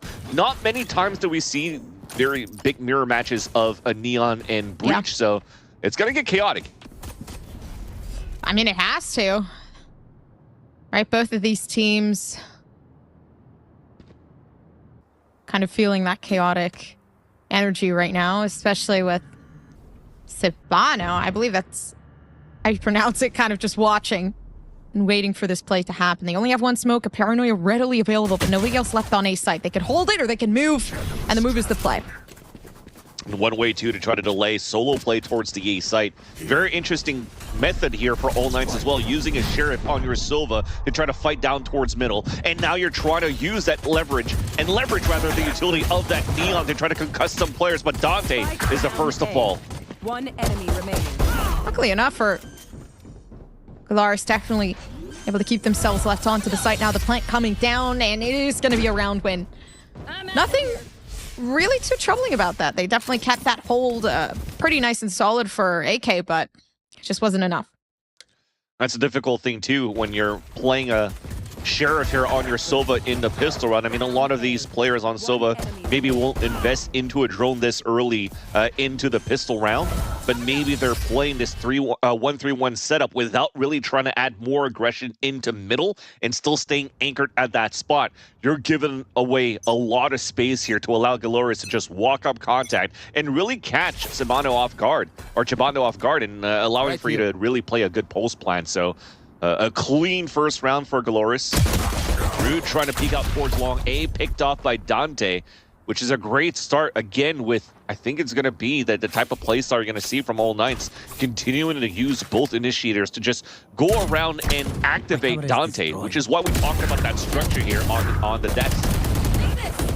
Oh, it's already troublesome down inside of mid. Yeah, seconds left of just running away with this. GALORYS, they are really not feeling too much of the pressure. And I mean, this is a team that, again, like did so well against M80. I believe it was this team actually in particular. It might be brain farting just a bit. All good, Finesse. But you definitely see here that they're looking pretty good this time around here for GALORYS to convert a very clean anti-eco when it comes down to even losing their first blood battle towards that A side to pivot really quickly to take control. This is the beauty of having a Neon in your composition as well, to lead the front, lead the charge too, to try to scout as much as you can. And when it comes down to play against pistol, you can kind of give yourself that space because you just jump around and bunny hop and dodge a lot of these bullets. So the gun round now comes in for All Knights, a triple anchor setup towards this B site. And already the first blood from Tikov. Moving themselves from the situation at hand, but everybody else here Spike down on All Knights, they're not going down without a fight. They did a great job at holding so far, but it's still luck is readily available. Right there it goes, already finding a Guardian shot. Pinch off. He's just slowly making his way around, and again, the silence is going to be deafening because now they know Luck repositioning themselves for a Zippo clutch. Yeah, looks so very nice one with that Guardian. A 1v1 towards the end, and that was going to be a nice little check mark no matter what if they lost that round for GALORYS, because that, man, was expensive in terms of utility and also in terms of weaponry that was purchased here on the defensive side of All Knights. They had a good read, though. They had 3 players out there. They tried to throw some or play around the smokes that were played on the attacking side to even get a kill through that smoke. But the flood that came through on that left side was just too much there from All Knights to be able to capitalize and take control of, which now forces them in a much lower buy, and it's going to be a half buy. Stinger grouped up to take control on the extremities. I kind of like this, though. It's passive information from the Cypher. Breaking the trip or breaking that camera allows for you to just contain here towards the B main and the A side, and you could just pinch back from top middle. But for GALORYS, they know this low buy very similarly in terms of that patient games to understand the economy of your opponents. Still holding back towards that spawn, trying to see if there's going to be that double concuss coming out here from the defensive side to set up a trap play.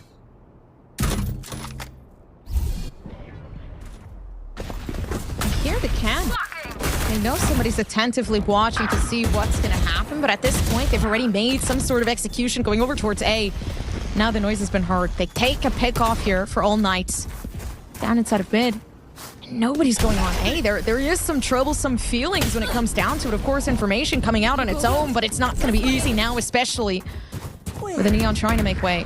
0 to 3 is not the way that All Knights wanted to go, but at this point, GALORYS is not letting it go either. Player standing. And they're looking for a victory. They are strong. That was very nice from GALORYS, though, at that point. After they traded blows and utility towards this A side to get that pick, yes, it was still a 1-for-1, but when it came down to throwing smokes, after shocking towards the slant, towards Dice, to really push some opponents out of the position and faking that they're just going to flood into the site, they just held back towards the angle, towards the elbow, rather, and waited for the flood out from Sabando and punished him right away. And then once they realized, okay, everybody's set up here, they have control now short and towards elbow, you crunch inside that site, those players are pinned inside there, nothing that they could do.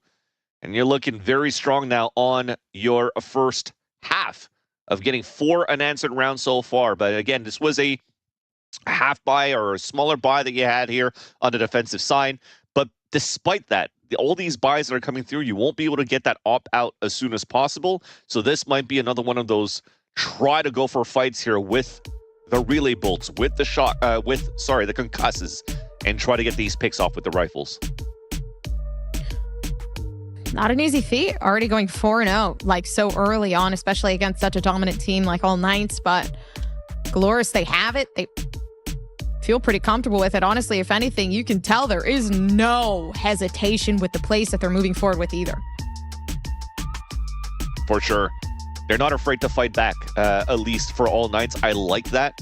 But for GALORYS, they still have great control in terms of, yes, you had good structure that we're talking about this death ball between both initiators and your Neon here on the side of All Knights. But for GALORYS, they're still quite good in terms of the trade capabilities that they have on their side too.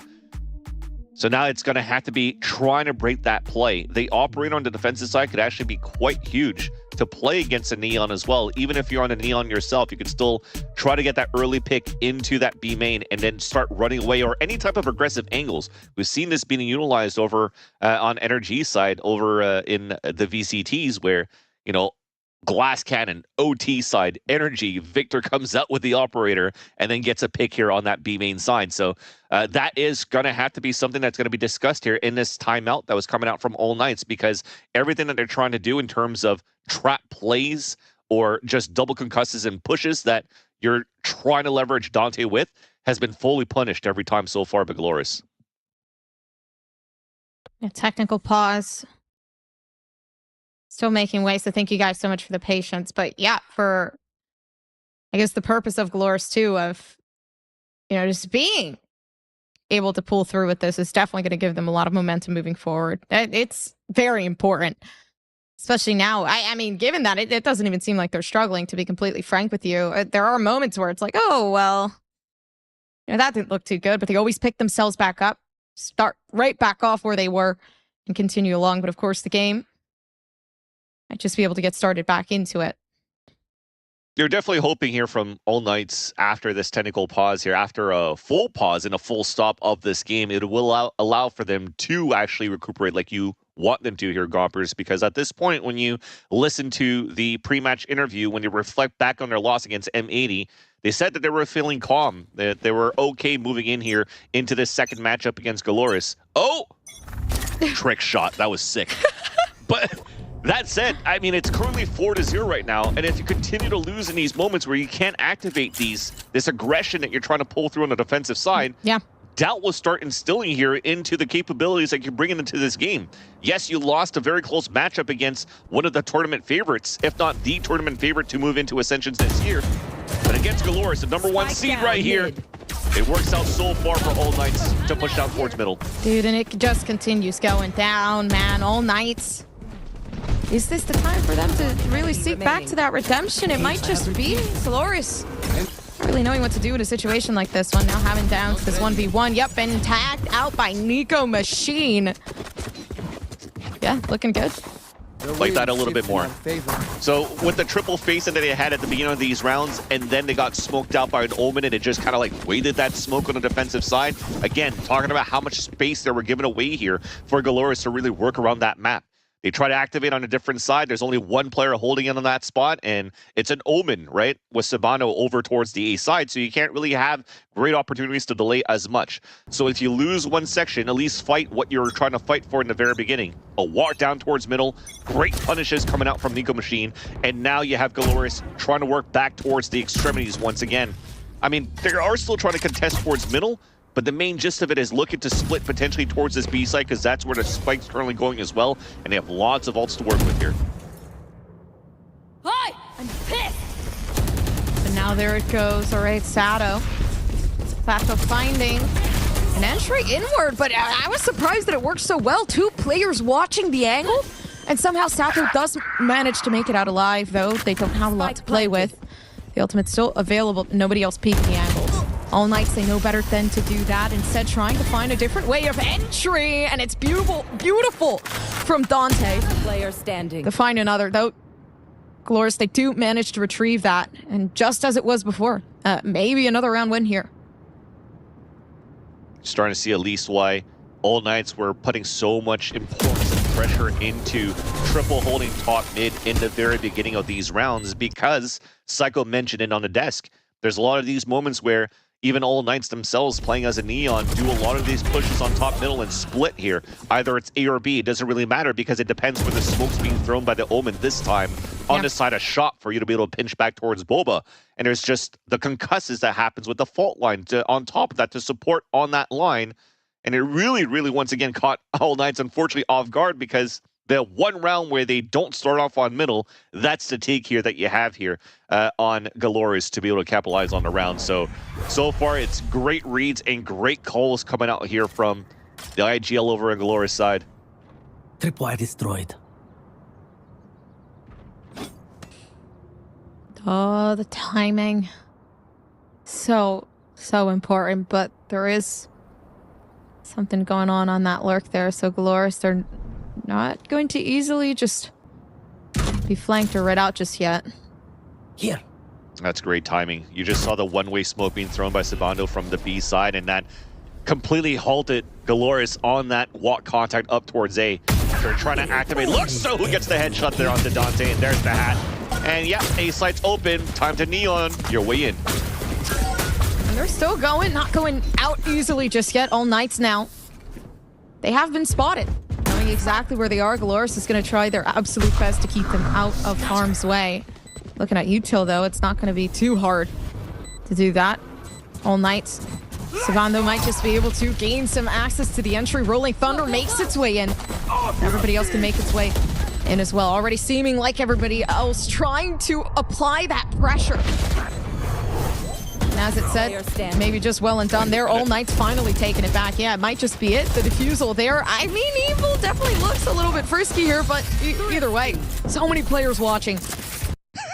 Even Nico running forward to block the shock dart just to make sure, just trying to kick a soccer ball away or a football away to make sure it doesn't get into the net. So well done there on that retake coming out here. But that was quite interesting from GALORYS, because yes, I knew there was going to be a trade-off in terms of Breach ultimates, but the Breach counter coming back from GALORYS on the pulse plant went back towards the spawn, where you could potentially just fully take the whole dumpster side, shop side, and gate side, which is towards the spawn, all at once to allow that flood back from GALORYS from short.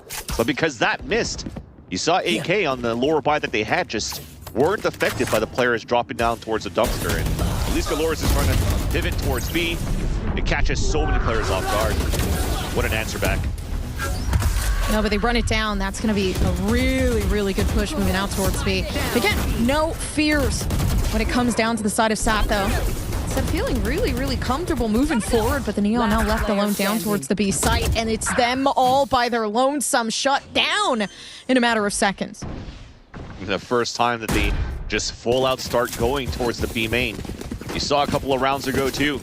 Sabando was already there behind the billboard, throwing one-ways up towards the A side, and they were trying to go for that camera trap play between both, where they could paranoia, double swing, and fight back, but This time, they're like, okay, well, we're going to just try to walk and try to get contact once again very slowly because they're afraid of potentially a Cypher Cam on the attack side just watching the cross. And then suddenly you just see GALORYS just running it down and catching 2 players off guard with beautiful concussive relay bolts coming out from Sato. Now it forces All Knights to play tucked in once again. Their aggression not in their favor. Oh, they do run it down. The defense now trying to push for a little bit more aggression, and it does work actually in favor of them. This time not letting GALORYS find themselves that first-hand shot, but now the refrag potential there. Do back off. Yeah, I forgot that Dante is a crazy machine. Yeah. He does it fine here and to just slide in through the chaos. You saw the amount of fault lines that came through. To be able to get that pick and fall back is a great first blood, but he's heavily damaged. Allows here All Knights to start working back towards middle, allowing the Neon to have fast rotates. Even great positioning from Tinchoff with the information and utility of the Cypher towards this A site. Allows now All Knights to go for a double flank, triple flank even. Gotta set up the paranoia when they break the trip too. It won't really hit the Sova. It's still sort of relaxed though now, especially with the entry. 30 seconds left. Somewhat not making its way. They did back them off. Plan B, what's that gonna look like? Now the plan does have to go down. Util-wise, looking good in favor of GALORYS, but not really so much. Maybe now Nika Machine actually is able to possibly catch out one, but it doesn't matter. GALORYS still do have the plan, is able to play down to this 2v4, and there is potential there, though maybe not. Already one down, and luck. Not feeling so lucky right now. Might just be it for them, though, Cam. And the time really is of the essence. Can they isolate these fights? No, they can't. Sebando is the one to shut it down.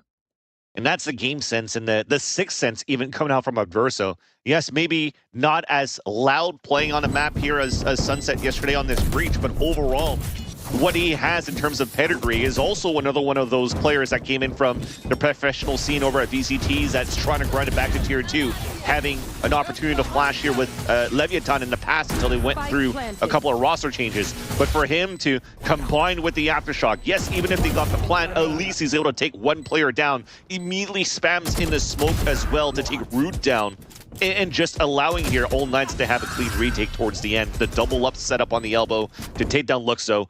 And it's just off the back of the utility and kills on top of that of Adverso to finally see some sort of breath for All Knights to be able to fight back here. They were slowly choking away in this first half, but they're definitely resurfacing here in this matchup. Chibano now being challenged towards the elbow. They trade off util. Shadows traveling.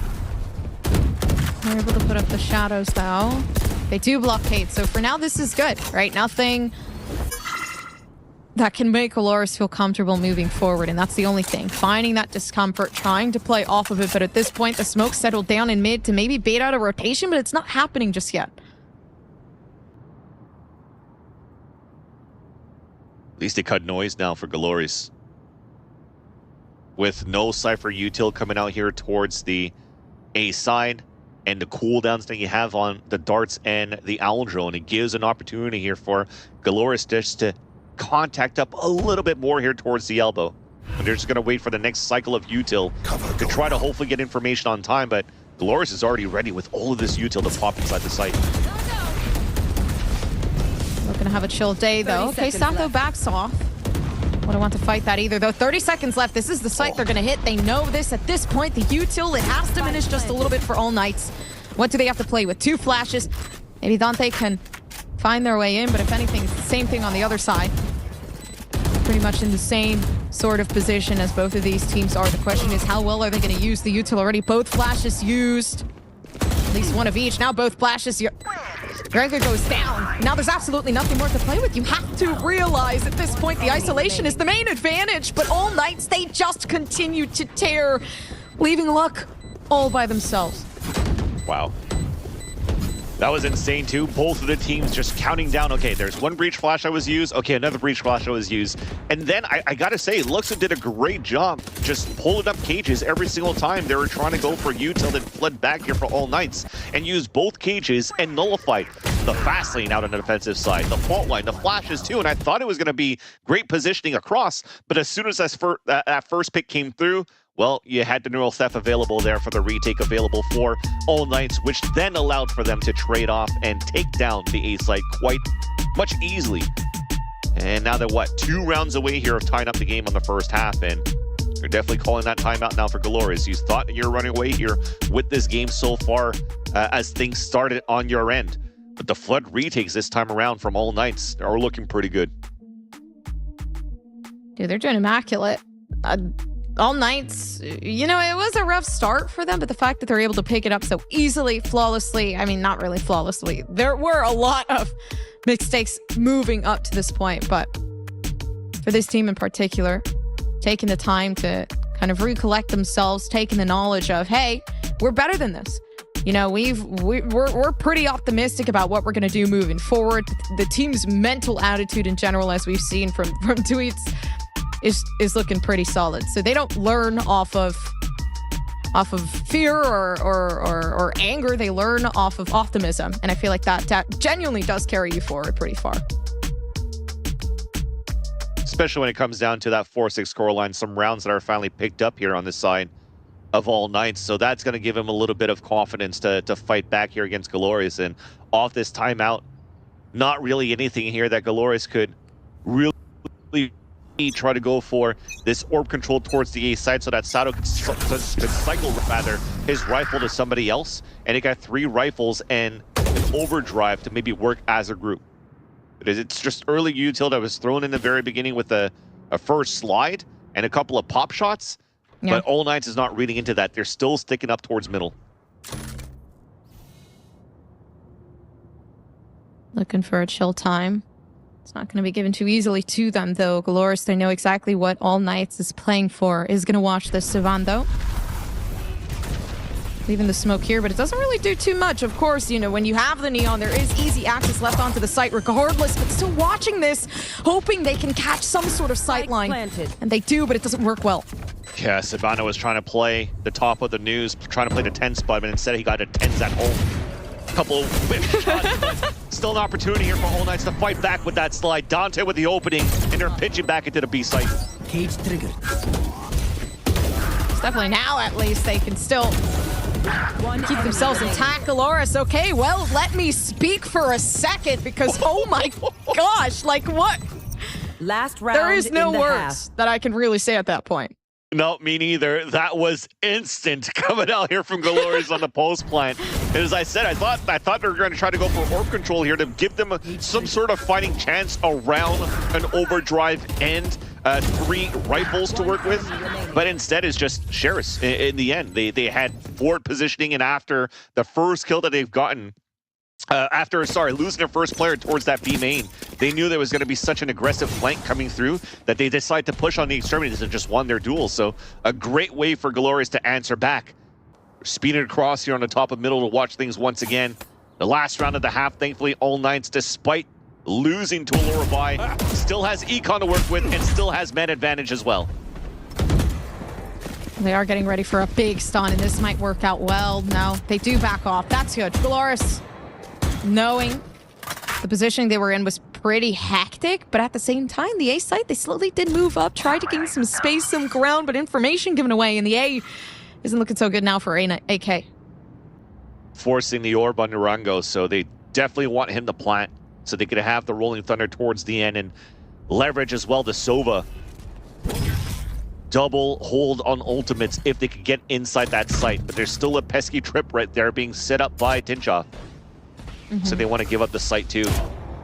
This is not going to be looking good here for All Knights. Being very good on Flood retakes, yes. But against 2 ults, we'll see what's going to happen. Oh, they pull through though. Having the Hunter Suri attempting to knock some of these players out. If anything, honestly, gather damage and information in that, as well as what it would do. Rolling Thunder push past, and everybody looking for exit on the extremities, but this is huge. They've backed off majority of All Knights for the time being. Now they have to try to work themselves in. There's nothing to do. Honestly, at this point, Paranoia has been used as well. Savan, they're not making themselves go inside in just enough time. but it might not even work. Might not even happen. Love still holding down towards the backside all night. This might be the potential for them to finally bring themselves back up down to that 7-5. And this is it. Bullets. What just happened there? All Knights they were given a pass, a free pass to take the round back in their flood retake. They tried to play, I mean, I understand what they were trying to do here for GALORYS because they pushed down for contact, they fault line, they pushed the players back, they pushed their opponents back, and you would just blindfold thinking that they would be condensed and funneled into the shop lane and also towards the back spawn lane. Yeah. But it only got pings on 80s. And then you preemptively went for Rolling Thunder just to try to delay, but there's still so much time right after. So they were a little bit antsy, not understanding a little bit how All Knights were, or where they were positioned at All Knights in the end. They just flooded back against 2 breach flashes that was available for GALORYS that he didn't even have a chance to use him just because how quick Dante was moving back towards the spawn. So a slight mistake here, potentially proven to be costly as All Knights is able to actually minimize that gap and close the half off at a 2-round deficit. And now they have the opportunity to press down on that gas with Dante at the spear. Tip of the spear, rather. And Rebel took a like that pretty well under pressure, too. Like, ending things off 7-5 is going to be a great feat now, too, because they do have some leeway leading into the next half of, you know, hey, this pistol round, definitely of huge importance. Let's get ourselves back up into the game. 7-7, that's all we're aiming for right now, and we can work from there. And I think that's exactly what they're going to do, right? We've seen the strength and the power of the fight isolations, being able to win out the pistol rounds, and etc. So definitely looking like, at least for the side of All Knights, and the fact that they were able to face this pressure, that they're headed in the right direction. Yeah, and this is nothing new as well for GALORYS here playing this composition. This is the comp that they use a lot in their region, in Brazil, to be able to qualify as this first scene, and also finding a lot of success with this composition regionally. So they definitely know how to play this against All Knights. Yes, we're giving a lot of credit and you know, praising the Neon capabilities of Dante, but at the same time, the man sleeping right here, Sato, could definitely get things done. And I love his personality so far, staying very calm and also very, very jovial before the camera. He seems to be a well-rounded player that you really want here in your organization, and he's putting up the numbers for sure to prove that he has what it takes as well to be a star duelist. I think they definitely have what it takes. Everybody here has been showing different sides to themselves too. Some players, their first land, some players not. And I mean, just goes to show how much practice has gone into this moment. I mean, it is big, right? VCT Americas, like everybody aiming for to be on the big stage. Every single team relying on each other for their dreams to come true. And it's a long season to boil down to this point, and anything less than first place is definitely a failure, because if you don't make first place, if you don't win Ascension, the whole season that you prepared for this to try to move into partnership next year is gone, because there's only one spot available for one of these 6 teams currently playing the group stages in Monterrey. And at the same time, you're thinking of these 6 teams in Mexico, but also you're thinking of all the other teams that tried to fight for this position, for the opportunity to play right here. So it's a total of, what, 16 per region, if I'm not mistaken, maybe a little bit less, maybe 8 to 10. But at the same time, there's been so much competition coming through, and you really can't let this affect you in terms of how much pressure it's going to give you at the moment at this stage, especially for a lot of these players. It's the first time playing at an international stage against international teams. So there is a lot of factors coming in that you have to really try to like push away and box them up so that you don't feel that pressure and you're still able to perform. That being said, tech pause still underway. Thank you guys so much for your patience. But yeah, I mean, I can't even understand what it might be like to be in this position. It's like both exhilarating and also scary. Like so many emotions mixed in the air of the excitement, of the fear, of just not knowing. And I feel like that is what makes this absolutely beautiful. But back into the game, the timer is going down. We finally do get to see who is running away with this first map.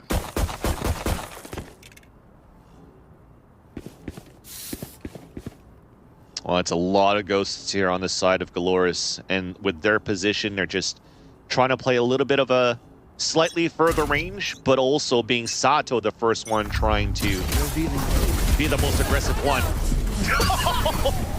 That's a start. Have it right in the back too. Okay, All Knights though, they still try to make some sort of aggression moving forward, but well, that being said, 1 minute 20 seconds left, so much time left on the clock, and All Knights, they're just running it down on the pistol round to try to retrieve that first hand win down inside of this game. Sebando making it so much easier as well. Felt like I was watching Call of Duty with the amount of slides that are coming through here with both of these Neons and the tracing that came through for both Dante and Sato. And for Dante to win that, for All Knights to be able to get a like flawless is a great start to the pistol round. You mentioned it, is like, when you said this is something that they plan to do, of course they're trying to win this pistol round here, golfers, but I didn't think they were going to win this that cleanly.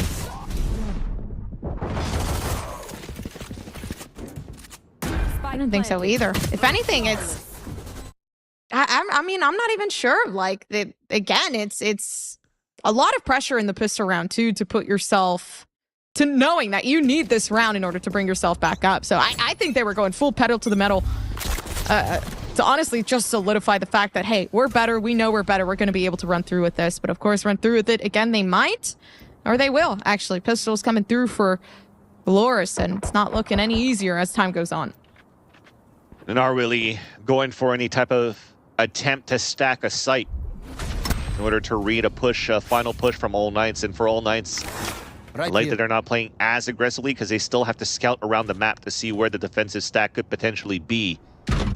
Especially with the investment that you currently have for All Knights, a Vandal in the hands of Dante, 2 Bulldogs. And you're leveraging those players right here to try to break potentially some util in front of this B site and just go for that pop. It just depends. Right there, Tinchov getting the first shot, first contact, getting this potentially kill, and will be able to do so, and that will definitely activate the rest of the team back towards this B site to open it up, and Dante will get the opener onto Urango. Already got everything they need to, dude. Luck is just going in for the kill, actually waiting for the rest of the team to kind of push itself back over to the extremity, see what they can work with. But of course, the infamous hiding spot here on a map like this on Sunset. Right, so they're very well solidified at this point. 2 shock darts to use. Not for what currently GALORYS is doing here by trying to jump spot and potentially fight long range with only classics and a ghost. Well, it would die to Spike if I were them, and it seems to be finally be the case. You see them falling back a little bit more, trying to stay within the blast radius, because if not, you're going to give a lot of ults in favor here of All Knights. Dante already dropping his weapon away, so he can try to hunt down for these kills on the overdrive. He'll get an orb, but he'll also pay his life for it. But at the end of the day, it's a round for All Knights to tie up the game. You'll take that any day. 1 small ghost and alert coming out here on the attack side on your Cypher of All Knights to find the positioning of 2 players to activate the rest of the team. I mean, for the rest, you're playing a 4 versus maybe 2-3 at the most here on that B site where they only have pistols. You're definitely going to be, or technically should be able to win those fights, especially if it has to come down to trades. It was a clean round in the end for All Knights. And the bonus is still going to be quite strong. 3 Vandals, 2 Bulldogs, because they didn't lose too many of those rifles in that previous round. Mid control is going to be the priority for All Knights to pinch back towards the A site. Here it comes. Oh, that paranoia was nice, though. It did push them back. Rude. Actually, now this is rude. Dante literally just did not care about what was going on down behind. Nobody watching mid as well, so that's going to be a huge detriment to the A site. A bit more clear than it was the last time, though. 3v3, no player advantage at most, but it's still the refrags that are coming through, and nobody is going unscathed. Everybody looking for the isolation, but somebody else being just behind. But now the drone able to recollect some sort of information down towards the A site.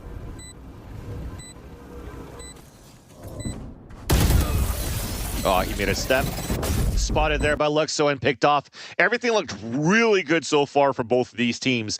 I was going to praise how good and instant those screens came across here from All Knights when they took control of the back of that spawn side of A. As soon as one player fell, somebody came right back out. Bam. Refrag, you mentioned it, Gompers. Right here, you're seeing these moments. But when it comes down to that 2 versus 2, one of them has to stick that plant. And that was a perfect opportunity here for GALORYS to move in and isolate these 2 players and then just win in terms of numbers in the end. They didn't really swing as a group. They were still kind of like split off one of the last 2 players, but at least they found their timing here on that forward position over on GALORYS' side to regain the lead. All thanks to Luxo here. Their buy still not the best. The rifles that they were able to carry over into this round are going to be their strongest weapons. They're trying to pinch back towards middle, but easy here for All Knights to move out for a plan on B. Yeah, Sato just went for it. And that's going to be good, though. Especially now with an aggressive take outside of mid, you were able to find, you know, the majority now. All Knights definitely getting the refrag in, but Sato is not going down without a fight, especially now with the fact that they are feeling that resolve moving forward within the round. Information more at least given away. Neon able to make it back in time, but Nico Machine is not. And it just gets harder and harder. 4 players now left on the defense. Huge shot. But you just can't get away from it. Everybody else on GALORYS winning out on this round. Dante is something else on these slide kills. So far, I've seen nothing but slide headshots coming out on his side. Very accurate. Very precise here on how it's being played on his side, but this is also something that Psycho has mentioned with Uber on the desk when they were breaking down the playstyle of this team. Sometimes you have one player like Dante that he doesn't have to play Neon. He can play Jet, but sometimes he's going to be around, be able to get like 1 or 2, but you need the other players behind him to be able to trade off and get that +1 to get the advantage back into your favor. And it hasn't been the case so far on the side of All Knights when also GALORYS are staying as a group to try to trade instantly. So this is some very good Valorant that we're currently seeing with this composition from both of these teams. And All Knights now going back into a scenario where they have a Stinger and Overdrive available for a take. It might be the same type of play, just trying to find that timing. Dark towards Boba. It works out, beautifully done. Either way, yeah, Dante. It wasn't a lot to honestly do there. It felt like everything played out perfectly in terms of what they were throwing there for GALORYS, but now All Knights, they're the ones in the lead at this point. Still left up to 3 players to try to get themselves back. Is Sato going to try to utilize that high gear? Or is it just going to be left up to whatever the case might be? Could isolate the fight, maybe see as to where everybody is, but they know exactly where they are. In this case, they can't do anything about it, maybe other than try to get the stun through, but there comes Sato!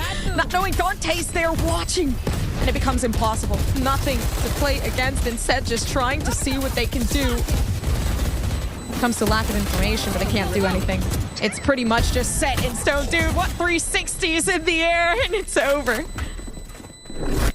Will Rude be able to save his Vandal on the exit? He will not, but thankfully, maybe we might be able to pick it up here. We just saw the last player trying to run across towards the pillar to pick it up, but this becomes a beautiful round played here by All Knights. Once again, the amount of times that they're taking great top mid control, followed by a recon dart that went from spawn all the way towards Boba and Adverso with the stun.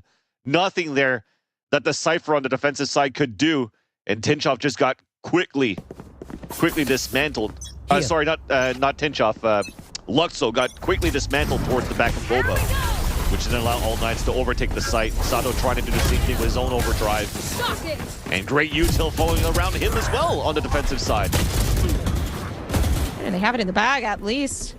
AK, All Knights. Literally just demolishing at this point. They're feeling more and more confident as time goes on. Especially now with the save coming through it. Well, semi-save, it's pretty difficult to kind of lose a round like this one, though. Evil can't do anything. Drone readily available to try to see what information they can gather. Yeah, but the wide swing, not good. Hard things to do, especially when you have a neural theft that gives away your position. So you're trying to go for the one and done and do some damage while Luxo is attempting to save his rifle once again for the next round. But All Knights here, both of these teams finding great success out of aggression. Maybe a little bit more, to, should I say, coming out from GALORYS at the beginning of these rounds on how they're playing aggressively, where All Knights were really good on these pulse plants instead, on the retakes on the defensive side. But both teams still finding great value with this composition, different types of approaches, how they're working the map here of Sunset. And they're keeping this game close. Economy's not the best here for All Knights, so they're not going to go for the hunt here on Luxo, who's just in a fortress with these trips and camera up. And this may be the important rifle and the buy around it from GALORYS to keep this game close and potentially regain the lead once again. Gotten it pretty close for both sides, though still keeping that resolve. Honestly, explosions left onto side is the way that they've been going so far. Now the tactical pause to see how they can deny that on the side of GALORYS, because it feels like it's been way too much for now.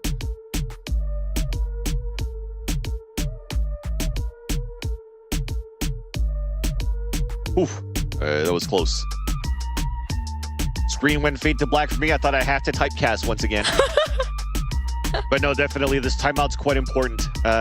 They found so much value here for All Knights by inserting Dante on a top middle. The smokes on the right side, we didn't really see too many players play more passively towards shop to try to cross over and really pinch back against their opponents. But this may be the opportunity right there here for All Knights to ante the ante at this point. Because if now the timeout for GALORYS is to try to contain Dante a little bit more in these moments, then you have an opportunity to fight more towards the extremities here for All Knights.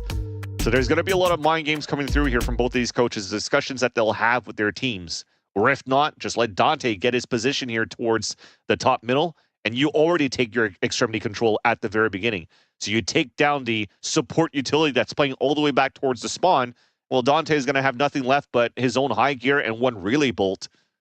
Sometimes good enough, though, for Dante to be able to win these rounds. But if anything, there's no util to follow up and help him out to capitalize on these rounds. Starting to see it, though. Sato's already moving out towards B main with Evil Kick, maybe to try to go for a recon. It's just a passive look on top mid. Dude, and that's a nice stun, too, to back off. They leveled it. Ow, they're not going for it. Instead, they honestly did enough at that point, making all that noise, but nothing has really changed other than the level of placement here. They may feel that. Look at how passively they have to play now. They're playing towards a shop, watching back towards top middle. Look at how much space now All Knights can take control of. The camera's watching middle. They realize that it's free. Now they could maybe try to just go for the Rolling Thunder towards the A side, just depending to see what they see on the side with the utility of the double initiator here. Owl Drone with the Hunter's Fury could maybe start things off for how All Knights will pivot into the mid round. Tag of a lifetime now. Just trying to see what exactly they can do directing over towards A. If anything, they've heard the noise, they've made some sort of contact, already taking somebody out up towards mid, which is good. Yep. 30 seconds left. It's the execution after all here towards that site. They want to try to leverage Hunter's Fury for the pulse plant, but they let the spike all the way down towards A. And Sabano couldn't get that lurk into that B site that allows Neurotheft to come up and then GALORYS to understand where the players are so they could start rotating right away. Root alone towards the back of the spawn. Double swing. It's good. Yeah, double swing does make some sort of sense here, but they do lose out on Root, which would have been their only access of entry here, and maybe closing out some of these angles, but maybe the angles don't need to be closed out. Instead, GALORYS don't need any help from anyone. They have Evil to give themselves some sort of leeway, though, stuck into this 1v1. Tinchoff doesn't have a lot of health to play with, and it's a big demolishing finish from GALORYS. That was such a nice push out towards the back of the default to get those 2 kills into elbow. That was actually everything for GALORYS to finally be able to win that 1 versus 1 just because the amount of damage that Tinchoff received here towards that bottom middle. Everything worked out quite well for All Knights to start things off. We talked about the Owl Drone, maybe trying to go for a ping towards that short side. And then when you're forced to rotate from top middle, Tinchoff got that pick, which then allowed here for All Knights to really work that map and work towards the A side. I think there was a little bit too much of an overextension from Sabano, who thought that he would have a late lurk timing into this B site. But nobody really got into A yet for the side of All Knights to really force the full pivot into the A site. And again, that allowed here that hat to come out on the defensive side and really put GALORYS into a good position to play the retake in the end. Fortunate moves, just unfortunate movements, but that's the nerves that we were talking about before here as your first appearance on the stage. All right, I'll shut up. Sorry. I'm sorry. I was about to say that side eye was bombastic. There's no way. I felt like I could feel that through the screen, but it's okay. Yeah, they're serious about this game for sure. But yeah, tac pause, man, that was pretty funny.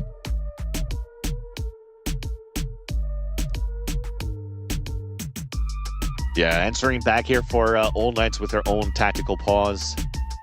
And again, they felt like they should have won that round. And with how great they were working that map at the very beginning. But now it's potentially just a small conversation to say, look, when we have this map control, let's not be too antsy here on how we want to activate, on the other portions of the map. Where we haven't really made that full presence there on the other side. Because everything else has been looking pretty good in terms of the macro play from All Knights. And going back to the tried and true. A TP across, allowing Dante to move up and get that freebie onto Rude. Behind the Hunter's Fury, out on the attack. And there it comes. Okay, now. Using the ultimate. So they're able to pinch themselves down to the back. Still up to them. Of course, GALORYS, they have nothing to hold on to. And All Knights all they want. Spike planted. Steering themselves up to one, but it's possible. I mean, great here. Yeah, he will definitely moving themselves out of the way. Yeah, there's no way. At this point, there's no way you want to go for it. A 1 versus 4, your economy's in shambles. And off the timeout, such an important call coming out here from the coach of All Knights. Getting that Hunter's Fury ping onto the Omen, onto Rude on the top of the boxes, and then getting the Omen smoke on the left side of top mid so that Dante could just solely focus on the shop side, on the A-Link.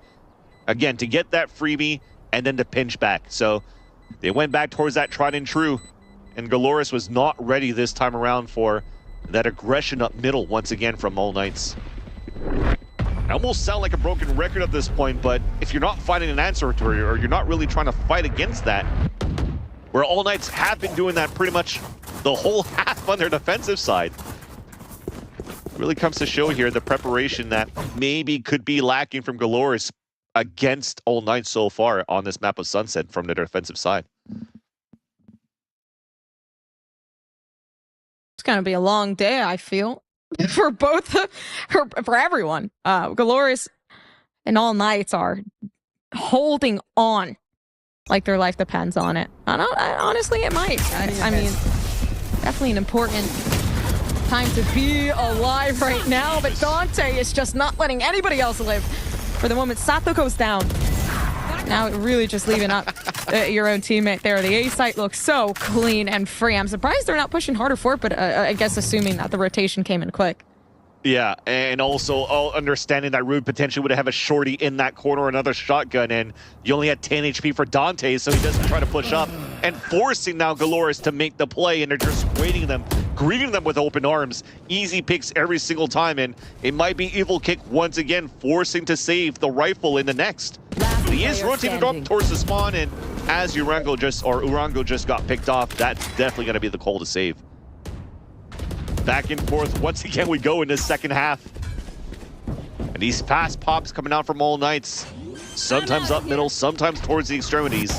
There's no real answer so far from GALORYS to take the early control here of these rounds.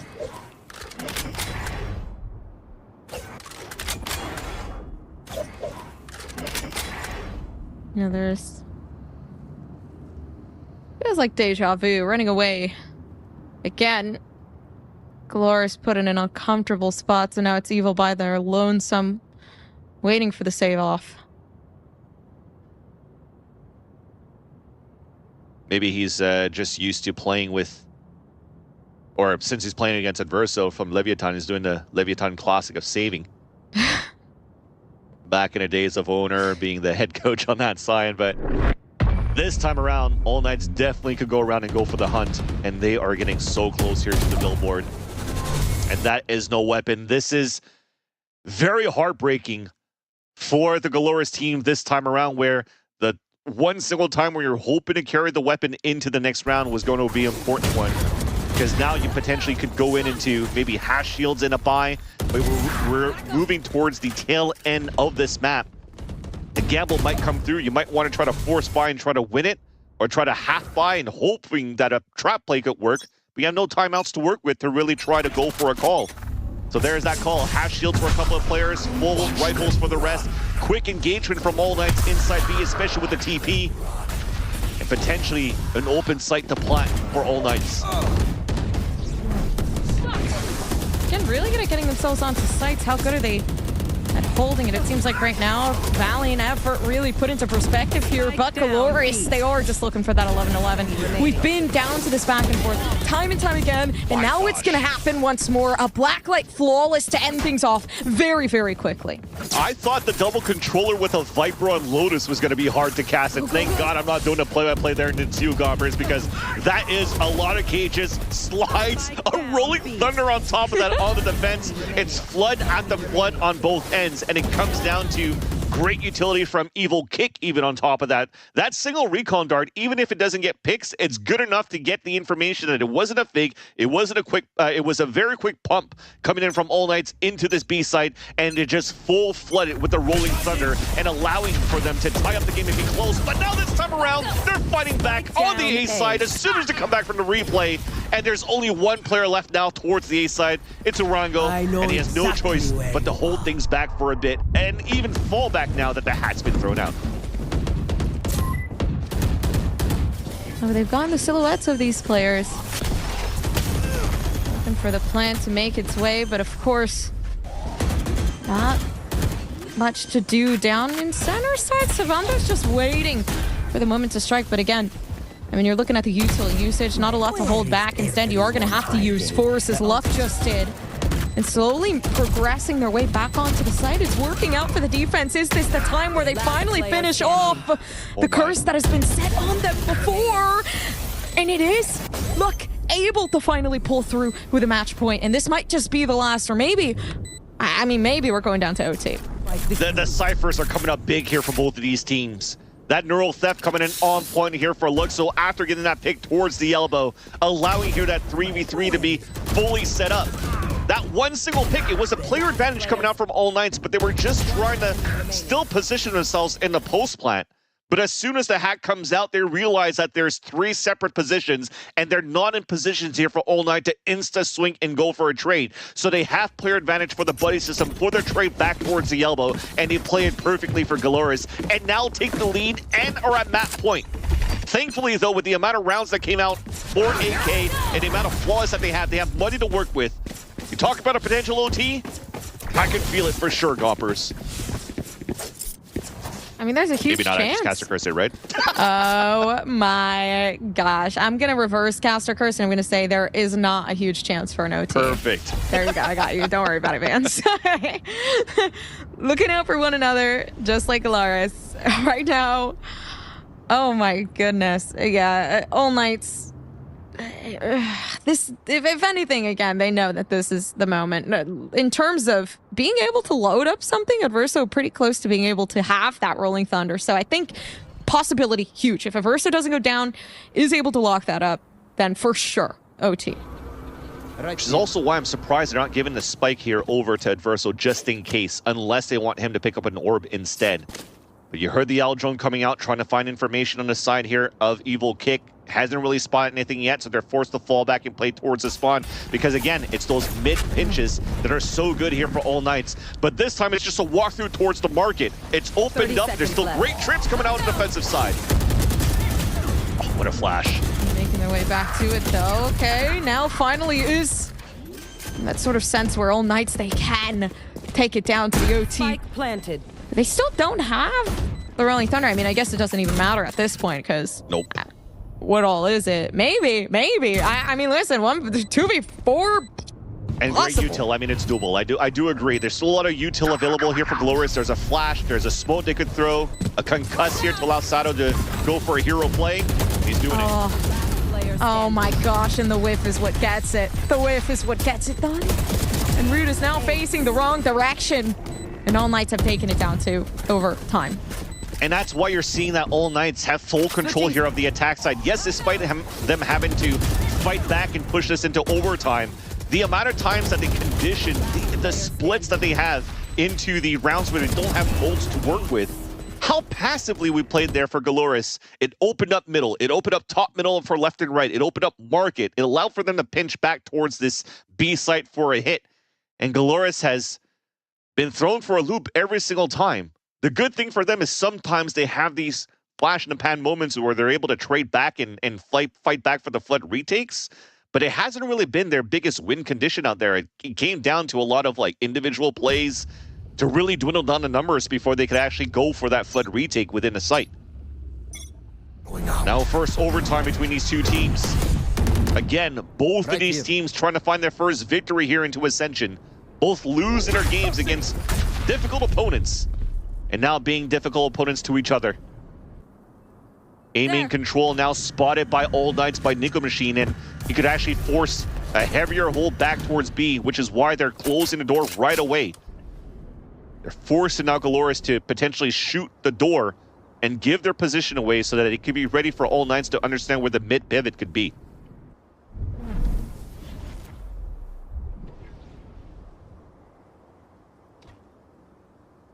Be here in this moment, the 1 minute going down. Under wraps in this moment, Outdoor finally able to make its way, but of course the tags come through. And GALORYS, they're just looking to shut this down immediately. Not even waiting the full minute. At this point, going in, striking where it counts, and finding the players that will not help it. All Knights there for Dante. So left up to this 2v1. Although this time the Rolling Thunder readily available for Urango. So there it is. Yeah, finally able to get Nico Machine. And at this point, they've stalled for time enough. And I like it. The Rolling Thunder preemptive the last time, but this time around just to allow enough time for the fault line to move up so they could go for a stun in the pulse plant. There's that first dart. It pings towards the left and right, but unfortunately there, Nico looked left instead. Isolating Urango because he saw that recon dart coming through, and GALORYS has an opportunity once again to close up the first map. Util in these floods on the attacking side this time for GALORYS when they went for that fast hit once again. Well, actually, it was very slow until that. Okay, let's find our current timing, hit it as a group, and the hit as a group worked out on the amount of information they were able to get. So many players were pinged out here on All Knights on the defensive side. Again, GALORYS has a chance to close things out. Trick shot attempted to break the darts or the trips rather towards the main. And it's fast now for All Knights. A slide across sees nothing. You'll soon see that GALORYS here are looking to play the retake once again because nobody's looking to peek out. There's no camera out there either. Got broken earlier.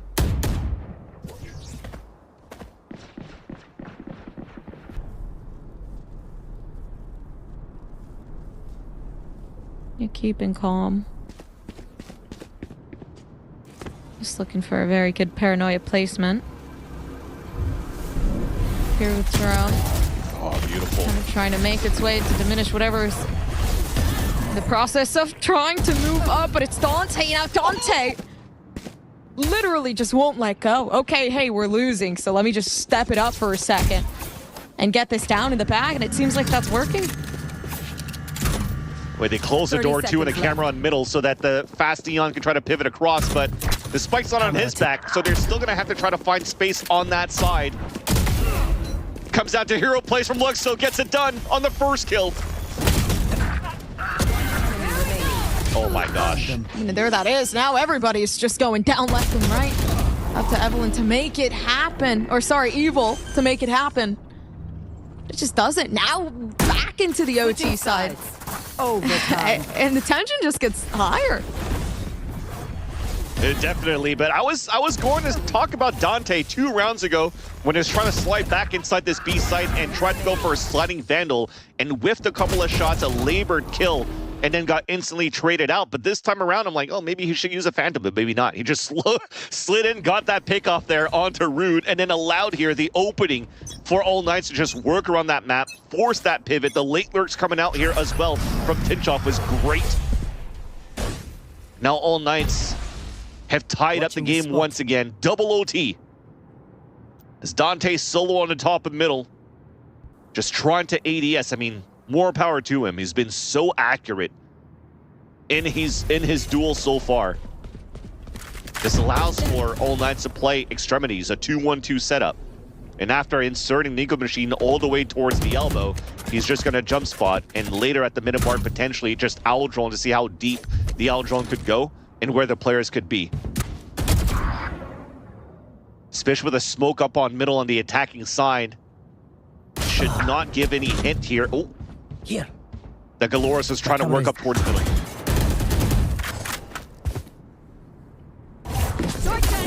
And they're rushing it big. Sato's not really given too much of a care in the world. There goes Rude, though, finally up with the 2K. Who's going to be the first one to take away from this OT? It could as well be All Knights, especially with the resolve that they've been showing. But GALORYS, they can't lose this one out. If anything, All Knights incredibly strong on the attack.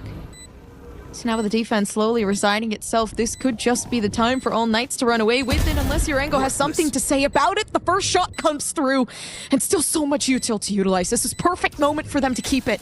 7 seconds left until the fault line. Not only that, but now a flash. Able to finally recognize where some of these players are. The isolation huge, but of course the time isn't too much of the essence there. They peaked too early. Oh, they're going to get it, though. The fault line, he peaked and he split across the fault line that came through here on the pulse plant. I was going to mention, Adverso had that second flash for the longest time. And you could see him after the conversation to calm them down a little bit. They had a 3 versus 1 in that spot, and you saw that Dante just decided to run out just to try to get information. But how far off was Adverso and Nico Machine? The other one was just finishing his drone. Adverso still back towards Boba. It looked like it could have been a potential moment where Urango could have clutched a 1 versus 3. And they want to make sure here in these moments that under that pressure, they're not going to falter on miscommunication and timing on these team swings. So I like that in terms of leadership, the experience that comes out here from Adverso, out on that side here of All Knights. And now GALORYS feeling that pressure, realizing here that All Knights has the grasp of this first map because of how good they've been on the attack side. They're going to have to cook something up here to try to fight back and potentially bring this into a third overtime. They very much, I mean, could take, man, that was, oh, incredible timing on their part too. This is intense. And at this point, it probably could be the last. I'm literally caster cursing it. We're gonna keep going. I was just thinking about it. I was like, this probably isn't the best thing to say right now, but it's true though. Like All Knights, they're really pushing past. I mean, 30-22 coming through from Dante. This guy's literally going bonkers wild. Yeah, and if anything as well for All Knights on their camp, on the timeout, what they could discuss here is just to take their time a little bit to not overthink things, because their attack side has been quite good so far, and you're seeing it. What they did on that previous round, the slide across, the protocols on that side. But this time, there's no pivot towards the A side. Nobody's really inserted on that side. So they're conditioning this, okay, we're going to fake presence towards B and go back towards A, but a re-hit could potentially happen now towards B side for All Knights, especially when you see that pressure. Rude already throwing a smoke there. As soon as they heard the slide on the A side, on the B side, he threw the smoke on the A side. So you're going to keep those players anchored up. The camera's watching top mid. They can't watch main. This is a free plant potentially. And they have it. Oh my gosh, a beautiful jiggle peek coming through from Dante too. This is like, that's gotta hurt. You lose 2 players so early on off the rip, and Urango's one of them, and that's gonna suck losing out on your breach. On 2 players for sure, and the Owl Drone's not gonna get too much value. It's gonna say, oh yeah, the site's clear. We're playing Pulse Plant B, of course.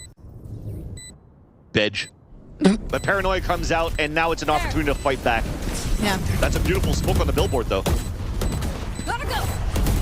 Oh my gosh, they tried their best too to keep everybody kind of intact in the extremities there, but wait. There goes GALORYS. Okay, Sato finally bringing it back, but Tinchoff, no, this is perfect. All they need to do is peek at the correct moment, and timing is of the essence here. They play with the time, and they keep it in the game. It is going to be a finish coming through for All Knights, and they look tired, as should be. At the same time, excited. I mean, listen, that was a long game. He's real hype. Oh, yeah. They're going to talk at each other for sure, because it comes down to these moments as well when you're looking at the international level, at least for the regional international, if I can put it that way, the Americas. It's always, usually, you're seeing like the Brazilian teams taking the upper hand over a lot of times. So this is a fresh breath of confidence coming out from All Knights, especially with how they were able to fight back here in this overtime. And it almost went down to another overtime, if you remember from what you saw here, chat. The one-way smoke that was thrown towards the billboard really allowed for GALORYS to flood back towards that B main. And it really only had to come down to one late lurk from Tinchoff right into the corner of that B site to win off time, thanks to the lurks out of the Cypher once again, to allow here All Knights to get the first map of the series. Woo! First map, and it was an OT. Let's go. Well, technically the second series, but it doesn't matter. At the same time, we do have other maps readily available for you guys, and I do want to see what exactly we're cooking up. So don't go anywhere. We'll be right back with more VCT.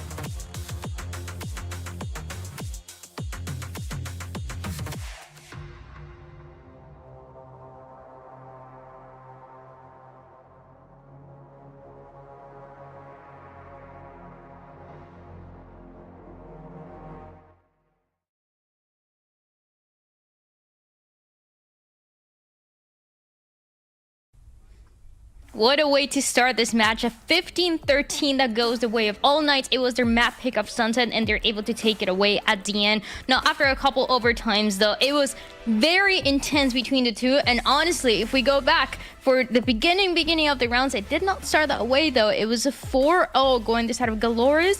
And I got worried for a second, Psycho, but it was all part of the plan. They were able to close it out. Yeah, I mean, I even said before the game started, I said if GALORYS want a chance here, they need to control the pace. They need to take the lead early, and that's exactly what they did, but it did not seem to be enough.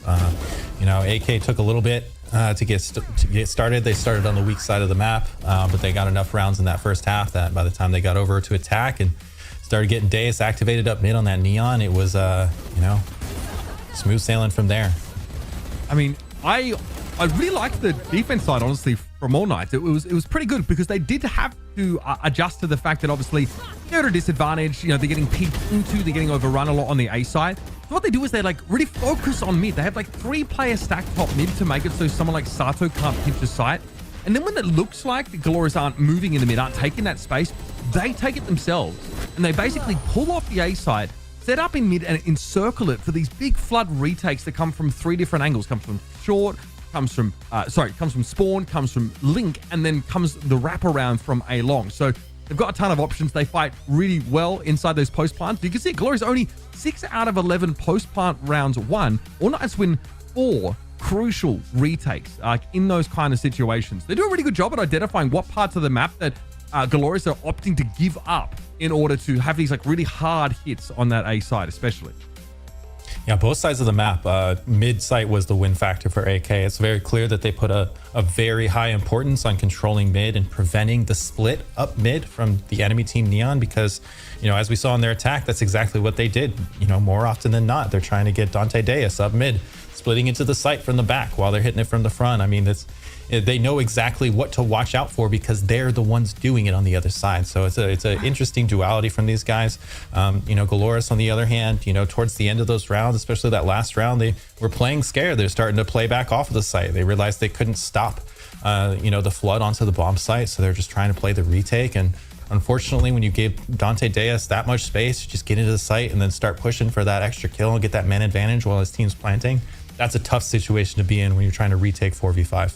You can always be expecting Dante Deus to be pushing somewhere and getting some kills that you don't even know how he got. It's something that he's doing constantly, and he did it in the series. Even when you're playing, which is honestly something that doesn't happen very often. It's very rare when we see the Neon versus Neon head-to-head on Sunset specifically. So when you're playing this, you know you need to take the upper hand no matter what. And that is something that Dante Deus was doing constantly. Yesterday, everybody was talking about him. Really good performance today in that first map alone. Uber, he got 31 kills. Once again being the difference maker, showing as well consistency, which is very important for him. And now we're moving into a map of Haven where he can also be set up for success in the same way. It's kind of nice that we foreshadow something as analysts and it plays out. And I think the biggest narrative for us is that Dante does some frankly unreasonable things. They're just, it's completely harebrained, and on multiple occasions on Sunset, it worked out, right?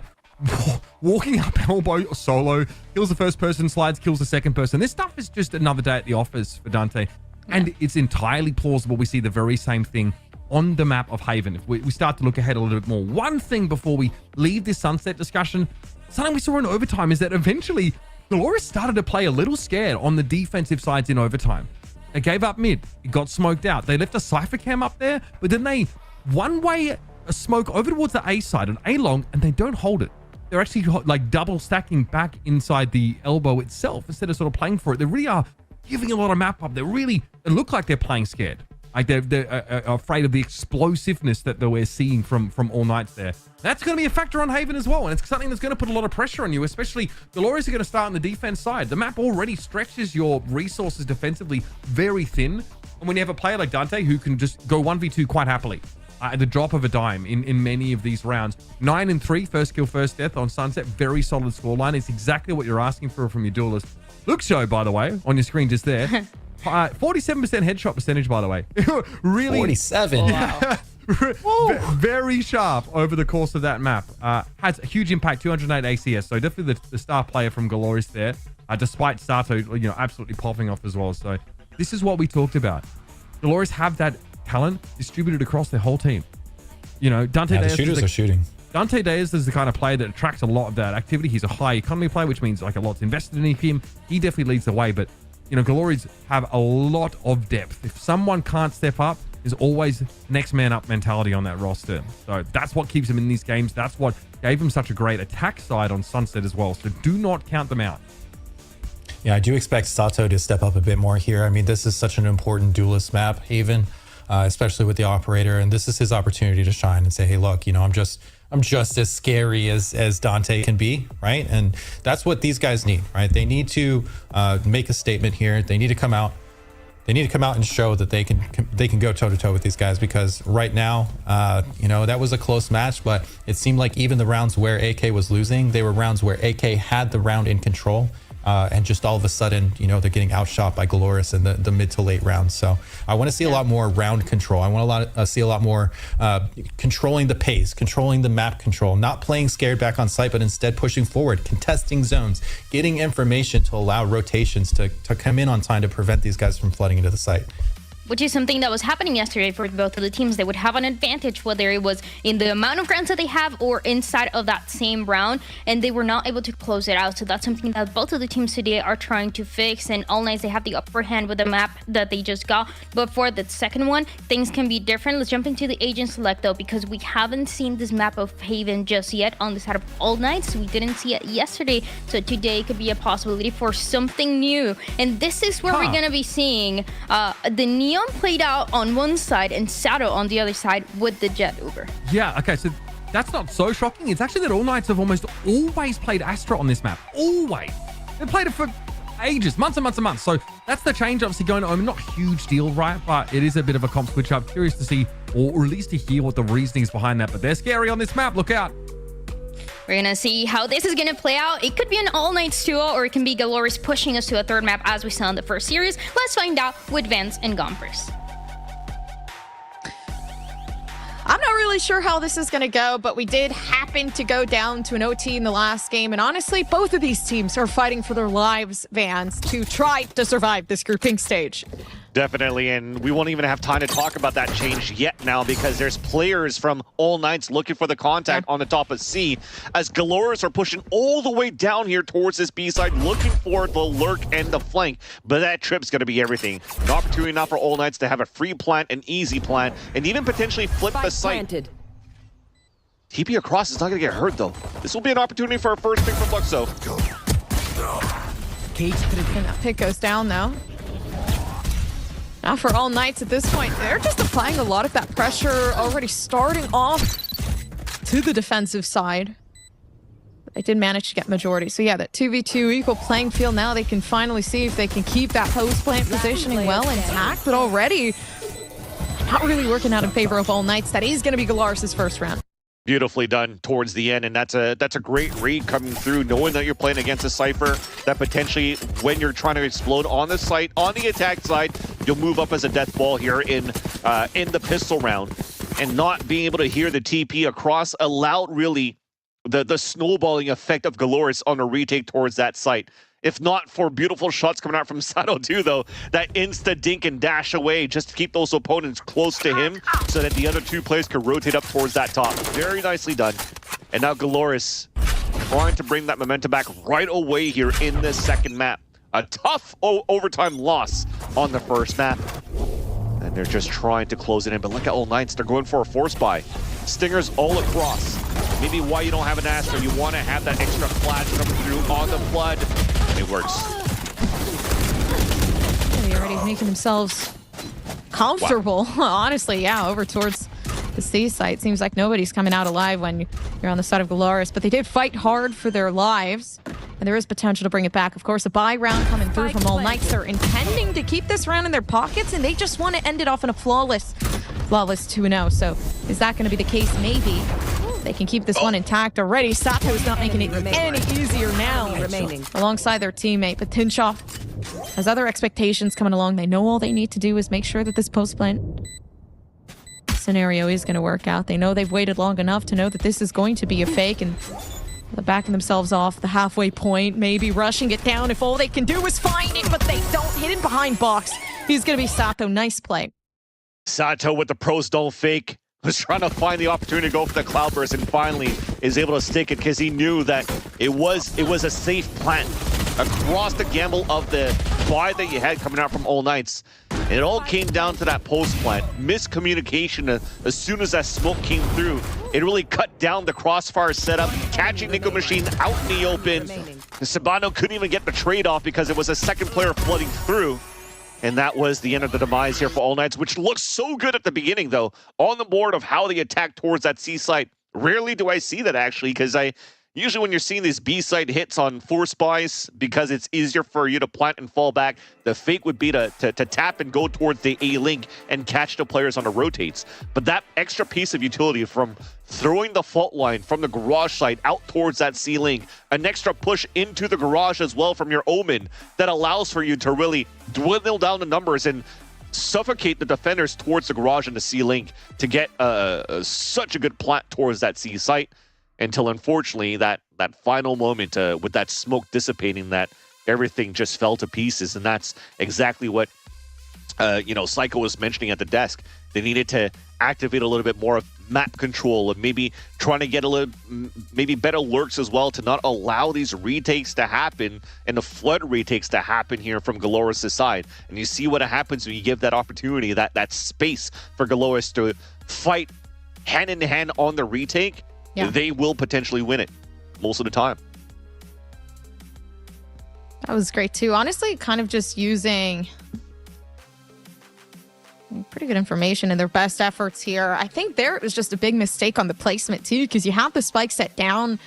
It was a big buy round. They had huge potential to keep the round to themselves, but there was no wraparound. There was no distraction. It was just sitting inside of garage waiting for the defusal to come through from GALORYS. And unfortunately, it just really was not the best position to be in, especially since this spike is not even directed towards you. I'm not going to lie, that did catch me by surprise a bit, but...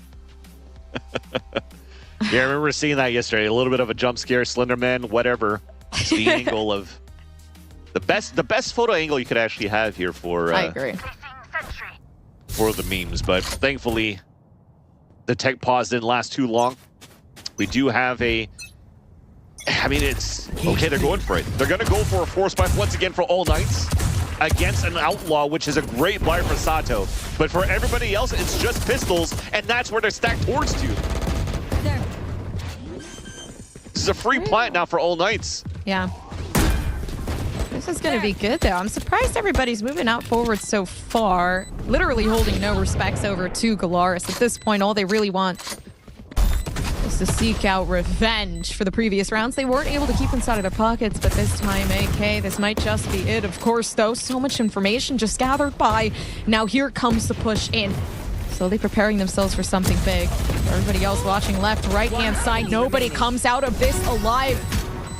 And honestly, that might just be the case very quickly. So, already ending that off 2-1. It is going to be All Knights finding themselves around. The timing and the protocols around All Knights on the post plan was just nice to watch here, as they knew they had an opening window to try to fight towards the A-Link. And that's what, again, Psycho is talking about, being more proactive around the map too, not only on lurks, but flipping maps. So they push out towards the connection, they keep the players at bay. Then they heard this Outlaw being shot from the C-Link, so they heard the one shot, so there's not going to be too much. They have an opportunity to go for a second swing out into the A connection. But then after that, tucked in, don't give Sato a line of sight here with that Outlaw, and you just let them flip back against you is perfect. But now overdrive out, Recon Dart pinging one towards the right side, and here comes the Finger Blaster and takes down Sato in the back of the site. And all that util is just, everybody's stunned every single time, man. The util around it is so good.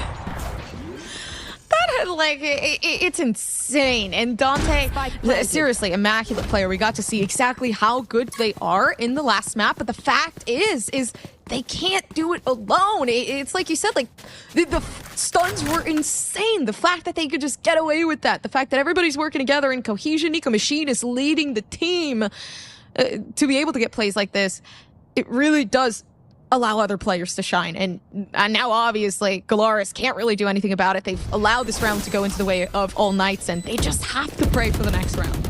It comes to show, too, the flexibility around the initiators of this All Knights, right? The last map here on Sunset, it was Adverso playing this this breach, but this time he's switching over to a Silva, and the breach is on the Nico machine, and it works out on how they're working that map.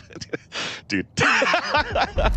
We're going to get a couple of flashbacks here, or a couple of glances here and there of close-up shots that's going to catch me off guard. But overall, I lost my train of thought. Let's move into the next round.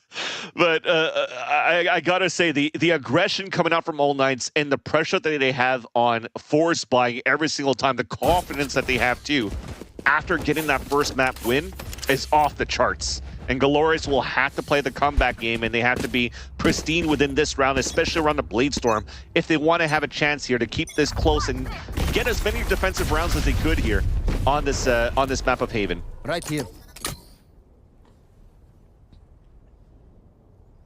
Take flight. Slowly moving themselves back over towards A. This drone, what exactly does it capture, other than the fact that, yeah, it does actually leave Evil moved back, which could work out well. Here. Camera's good though. Find a timing for the defensive side. It may punish some players. And they hear the camera, so they don't want to overextend, and they want to try to punish inside the window. So a stalemate, couple of pop shots exchanged, but it's still GALORYS falling back here to play a little bit more passively towards this A site while inserting Brood into Bunny. Yeah, the Hunter's Fury making its way to lots of information gathered. Right now, though, Sato has absolutely no idea what's going on. If anything, they can apply some pressure by pushing themselves in here with Evil's dart, maybe Evil's drone. There's so much to utilize in this moment. They're not going to do it just yet. Already moving themselves forward, though they do get caught out by Savano just waiting inside of the smoke, and everybody on the side of All Knights, they have it. Every single corner, every single inch justified for, and the flank that was supposed to come along earlier came along a little bit too late. Yeah, and he couldn't. There was a trip that was set up the whole time. They didn't have an opportunity for GALORYS to find Tinchop to pick on off a little bit quicker. And you're hoping at least for the flood attempt that you're trying to do on the other side here of the A site to create enough of a diversion so that Root could come for that late flank. But how many kills did they get on that flood retake? Nada. So it shows how All Knights once again in a great spot here on the pulse plan, the utility to have you breach towards towards Hell on Nico machine to throw that aftershock to counter back on the paranoia that was being thrown on the flood retake attempt from Lux. So it's just nice. So all Knights, they're just really content with continuing to play with this heavy aggression on their attack side.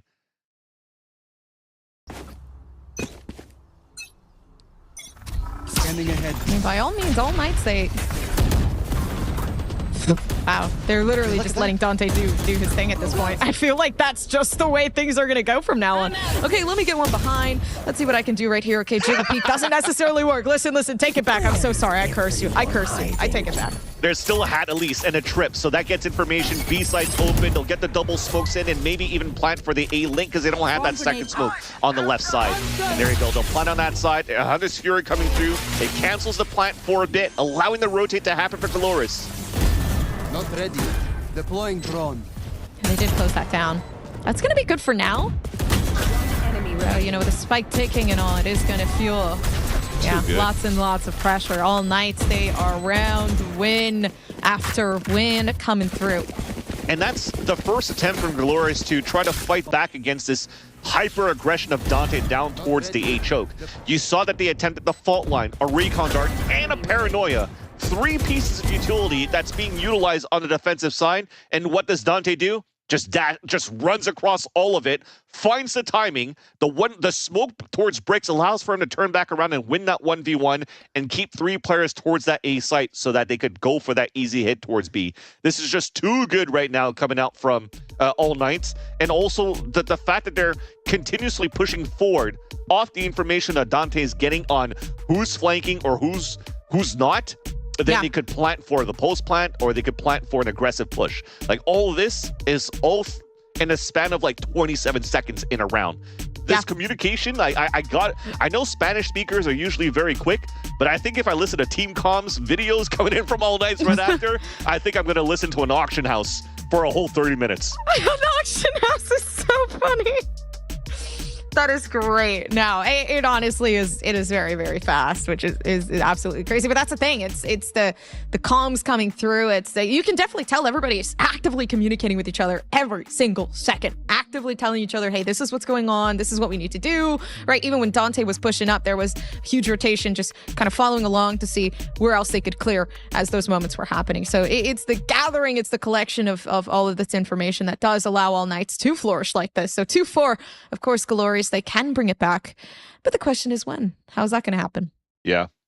And I got to give props as well to All Knights on how they've been evolving so far here with this composition, so much on that neon for Dante. I mean, when you look at how they qualified through this, is also to have been Exolos, the X-Fusion team that was led by Kamikaze as a head coach in the past, that also tried to overcook with Verdi on the neon in the past. So this is probably something that they saw the potential in, and with the neon buffs, you're definitely taking advantage of that right now for All Knights, and they're passing it with flying colors until this time around. A couple of pop shots with a share through the smoke, 145 onto Dante. And that's finally going to hinder things here for All Knights. Yes, they look dominant for quite a few rounds, but remember, it's only a 2-4 scoreline. One quick kill here on Dante, a conversion on the round, quickly makes this a very close game once again.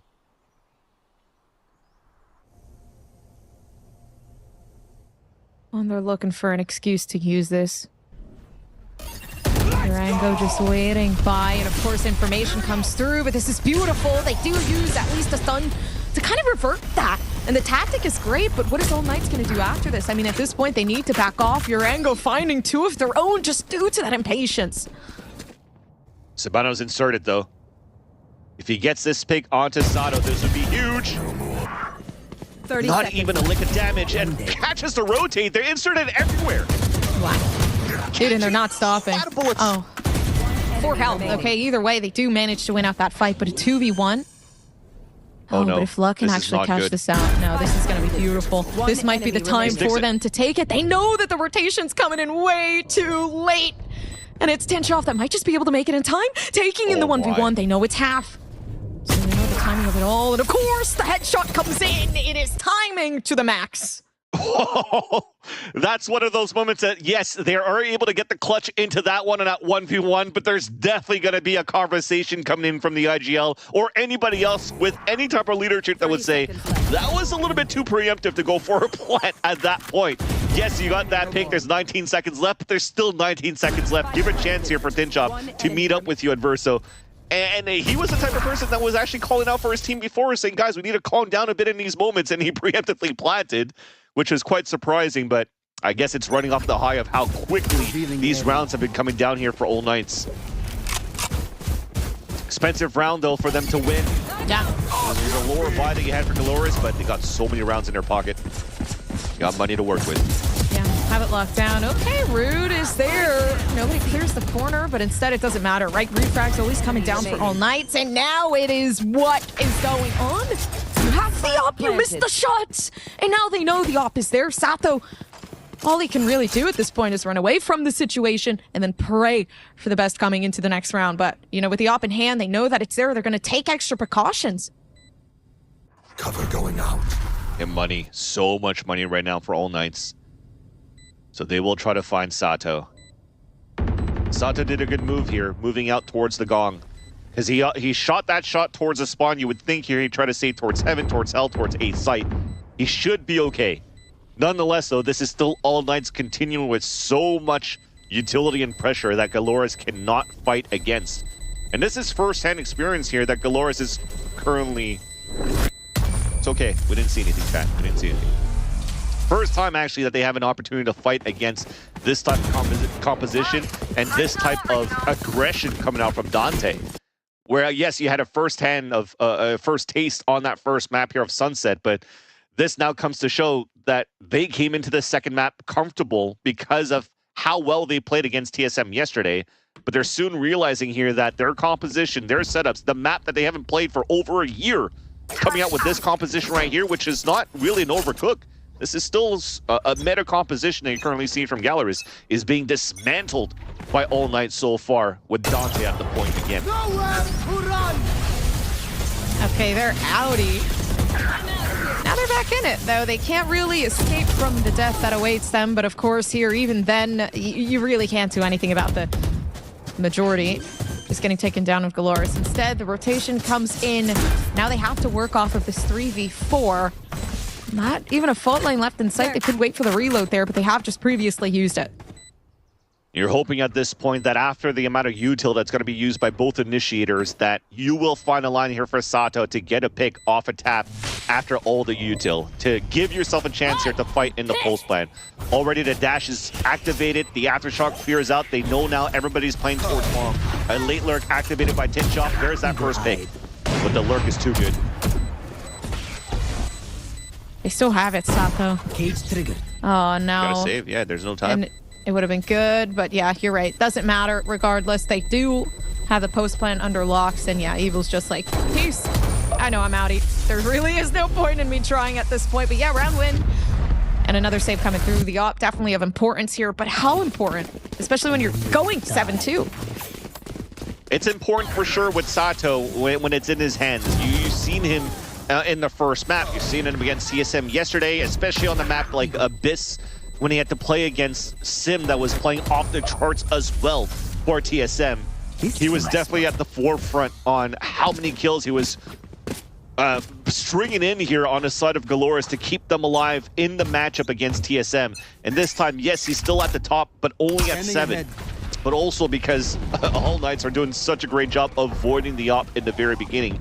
And you can also see the positioning you have from Sato. He can't really go down the line to op down towards long A because there's a smoke being thrown. And if he tries to walk down towards sewers, where there's going to be a concuss and a fault line that stuns him, and he can't really get anything unless he goes for the dash peek and run away. Maybe that has to be the type of win con to try to shut down Dante early. Spike planted. Bomb grenade out. Possible final moments of All Knights. If GALORYS has anything to say about it, this is huge potential. Okay, to reel things back in. This might have to be the round to do so. If not, they're back into another economic despair. They have to try to pick themselves back up and out of it. But Dante's absolutely insane, winning out the majority of those fights. It doesn't matter. The Duelist making the moves. Now everybody else trying to move themselves back in. GALORYS, they can't seem to win the fight, but the op slowly makes its way back, and it's beautiful from Tinchoff. He closes it for that 8-2. And even if he was going to fall down, the amount of clock that was wasted on the side of All Knights, the win condition was going to be Sabanto on the long lurk, taking a promenade around garage all the way towards the spawn. And even at that moment, maybe he had an opportunity to get the timing if he actually kept his knife out. But he just wanted to make sure that he didn't get hurt, and Tinchoff didn't even need his teammate. Beautifully done. I mean, if anything, Sabanto didn't get the lurk behind for the kills, but he threw the one-way to allow Tinchoff to win those fights. So coordination continues to be great here under adversity, under the chaos for All Knights. And GALORYS, 2 more rounds to try to salvage some rounds on the defensive side. A push inside the window, and it just got spotted by an Aldro. Looking for some of the blades. It's really hit, but the connection isn't making it there. It really is always Dante taking in the first bloods. It's been absolutely insane this whole entire game. All Knights applying the pressure. Yeah, okay, Dante goes down, but they've already made the opening and created the satisfaction that All Knights needed at this point in time. Yeah, and Luxo is on the top of heaven, so it's not going to be the best paranoia, but at least they have the breach at graffiti, so they'll be able to X-strike the amount of flashes to try to flood retake back on the lower buy. But the timing of that is going to be pretty detrimental. Sato can't do too much in this moment. The one-way's definitely obscuring a lot of that vision, but GALORYS, they're fighting back the 2v2, the possibility, but Urengo is left alone. And it's always going to be that win out coming through from All Knights. They have been winning the 1v1s very, honestly, frequently. Yeah, and it's the first time that it looked a little bit difficult, though, to capitalize on these kills on the side of All Knights here in the post-plant scenario, especially trying to get that player updrafted towards the air, cannot swap onto Sato, and even one-way smokes being thrown by Sabanto allows for them to get first contact and spotting the legs and the feet quite freely at this point for GALORYS' attempt on the retake, and it still can land those shots. But when it comes down to, it doesn't matter with how many players we kept alive, 1, 2, we just win round after round, so they're just buying for the whole half. they're good to buy for the whole half, and GALORYS finally has an opportunity to salvage economy and also cycle ults to hopefully get the last one here of this half. Yeah, they have set the nade down. Some of the difficulties are rising. This isn't going to be easy. Already, though, Tinchoff so huge off of that. The timing is immense. They knew Sato could take care of it. What else? What more can they do other than really try to push themselves forward here? Of course, though, coming down through smoke, it is going to be Dante that still gets one, regardless of what was going on. Oh my gosh, it's chaotic left on site. Hunter's Fury TK on top of that when Santo finally survived against the push, the aggression, but this time it's Sabanto and Nico Machine pushing out towards the spawn. And they don't need Dante. Dante is just smoke in the mirror. Yes, getting the first kills, but if the rest of the team needs to pick up the pull up the boy pants, they will. And they're actually winning these fights as well. 10-2 half for all Knights. I'm running out of breath because I feel like I have no choice, no time to really get a sentence out through all the action. No, it's literally everything is just out there. And I feel like I'm reading off a dictionary every single word that I can think of. It's crazy. Like, it never feels like it makes sense to me, but it makes sense. So at the same time, I don't even know. But yeah, it's insane. GALORYS in this moment, like, reaching down to that 210 after such a strong performance coming down to that last map. And now the struggle is real, right? Like, he just keeps telling us to shut up, so I guess I will. Everybody's staying quiet for sure so far, and you're definitely seeing it how all Knights, yes, they came through here with a reverse sweep loss against Reta in their regional matchup. And you would think here that maybe they don't look the best here, but if you paid attention to that region, they are so structured going into this game. It comes to show that Reta on a good day, what potential could it actually bring? I mean, we already saw the potential of it now that they played against TSM and won that series quite convincingly.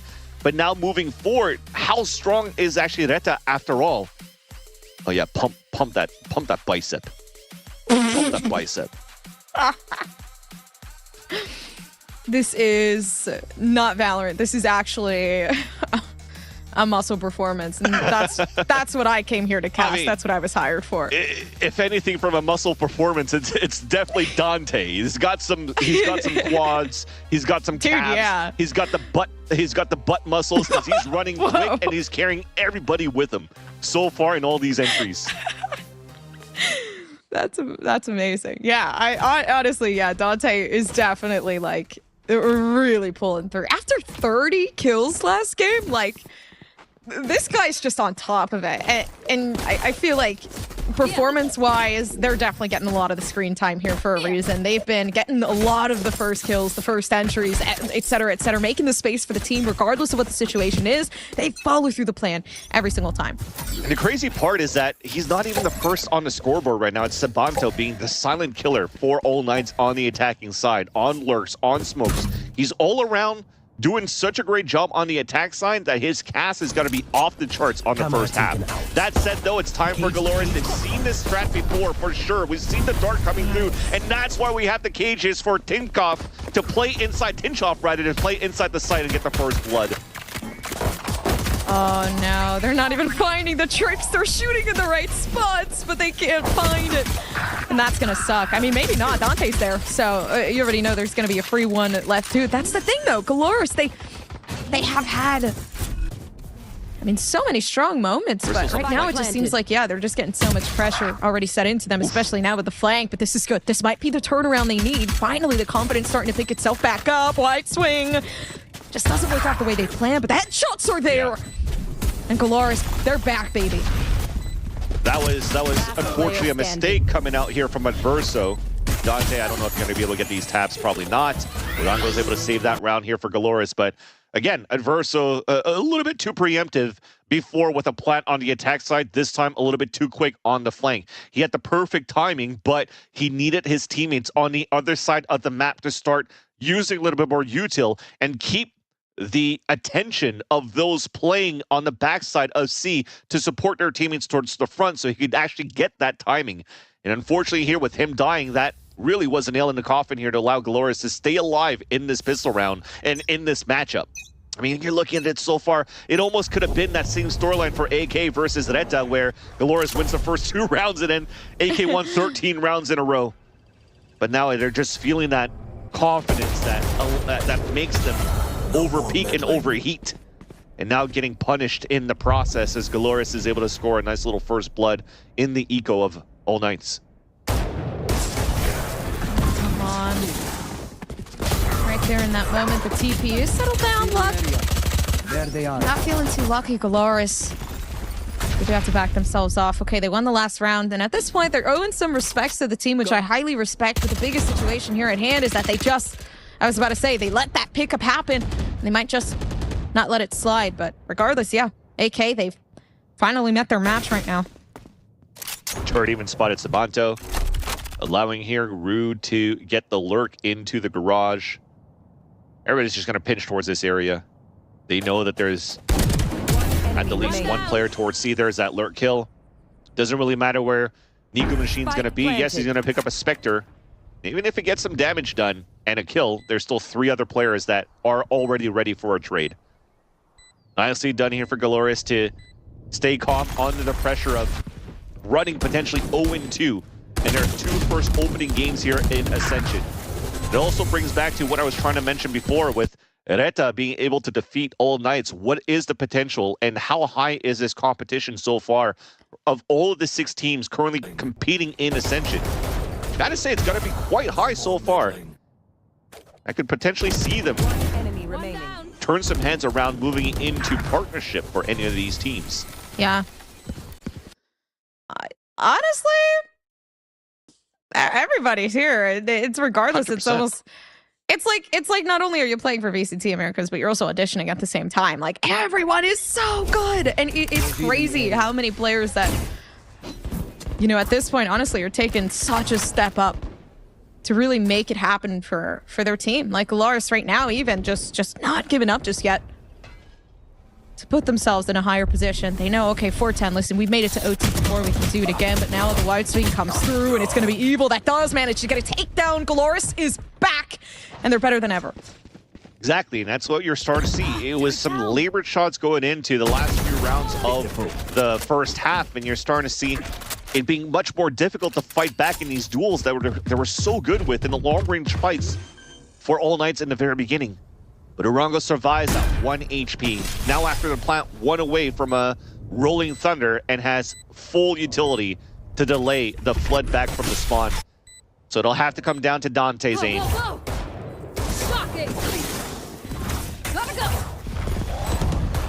They might have that though. Okay, they do push themselves forward. Oh, Dante's insane!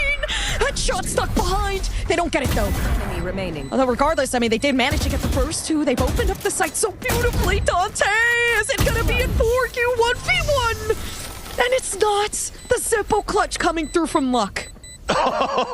You're definitely putting the luck in a name there for Luxo for sure. What a clean shot that he had on the top of the heaven. Onto, I think that was Nico Machine on the top of the heaven side. And it looked like it was going to be, it should have been a much cleaner post-plan hold for GALORYS when it had all of these positions. The recon art was perfect, and somehow you still swing through and get the pick and a wallbang into hell, which made them think, which made them really stress out in those moments there for GALORYS into that post-plan, allowing the Omen on the other end for GALORYS to really step up to the plate, allowing GALORYS to really continue to fight now. And remember, this is only the second map.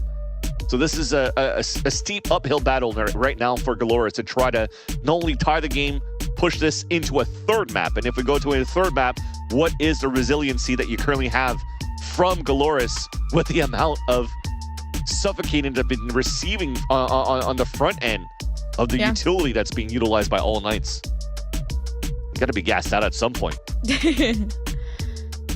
That they might be, dude. The passion behind the speech as well. I'm loving it. You can, like, everyone's into this game. It's not only the members, it's the coaches too, the assistant coaches, like everything.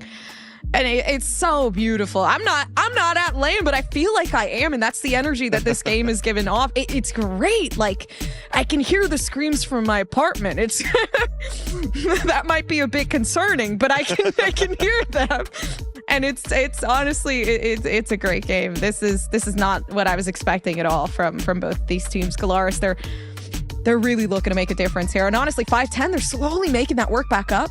Yeah, that's an All Knights timeout. Despite them having to lead by 5, they're just trying to figure out how they could activate Dante a little bit more, because just like All Knights have been doing, they did such a great job avoiding Sato at the beginning of these rounds to flood, be quick with Dante's high gear to get these openers. But on the other end, though, now you have the opposite thing happening, right? You have moving forward, GALORYS doing the same thing, avoiding Dante to get some fast picks in the very beginning. So Zonic and Basi that you saw at the very beginning of this timeout talking, really almost dictating what they need to do now to try to stop this aggression that's coming out from GALORYS. GALORYS for their end, well, yeah, they definitely stopped in the very beginning, playing out towards the spawn, up against what they think could be an eco for All Knights, but All Knights are playing a crossfire stack on the C site with stingers. And the Owl Drone was used so early here for the defensive side. See nothing towards this B site. They still have a camera there. And it's Dante the one. I think if they see Dante here, I think he almost wanted to get himself seen here by the Owl Drone so that they could pivot the opponents over towards the C site. Avoid Dante because he's got the overdrive, and then walk into the crossfire setup. And it still works out to be the end result. All Knights in a perfect position. Shadows. That smoke's gonna actually be a really good application of pressure. Sato can't get by regardless. The paranoia working in confusion to everything else. And it just makes the play work. Everything feels so rich. Now the TP going over down towards A and the fast rotation commences. Dante, though, is gonna be very, very big expense here, especially with the ult coming through. Will he overheat, though? That's the biggest question, because that TP from Luxo was actually really good. And it's the overheat, but it's a spike down. It works out. Do they have it? Not yet. GALORYS. Maybe so. I mean, at this point, definitely having the fights, but still stuck behind. Box managing to make this work, though up top. Spike planted. 1 second left. They do manage to get the spike planted. 45 health left on Nico Machine. And how is the Machine going to work today? Oh my gosh, I thought they were going to die upon fall, but the impact was not enough, and that's okay. Oh, it was so close, too, that you saw it from All Knights. Not only the first kill that came out to drop that spike, and really you started seeing GALORYS just starting to run around the site, being like, oh crap, gotta pick up the spike here and try to pick it up. But the recon dart was perfect coming out from Evil King to allow these trades to happen, and then the spike to come down at the right moment. It was like, what, maybe less than a second remaining before they could get the plant down. And Adverso was trying to find that timing on the recon play to really try to dash across and get that pick and deny that plant. There were so many bodies watching them that GALORYS is able to stay alive to fight. Take this. Now a change of pace from All Knights, already pushing forward. So that position is now on lockdown. But they have so many players this time around supporting the A-side lurk, or the A-side push, that GALORYS is going to pivot right into a B-side hit. What a shot. Take that off. We're going to back up just a bit, but the defense, they're preparing. You can see the formation that they're taking place here on the extremities. Right there goes the first. Sato's going to be the one to play the duelist role this time, but it gets taken back immediately. Right there and then, the headshot makes a tremendous play back into it. GALORYS, they said, nah, you're done. All right, there it goes, All Knights. They are slowly letting themselves go. Be faster. And the utility is being used here to take control of the long side, but I'm not too sure about the breach being fully inserted towards the sewers when they're playing so passively on pretty much a 2-0-3 setup. And when you're doing that and you're not really waiting for your teams to play the rotate to pinch back on both extremities towards B or even try to activate some lurks, you've given a lot of space away here for GALORYS. So good on them on GALORYS' side to really pivot out and really find these hits. Dude, I mean, Only one down, though, luckily enough for the attacking side. But for GALORYS, that could be very detrimental. The A site now not having too much util to play with down to the post plant. They could use Durango there, though. They do have the ultimate, so maybe keeping the extremities out of the way. It seems like the pings are coming through, so they're planning one of their own here for Nico Machine, and the timing, it could work. They're trying to bait out that Rolling Thunder by tapping onto that spike. And I love, look at how forward that trip is from Tinchov. You can't really break that trip to come across, and even if they break it, they have so much time to act upon it. A second tap here to try to bait once again the Rolling Thunder. Finally gets broken. A recon dart in, and this might be the full stick. But the recon dart, it gets shot right away, and that's going to keep all of All Knights inside this A site to get ready to flood back. Oh, they're ready for it, too. Who's going to put it out first, though, is the question. Maybe in Cohesion they could do so, but of course stunned underneath, and down they go. This is going to be detrimental to the max, as now they're completely taken away. That is just too good for All Knights to remain composed on the amount of taps that came through. I like the attempt. You saw it from GALORYS' side. It was Evil Kick that was trying to get that plant so he could get the Hunter's Fury up as soon as possible, but then realizing, oh my god, we can't really bait out that Rolling Thunder, they give it to Luxo so they could plant and TP across, where he actually avoided the Rolling Thunder, but then everything else right after in terms of that flood util was just too good. And just because of that single trip by Tinchov in the front of that B side, there was no extra lurk that was able to come through here from that Sova on the side of GALORYS. He's left on an island where Evil Kick can't really come back to play forward to be able to get that to help out the team. And I apologize, it wasn't even Evil Kick that was trying to get the plant before, but it was somebody else for sure before they gave it over to the Omen, and then realizing here that they couldn't do anything overall in terms of that pulse plant. That was, I mean, the turning point moment. GALORYS, they were running off, you know, that momentum. Of course, they could still have it, but at that point, they've, I mean, I guess found the way. The ultimate definitely being a big help there for the side of All Knights. So will it happen again? Maybe, maybe not. I mean, not having the ult there is definitely going to be a big detriment, but maybe using the fault line a bit more strategically. It does feel like they've been forcing more so the plays moving back onto the site instead of really thinking about and dwelling on, you know, the repetitions that we've been seeing from GALORYS. But overall, I mean, it's been looking great. Yeah. And that's why you have like the strength coming through here from having your Omen instead of an Astra as well, and keeping the breach. When you're looking at it, it allows here for the TPs to come across what potentially could have been here for All Knights trying to TP across trips, but then realizing here that they're playing against a heavy composition that's trying to flood back within these sites. That paranoia could be a huge piece of utility along with the fault line and the aftershock to really clear out towards hell and allow for you to really fight back on the retakes on the site. So very nicely done, and a small change coming through, and Sabanto, not playing the Astra but onto the Omen, is still doing an incredible job in this role. Another forward position. Smoke being thrown.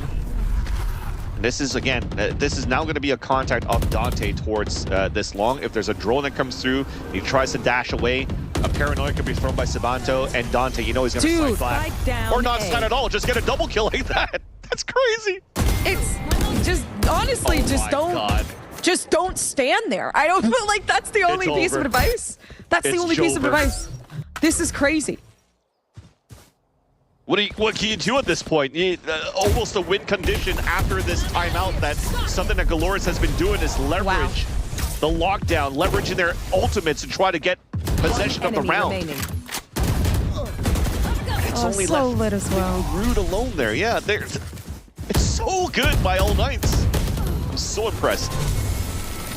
Dude, the double shock dart because of an unfortunate TP coming through from Luck. That just hurts. And overall, like, everyone's just playing so well that it really is, though, Dante down to this opening moment, right? Having the correct timing, the correct shots. What was that? Never mind. But like everything else after that, before that, was great. And that's the thing. It's like did it on purpose. The wide swing to break crossdoor placement to get the guaranteed trade. It was nice. I love it. The side eye, and man, they're having a good time too. This is definitely an All Knights. It kind of shows how hard it was for M80 to try to win that series that they had against All Knights yesterday. You have 2 maps that went into overtimes that had to be concluded into overtimes, and that had to come down once again to hero plays when Dante, that we're praising so much, was playing ISO on Icebox and just tried to open up the site over towards the B side and just lost his duels every single time against BCJ. That didn't really allow here All Knights to take control of the B side. Yeah. Okay, well, maybe that's why we're going to avoid Icebox this time around and just start playing a little bit more Neon and Jet. And you're starting to see why you want to have somebody like Dante on an agent that's going to create some space rather than just trying to walk it through, because the sliding accuracy and how good he is on the movement around these type of agents doesn't really allow for you to capitalize on a defensive anchored plays on your defensive side. So this is so good what I'm currently seeing here from All Knights. Of course, map series point, stop by a technical pause. This is it. The possible final moment within the series. Who might be able to take away, honestly, is the question. Will it be All Knights, right? Down in that match point? Or GALORYS, who are looking for some sort of retake, some sort of victory. But Dante, he's been in this position before. He's been good with the shots. He might just be able to take away again, dude. The smokes, just don't stand there, as the tip said before. Maybe don't stand there, you shall. All Knights, they see everything. And you are next in the lineup, Durango. I mean, is this game over? It seems like it is. Game over. It shall be the GG for a quick ending and a beautiful, beautiful series. There it goes. The stretch, the talk, and everybody's having a good time. The Black Light Fall is to finish it there. That was so sick coming in from All Knights overall, and GALORYS, unfortunately, here they're gonna feel it right now after coming out of these 2 games 0-2. And I was going to say this had to be a difficult start coming out here from All Knights, because they had to play against tournament favorites being M80. Then they had to play against the #1 seed of GALORYS, who has been unstoppable here in their region.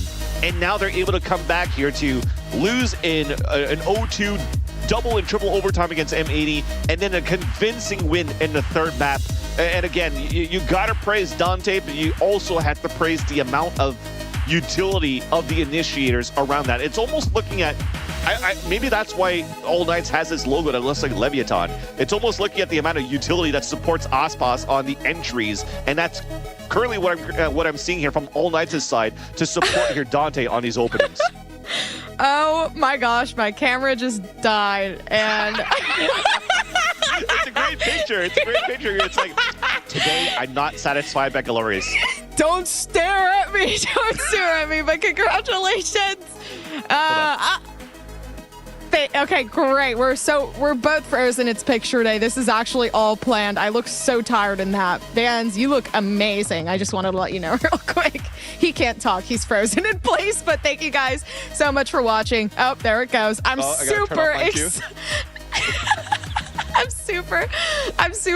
happy that, okay. I cannot hold it anymore. I can't. You're like, guys, you're live, by the way. We know, it's fine. That's a good way to close it out. It's a 2-0 that goes the way of All Knights, and honestly, a team that continues to look great. Yesterday, they look amazing, but they couldn't win against M80. Today, they look amazing, and they win against GALORYS. Psycho, I love to see this team. The more and more that we see them in Ascension, the better I feel about them. I think this might be my favorite team to watch right now. I mean, they are just so exciting. I think I said it before this map, but even the rounds they're losing, they just seem in control of the round until the very last moment. They are dictating the pace. They're bringing it to them. They're putting the other team on the back foot and putting the onus on them to react how they're playing. I think it's a really good style. We'll see how far it carries them in through this tournament, but right now I'm loving what I'm seeing. Just want to take a check-in at this point as well and just say that the talent in LATAM and Brazil, the kids are all right. You know what I mean? They're doing just fine. Dante Diaz has an average 360 odd ACS over the course of the series, and during the map select I sort of mentioned, okay, these are both good Neon maps, right? Thinking that it would be a factor, not take over the entire game, but we see that All Knights play into that style so heavily. Dante Diaz, after 20 rounds, is 27 kills, 10-0. First kill, first death. He's literally unkillable. And look at this. Look at how they push up the extremities. They isolate players with these smokes, and then they just push through the smokes. It doesn't make it make sense. Somebody, please. We need to find a team that force All Knights to respect them. Because in the matchup domestically against Reta, they kind of struggled on maps where they couldn't play this Neon style. And frankly, it made them look different as a whole. It's more like Dante goes in, gets killed, tries to get out, right? It's more in-out, whereas this is just full commit, balls to the wall, all in. It's really fun Valorant to watch, and these guys are electrifying.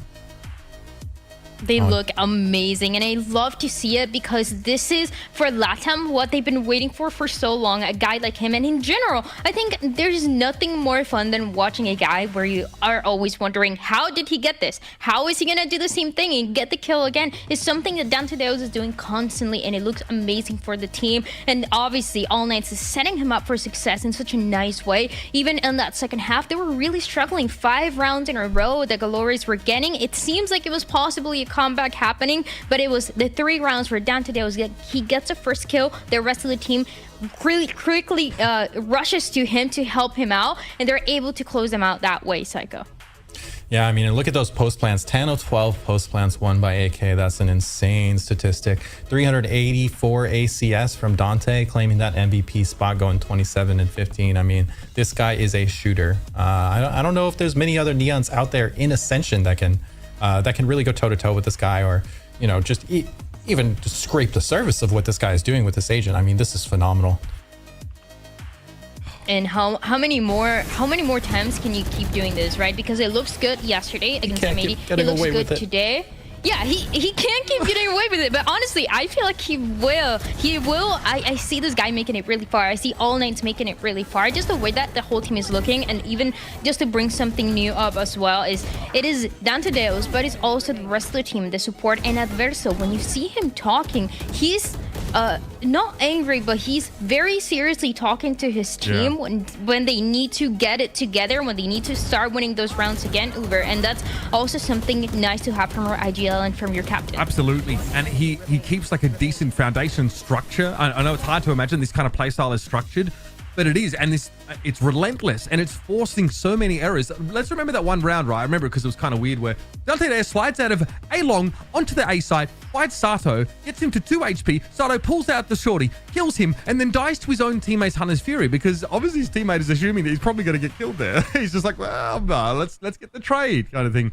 There are a ton of moments like that, and I think that it's hard to see the structure amongst this. But All Knights have that in spades. It's what allows them to keep repeating this instead of just throwing caution to the wind and hoping that they can get away with something aggressive. It's not the Dante Deus go kill strategy as much as it seems like that. There's a lot of depth here. Sabando is just there were some rounds where we saw All Knights having to anchor sites, having to fight into sites, having to take on retakes. Very similar to what we saw on Sunset, where they play off the site and come back in. And it's really hard to retake A. And there's only one real viable way to do it, is through Link. It's tough to come in from heaven. Sabando looked excellent in those moments. This team has kind of got it all right now. They're pretty sick. It's really cool because it doesn't look like it's a team that is adapting to what everybody else is doing, and it's just, oh, they're playing this composition that we saw from this other team. Is they are making their own composition. They're figuring out what works for them specifically, and that is how they're finding success so far. So it looks amazing for All Knights. Before we have an interview, but before we go to the break, we do have a giveaway. Is Blacklight is giving away a chair, and they're really nice chairs, by the way, so make sure you check them out. It's going to be on the Twitch chat. It's going to be linked, so make sure you check it out, you sign up, and you might be able to get one of those Blacklight chairs. I recommend it. Look at the price of them. I recommend you get one for free if you can. And we're going to go through a break. We're going to have an interview, and then we'll be back. My camera is destroyed.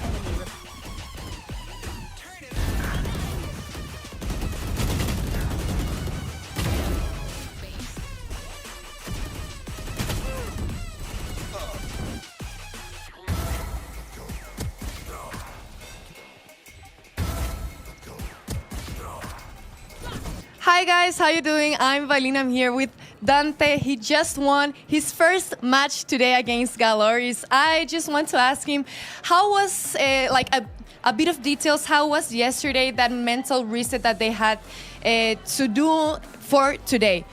Dante, cuéntame, ¿cómo fue ese reset de mental que tuvieron que hacer para la partida del día de hoy? La verdad que fue un poco de todo, ya que no nos sentimos inferiores a los rivales y nos jugó un toque en contra de la ansiedad. Pero yo creo que para el juego de hoy fue un poco más de la motivación del día de ayer, de saber que tenemos el nivel para estar acá y demostrar lo que venimos a hacer. Our anxiety was really, really high yesterday, and that really played against us. But we really came to play our game. Today we could demonstrate really what we could do. The second question that I want to ask him is, what can we expect from All Knights from here for the next matches? Dante, ¿qué podemos esperar de All Knights y de ti también para las próximas partidas? Un poco de todo. La verdad yo creo que podemos ser muy agresivos, muy pasivos, nunca se sabe. Depende del equipo, tengan cuidado. Pero esto va a ser solamente adaptación y quién juega mejor. A bit of everything. We could be really aggressive, really play, really passive too. So it's a bit of everything. We can do everything that we want, and also we can adapt. The last question that I want to ask him is, what is the secret for his consistency? Because he's a really, really good player. Dante, ¿cuál es el secreto para ser tan consistente? Yo creo que la rutina que hago antes de jugar, que es 2 a 5 DMs y galería de tiro, y un poco de lo que nos habla nuestro staff, que es todo táctico y me ayuda mucho a entender el juego de los rivales. So my pre-game, I usually play 2 to 5 DMs, and also our staff, because they help us really to prepare for every match. Muchas gracias, Dante. Gracias. Thank you, guys. We're going back with the live stream.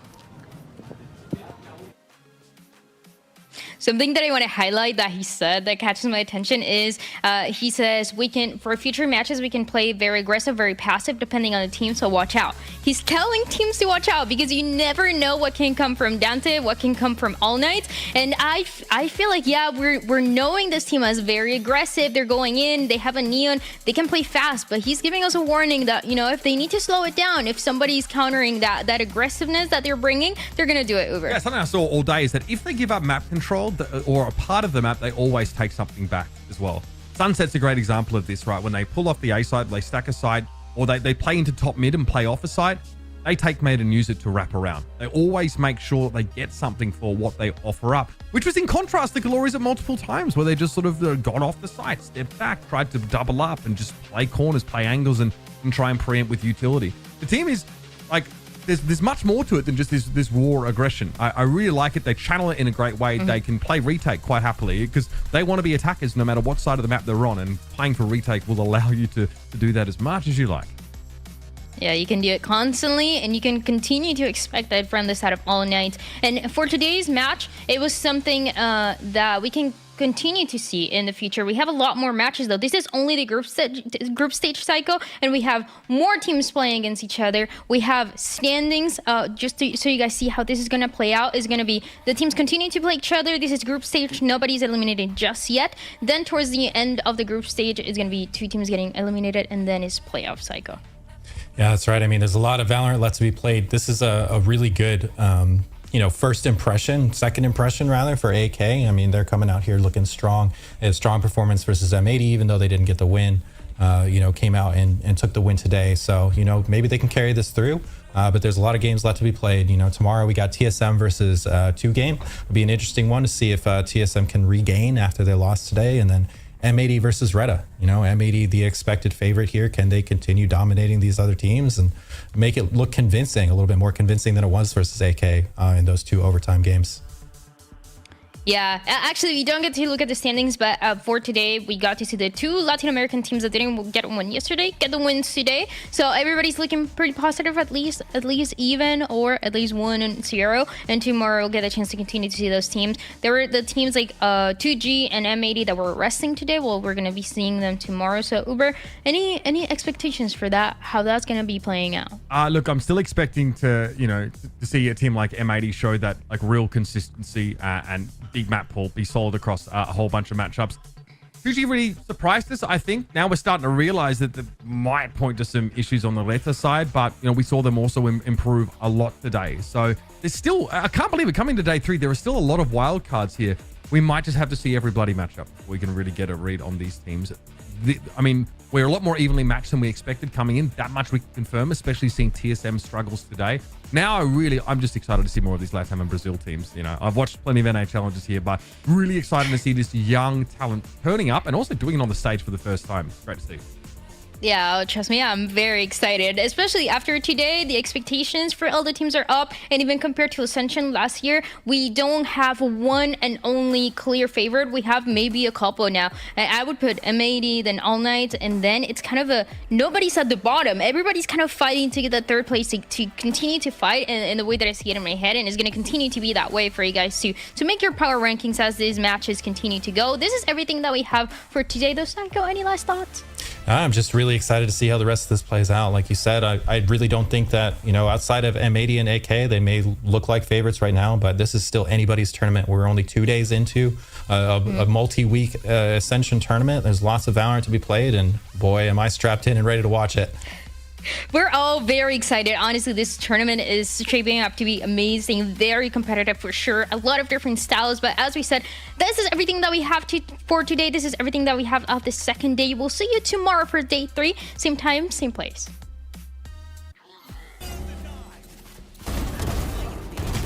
Player standing. Auf Wiedersehen. Enemy down.